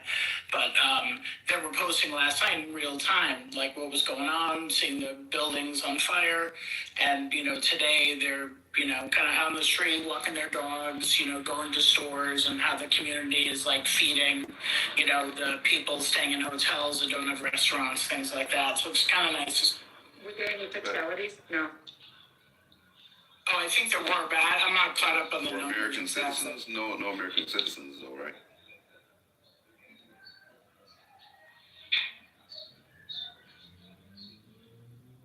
Yeah, Gemini, I'm going to send you a bill because I'm trying on virtually the AI meta glasses right now. I don't think you'll take them back if you get them. I really don't. I like to think of you can virtually try it and get I'm literally doing that. I'm like, that shit. Oh, wow, I look really tan right now. That's great. Okay.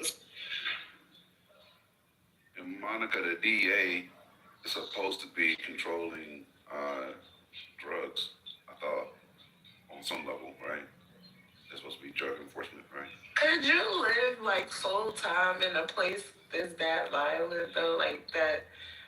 Say that shit that happened yesterday and Puerto Vallarta is every day. Could you live like that? No, I couldn't.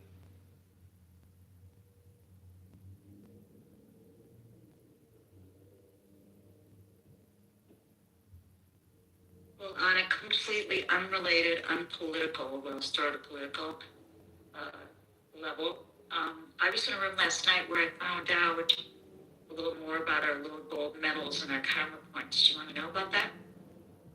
Who now and the what?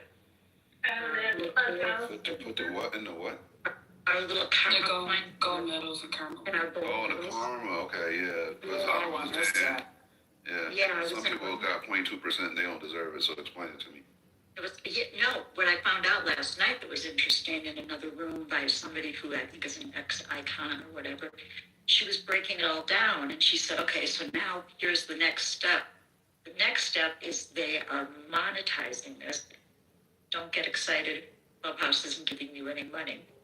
What they're doing is, let's say Spiritus wanted to buy 20 gold coins. He can buy those through the app. And then let's say he wants to give me 5 gold coins.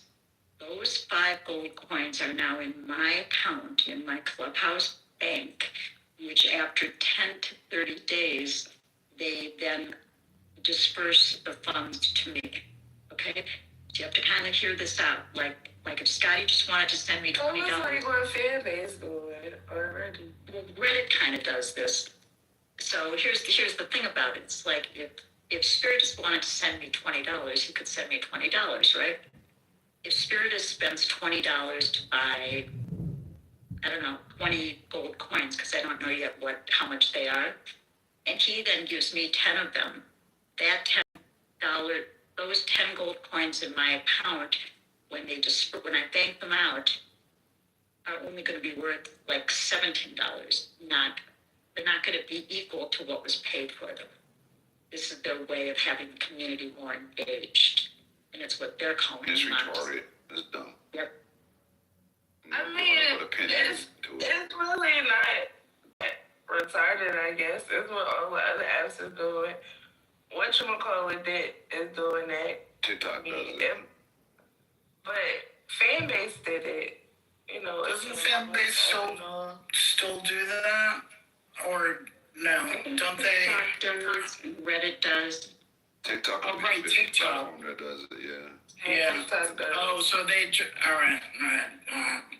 Right. Well, they take their cut of how TikTok actually has a really good system, though, with the way they disperse the gifts and the monetary aspect of it is dialed in.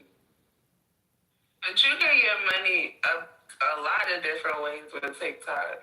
Like, you know what I mean? Just have it. The gift just shop. Have followers and the gift shop. You can endorse a product. Followers, views, all of that shit. You can get money. Go live, you can get gifted.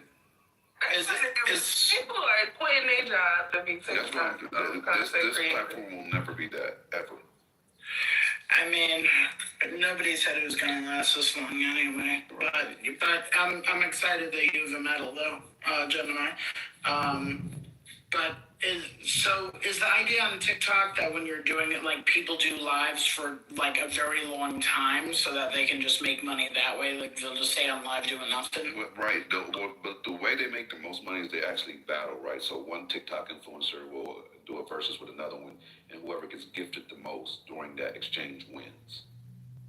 Right? So like wins all? Money. No, they both keep their pots separately.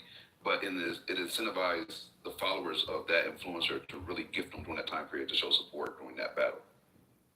Wait, what are they battling over? Or are they just like positive music? Right. All kinds of stupid shit. It's this one where they be trying to feed the fish and poke a hole in the bag to feed the fish, and that shit takes forever. But that shit it be so many people in there watching them. It be some of the weirdest shit. Somebody could be trying to sleep. Like if you gift them, then the alarm goes off, so they wake up and you interrupt their sleep. They have a lot of dumb shit, man. And they be making money though. You guys heard of Pinky Doll? She was like one of the first NPC. Like this girl The up here NPCs popping is crazy, popcorn in a yeah. fucking flat iron, kernel by kernel. She got brand deals and everything. That's another way they get brand deals if they get big enough. If they get they do. The rock collectors. The way people be whoring themselves out for TikTok is crazy. But these brand deals, y'all be surprised with the kind of money you can make off of a brand deal. Like seriously. You know, you see these people when they blow up, or just not even when they're still regular people in their house, and then like 2 months later you see them in a brand new fucking house, and it's like, huh? Yes, I be like, damn, y'all just came out. Y'all be surprised. Like I have one with Athena, I have one with AC Infinity, I have one with Growers Cocoa, I have one with Pulse. Like they give good fucking incentives, like really good pay too. What I don't like is there's this chick who started. She was cooking, but she was yelling the whole time she was cooking, and it's aggressive cooking, whatever. I really like her a lot, but at first a lot of people didn't like her. But now she has a New York Times best-selling cookbook. She's on book tour. She's in a new house. Is she cursing people out? No, she just yells at them. She'll say, well, anytime you touch the meat, wash your fucking hands. She's just like, she's aggressive with teaching people how to cook or telling them, you don't have to do it this way or that. You don't have to be PCA, but when like on my channel, I curse, I do whatever I want. Like I don't do anything that would damage the brands or that they have contracts that you sign. So with brands when you're branding, but when they allow you to be you. They don't want you to try to be like. They need to ease up on cannabis. I don't know how that's going to go with American TikTok though, because now it's not China. Mine are through YouTube, so I don't have to worry about it. It's horrible. Yeah. Well, since it's American TikTok, they need to ease up on the cannabis content because I'll be. They won't let us. They push back. That shit is ridiculous. Like all platforms like that. YouTube you can do it on YouTube, but it can't be implied sales, right? It's got to be for educational purposes. Yeah, educational. But the shit is stupid though. Niggas is making money. We can't at this point. Yes, we want to do all of the things, invest all of the things. But Brooklyn, check this out. I'm sponsored by Athena, which is one of the largest nutrient companies in the cannabis space. The only one bigger than them is Advanced Nutrients, right? And they would cross-post a lot of my content because I'm sponsored by them. So that would expose me to their audience on Instagram, which was dope. It would bring me a lot of business. But Instagram snatched their whole account. 330,000 people gone. Yes, that's Like, what they I'm don't give a saying. fuck how big the company is. I think my page on Instagram isn't that bad, but I posted something and they took it down, and I was like, I'm just over this shit at this point. I've lost my cannabis page about 5 times. It's like weird. People smoke weed. Hello, somebody need to do something about that, because the shit that you can see on Instagram is way worse than weed. They be showing murder. They be showing all kinds If you want to do cannabis and have no problems, Clapper is like TikTok and OnlyFans put together. Clapper, C-L-A-P-P-E-R. Clapper is fine. I'm gonna check them out. Clapper crazy. Clapper sound like an egg. Clapper sound. Clapper do sound kind of wild. I did. I got that bad. You don't get the clap on clap. Sound like I need a Magnum. My thing is my thing is with cannabis, especially, you could do OnlyFans or Patreon or whatever, but I don't want to do that. I just don't. If I'm gonna do content, I want to do it on the major platforms, so you can get all of the people that follow the major platforms, and then it's easier to do it on a TikTok or Instagram or Facebook. What you do, Brooklyn, is you do more tame content on the major platforms, like on YouTube and Instagram, and then you funnel them into the places where you can do more extreme. Yeah, exactly. It takes 7 touches to sell something to somebody. They need to see it. No, because I really want to do where you can put it. I want to do a cooking show, but I want to do cannabis cooking. I don't want to do fun. And I don't want to have to. I can tell you how they do that right now. I already know how they do it, but I don't want to do that. I want to be able to make it I know how they use a different type of herb, but they say it's a different type of herb or something like that. Broccoli, yes, that's stupid to me. I know what it is, but and then they still get censored. They might get kicked even for broccoli. It's so fucking weird. I'm going to do a cooking channel too, because I'm doing infused butter and infused oils and infused sugar and infused flour.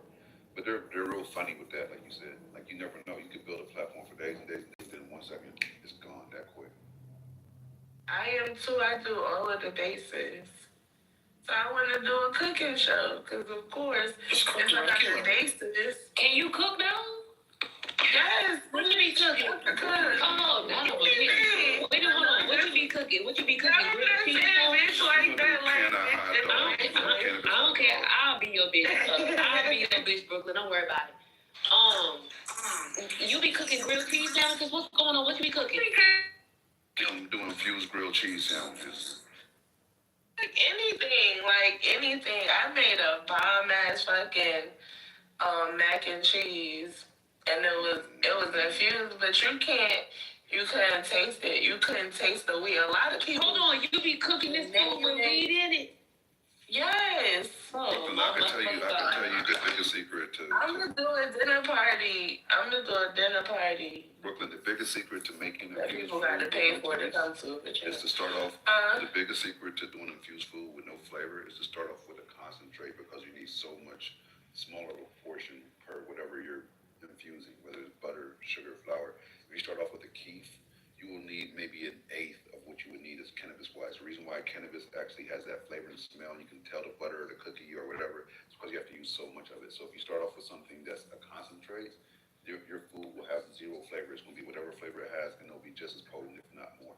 I use keef, and I do terpenes too in some of my meals. But I just want to, people don't know how to make things that don't taste like weed. That's my only problem with edibles. That should be nasty. None of mine infused taste like my butter. You can't tell. It looks yellow. Here, I'm gonna send you a link. Hold up, I'll send you a link. Mine don't either. All of my food, anything that I make, it's really good and it gets you really high at the same time. So I just want to show the people how to do it. You know what I'm saying? Define really high, because I can get high off a gummy, okay? You know, sometimes when you eating the gummies, you can taste it. Like you can taste you can always taste it. Right, and not with my candies, not my. That shit is dangerous. Then if you can't taste it, I instruct you on how to. If it's done right, you're not supposed to be able to taste it though, April. That don't make no difference if you would tell me not to eat the whole brownie. My ass gonna eat the whole brownie. People done that, but they gonna be out of here like they gonna ride. Yeah, they gonna. I don't get that. Hey, Brooklyn, they said advertise your stuff. They said advertise it. Hey, Brooklyn, check your back channel. I don't be bullshitting. Ooh. Okay. I'm getting in the back channel too. Hold on. Let me go.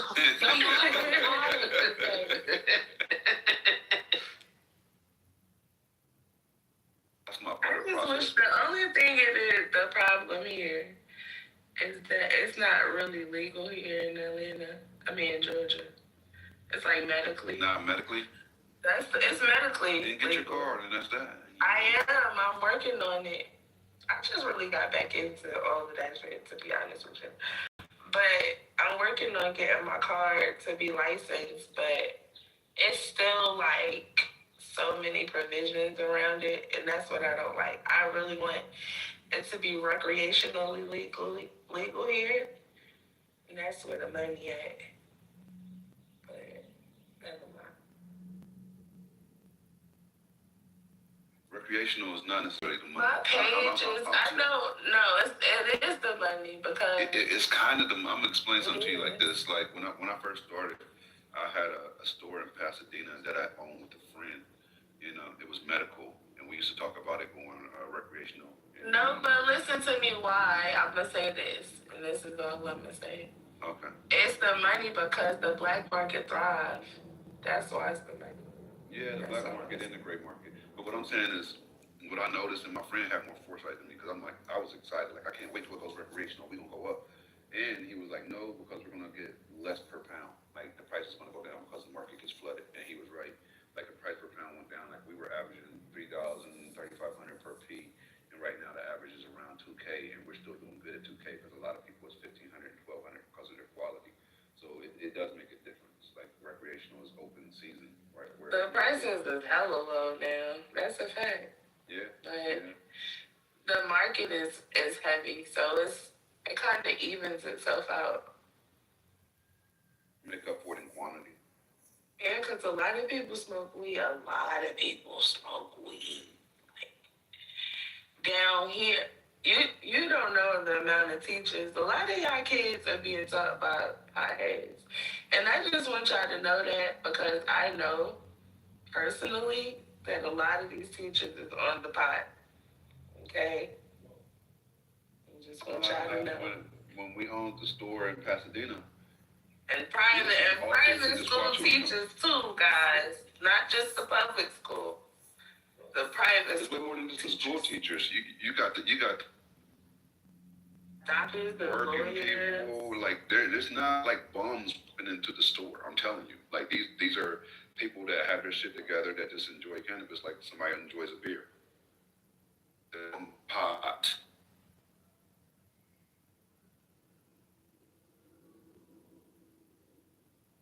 Alexandria said teachers get a pass. That's for sure, because dealing with them kids, I couldn't do it.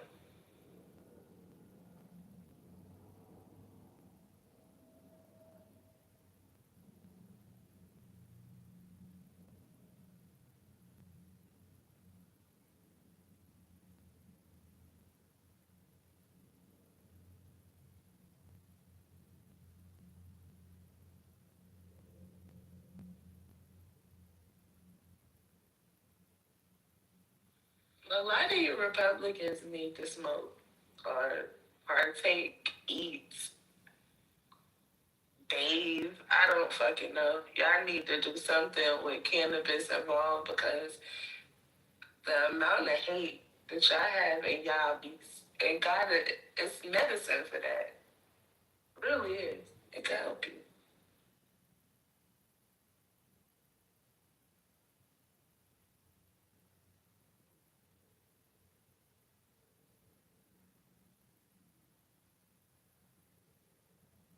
So Gemini, last question on hold back because if I start going.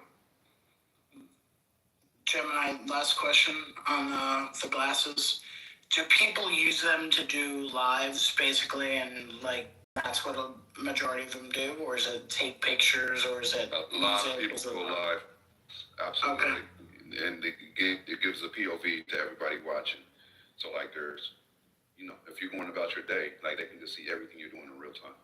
I thought it only recorded a certain amount. If you go live, you can do it for as long as they're on. Yep. What's the difference? Yeah. You can also, that's also the bypass on the recording. Remember I said you have a limit for minutes. I think you're in the Matrix. You can record the entire. I thought that was me. You was in the Matrix. So does it go to an app on your phone or something like that? It goes to your Meta. You download Meta on your phone. Oh, okay. Got it. Okay. And it automatically imports it, like whatever videos you save, record, it automatically imports it via Meta to your phone, to your But if you go live, what platform are you going live to? Instagram? Probably Instagram or Facebook. Facebook, yeah. You just probably have to choose as your phone. Oh boy. Okay. I just want one to have to go live, but I guess you can capture whatever live video you did and hold that. So they just need a workaround. Why the fuck that shit just don't go to a server or some shit? I don't know. Like, why can't it go somewhere like a cloud and be stored like any other video you take? Why have to have a limit? It can. You probably have to pay for the storage. Of course. Yeah. People don't pay for storage though. Yeah. Yeah. But yeah, I think wearables is the next thing. People gonna want those. They're waiting for it. I was wrong. I was wrong. No, you was right, young mama. You was absolutely right. Like, that's all the kids, the Gen Zers. That's all they talk about. They can't wait to get something new. If they could get something inserted and implanted in their bodies, they would definitely do that too. They don't know nothing about secrecy and none of that. They telling everything on the phone. This is a whole new world that we live in. Okay. Wait, so wearables is definitely gonna thrive. All right, last and final question, Gemini. When you're recording, let's say you're doing a live, do you need to be connected all the time? So, for example, if, I have a friend who is going to be, recording live and then he goes down subway and then takes the subway, is that going to be recorded the whole time, but maybe not live? I never went live on them, so I don't know. Okay.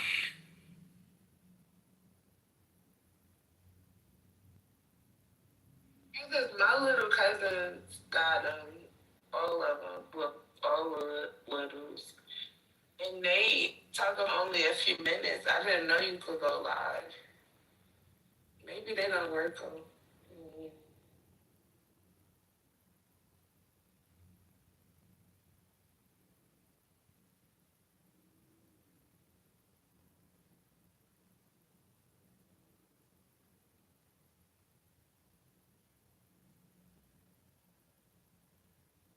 Well, if I get them, I'll report back.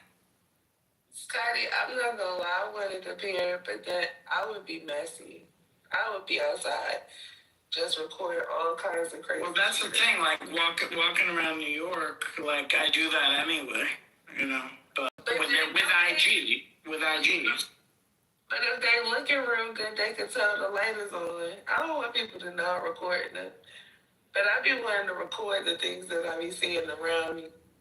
It be like a lot of shit going on. Yeah, I don't mean the messy stuff. I just mean like outside, you're just walking the streets of Soho or whatever, like I normally do anyway. So.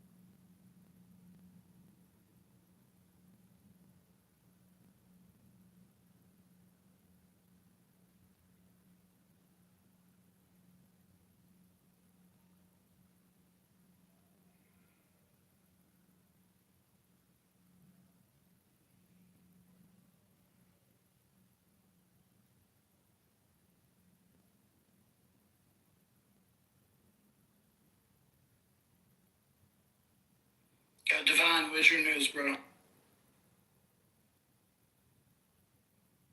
I got nothing. We pay you too much for this, bro. Get on it. Well, you know, me and my Donnie have this love-hate relationship. He wants to dip into New York City workers' pension fund to close his budget gap. He done lost his jackrabbit mind. That's all I got for now going on. Is there a history of that with mayors, or is this like the first time? Never heard this shit in my cotton picking life. Never have I heard a mayor say, "Hey, we want to touch your pension because we came up short for the building fund." You see, it's something I saw. I don't know how real it is, but I saw a woman going off. She was a city worker. I said, "Ain't no way," and I didn't want to look it up to see if this is even a thought, because, dude, just do the property tax thing. Don't touch the people pension. Like, that shit is crazy. Another thing I saw is why he's short so much money. Did you see the programs that he needs the money for? Oh, Ben said this happened before. I didn't look at the details. Yeah. The programs that he needs the money for are, I don't know, a bit questionable. Let me get that, and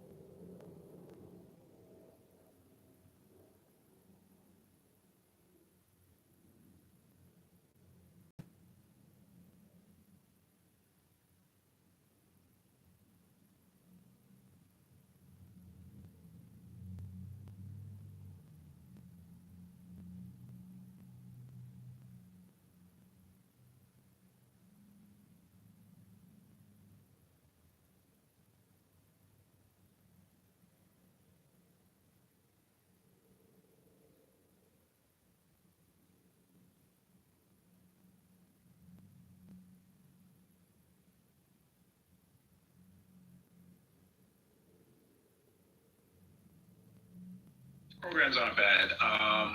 So he's short $6 billion for the universal child care. I'm for the universal child care. People need child care. You want them to work, help them out. He's short $800 million for the free bus service.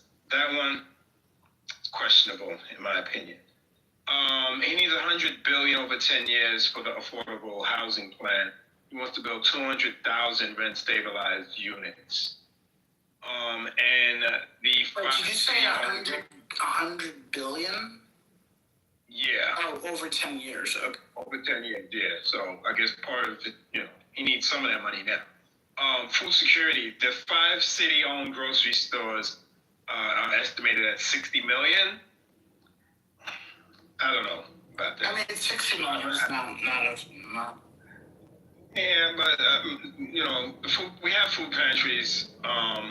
I just don't know about a city-owned grocery store. I just think it's smarter to put the money towards the local communities, because if you're gonna have a city-run grocery store, you know damn well if you have one in Brooklyn, let's say in fucking Williamsburg, ain't nobody from Coney Island going there. Ain't nobody from East Flatbush going there.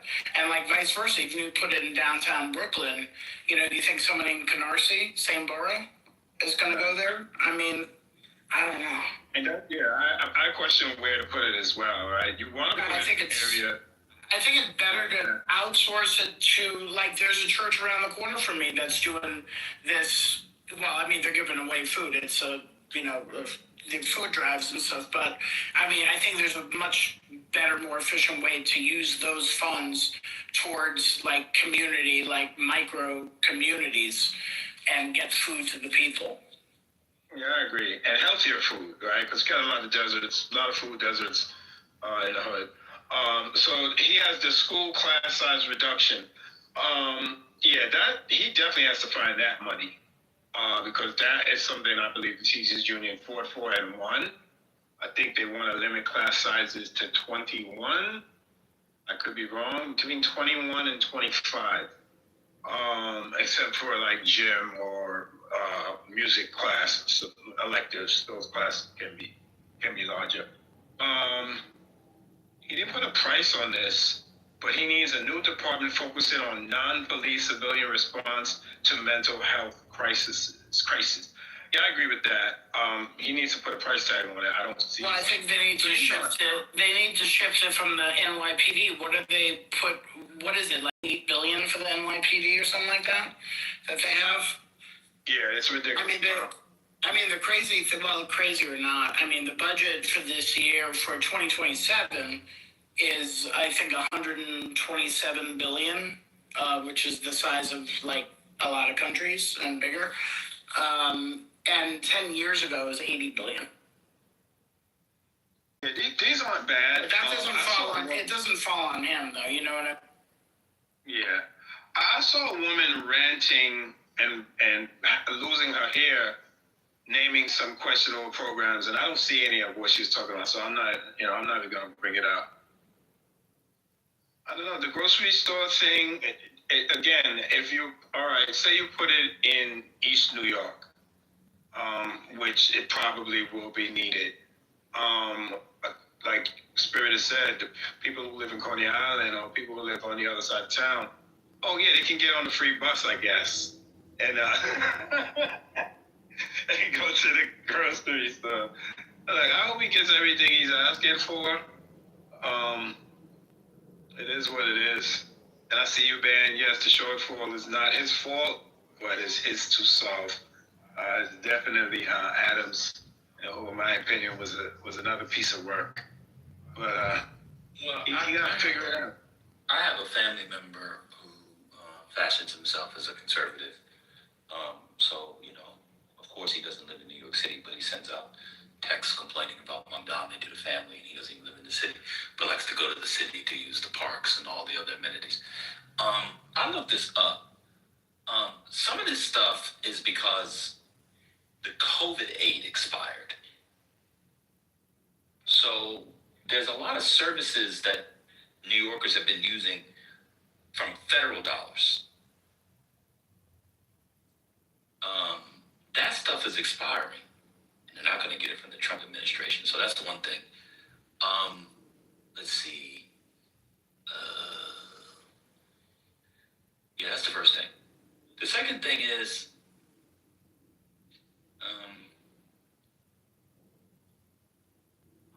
Hochul said they were going to give $1.5 billion from the state, I guess, about a week ago.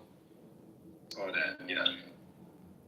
Yeah, it went from 12 billion to 5. I don't know if you heard the other day, I mentioned it. It was a 12 billion shortfall. He hired some people, or he asked some people who are in charge of different departments, like, what can you guys do? And so now they came back, and it's like, I think it's 5 to 7 he's short. So, shout out to that. I mean, my sense is they'll do some math to do it. But New York City hasn't had a property tax hike in 2 decades.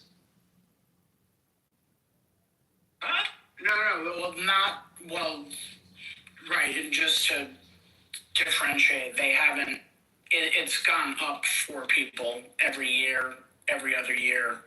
Well, that's because your housing value increases. Yeah, but they assess things very weirdly here, but just, yeah, they haven't had like a percentage increase or a higher assessment of that, whatever the formula they use, so that's true. Because we did the math, were you here when we did the math? It works out to about $600 a year per house. Yeah, I've seen as high as $750. That's not gonna hold y'all. If y'all can't afford $750 a year over 12 months, you can't afford the house. I'm honest. At a certain point, people gotta pay for stuff, everything. People love, my grandpappy was living in this house here on White Plains Road. He bought it, because they was under the Jim Crow. He bought it for $25,000. And now it's worth $8 million. So you're gonna have to pay an extra $2,000 in property tax. That's not fair. So you like the appreciation of value.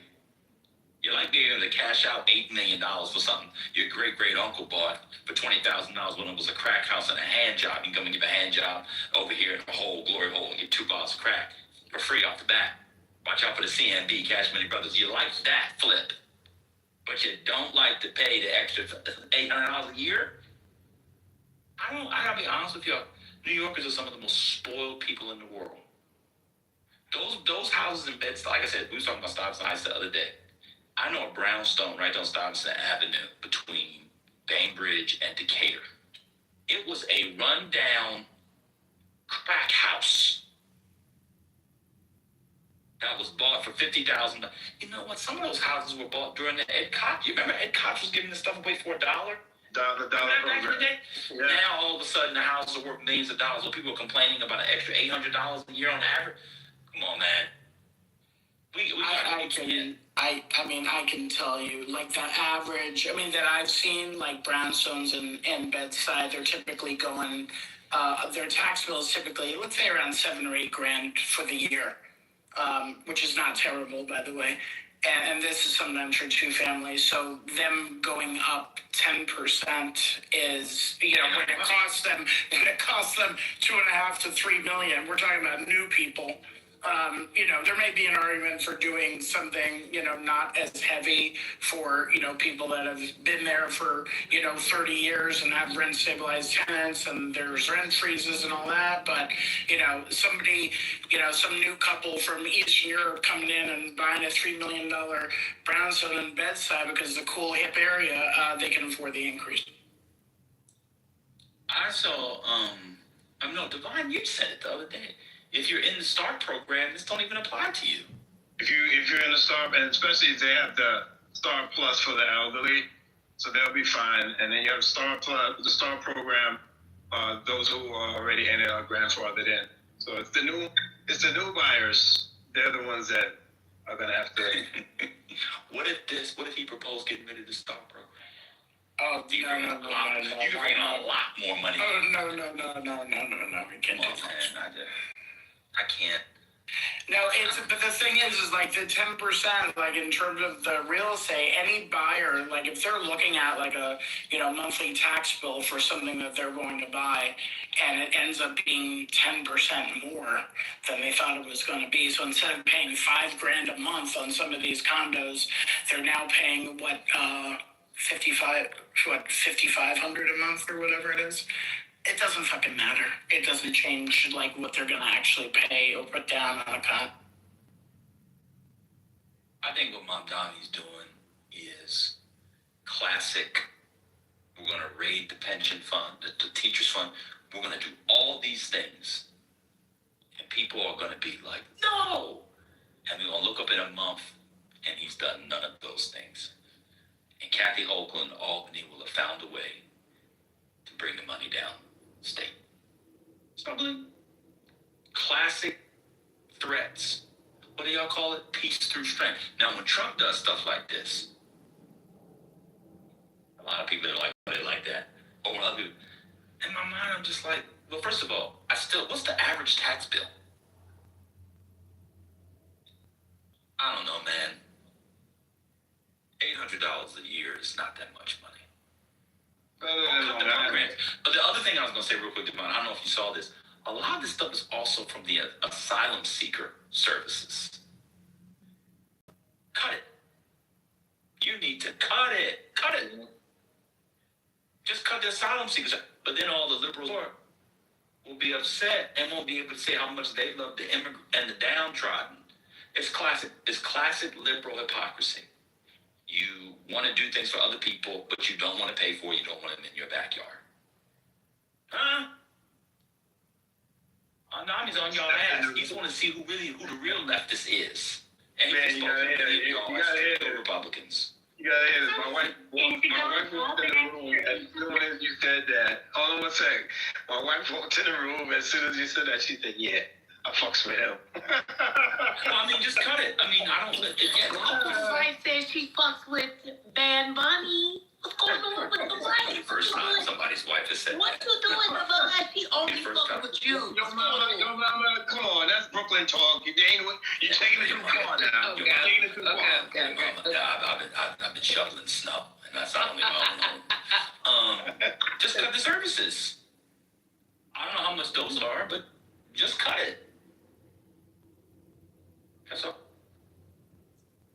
Why not cut it? Adam started to cut it, right? He was pissed off.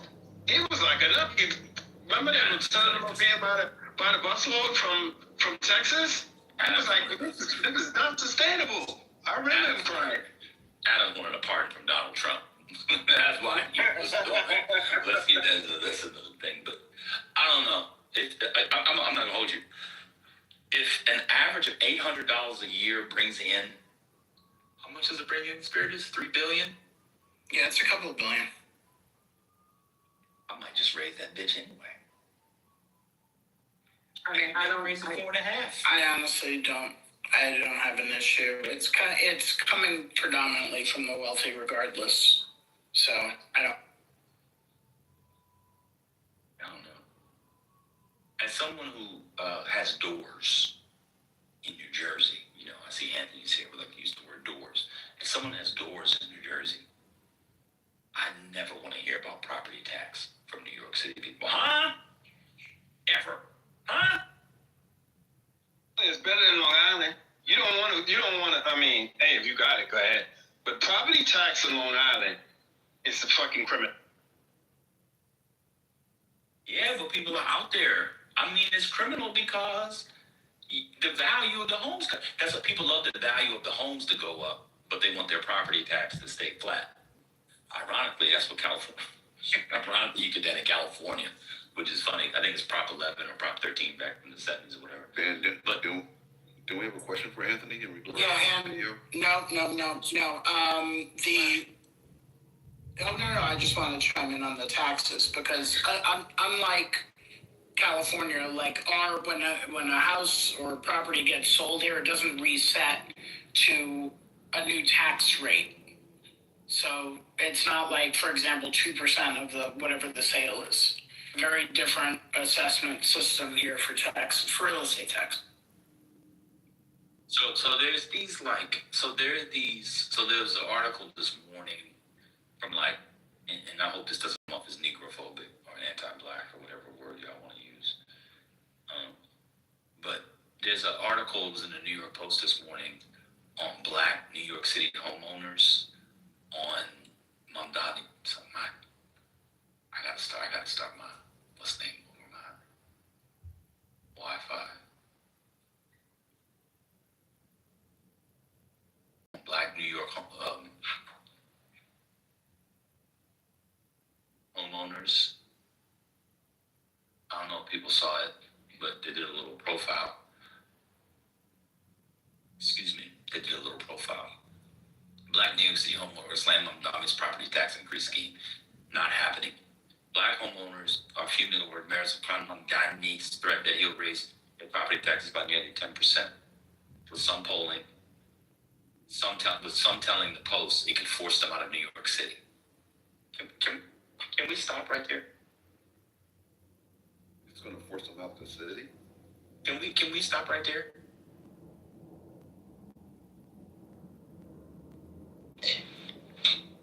What outlet did you say?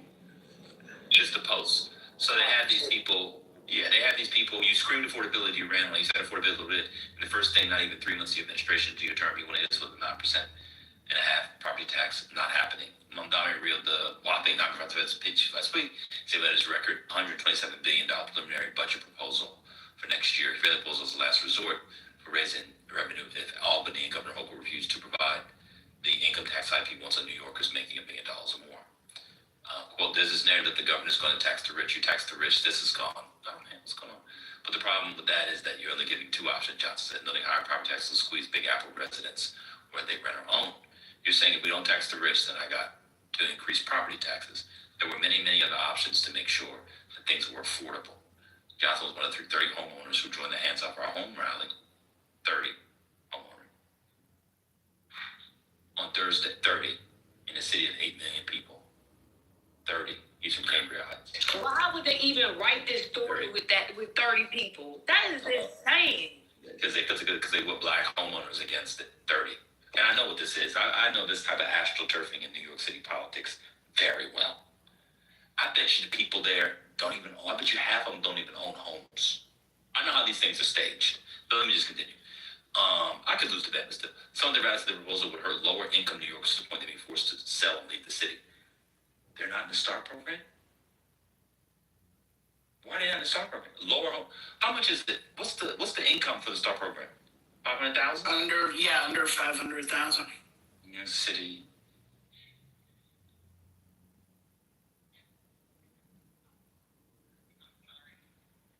How much is it? You don't qualify if you make over 500K, I believe.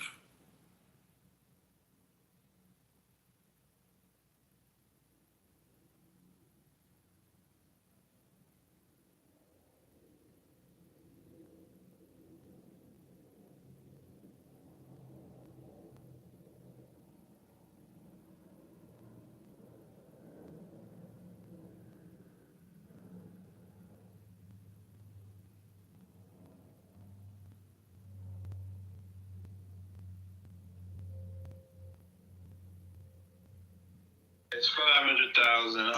NYC homeowners can qualify for the STAR school tax relief program with a total household income of 500,000. Wait, is my mic working? Okay. Okay. Yeah, I couldn't hear you.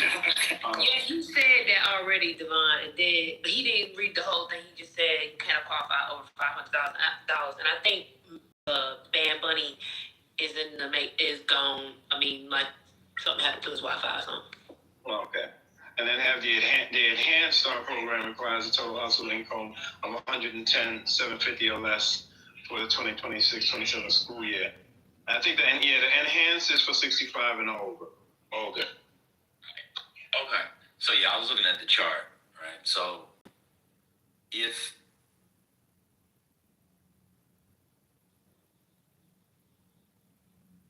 you having to pay, if you're low income, you're going to be probably under the average, which was $750, right? A year. But let's say you're at $750. I mean this with all due respect, and it doesn't take a genius to figure this out. If you have to sell your house and leave New York City because you have to pay an extra $750 a year in tax, and you get $500 credit from the STAR program. So it's actually about $50. I'm just doing averages. Actually, let me break the average down. Let's say 400. Let's say you don't even get the full six. You know, the average is between, I looked it up, $350 and $600. Let's say you get $400. If you have to pay $750 while already getting $400, you have to pay $750. If you think I believe you that you have to leave New York City, jump off a bridge. Jump off a bridge like Rufus did at the end of part 1 in James Baldwin's Another Country. He jumped right off the bridge, right off the GW bridge. Is that the Hudson? No, what's the GW bridge? That's a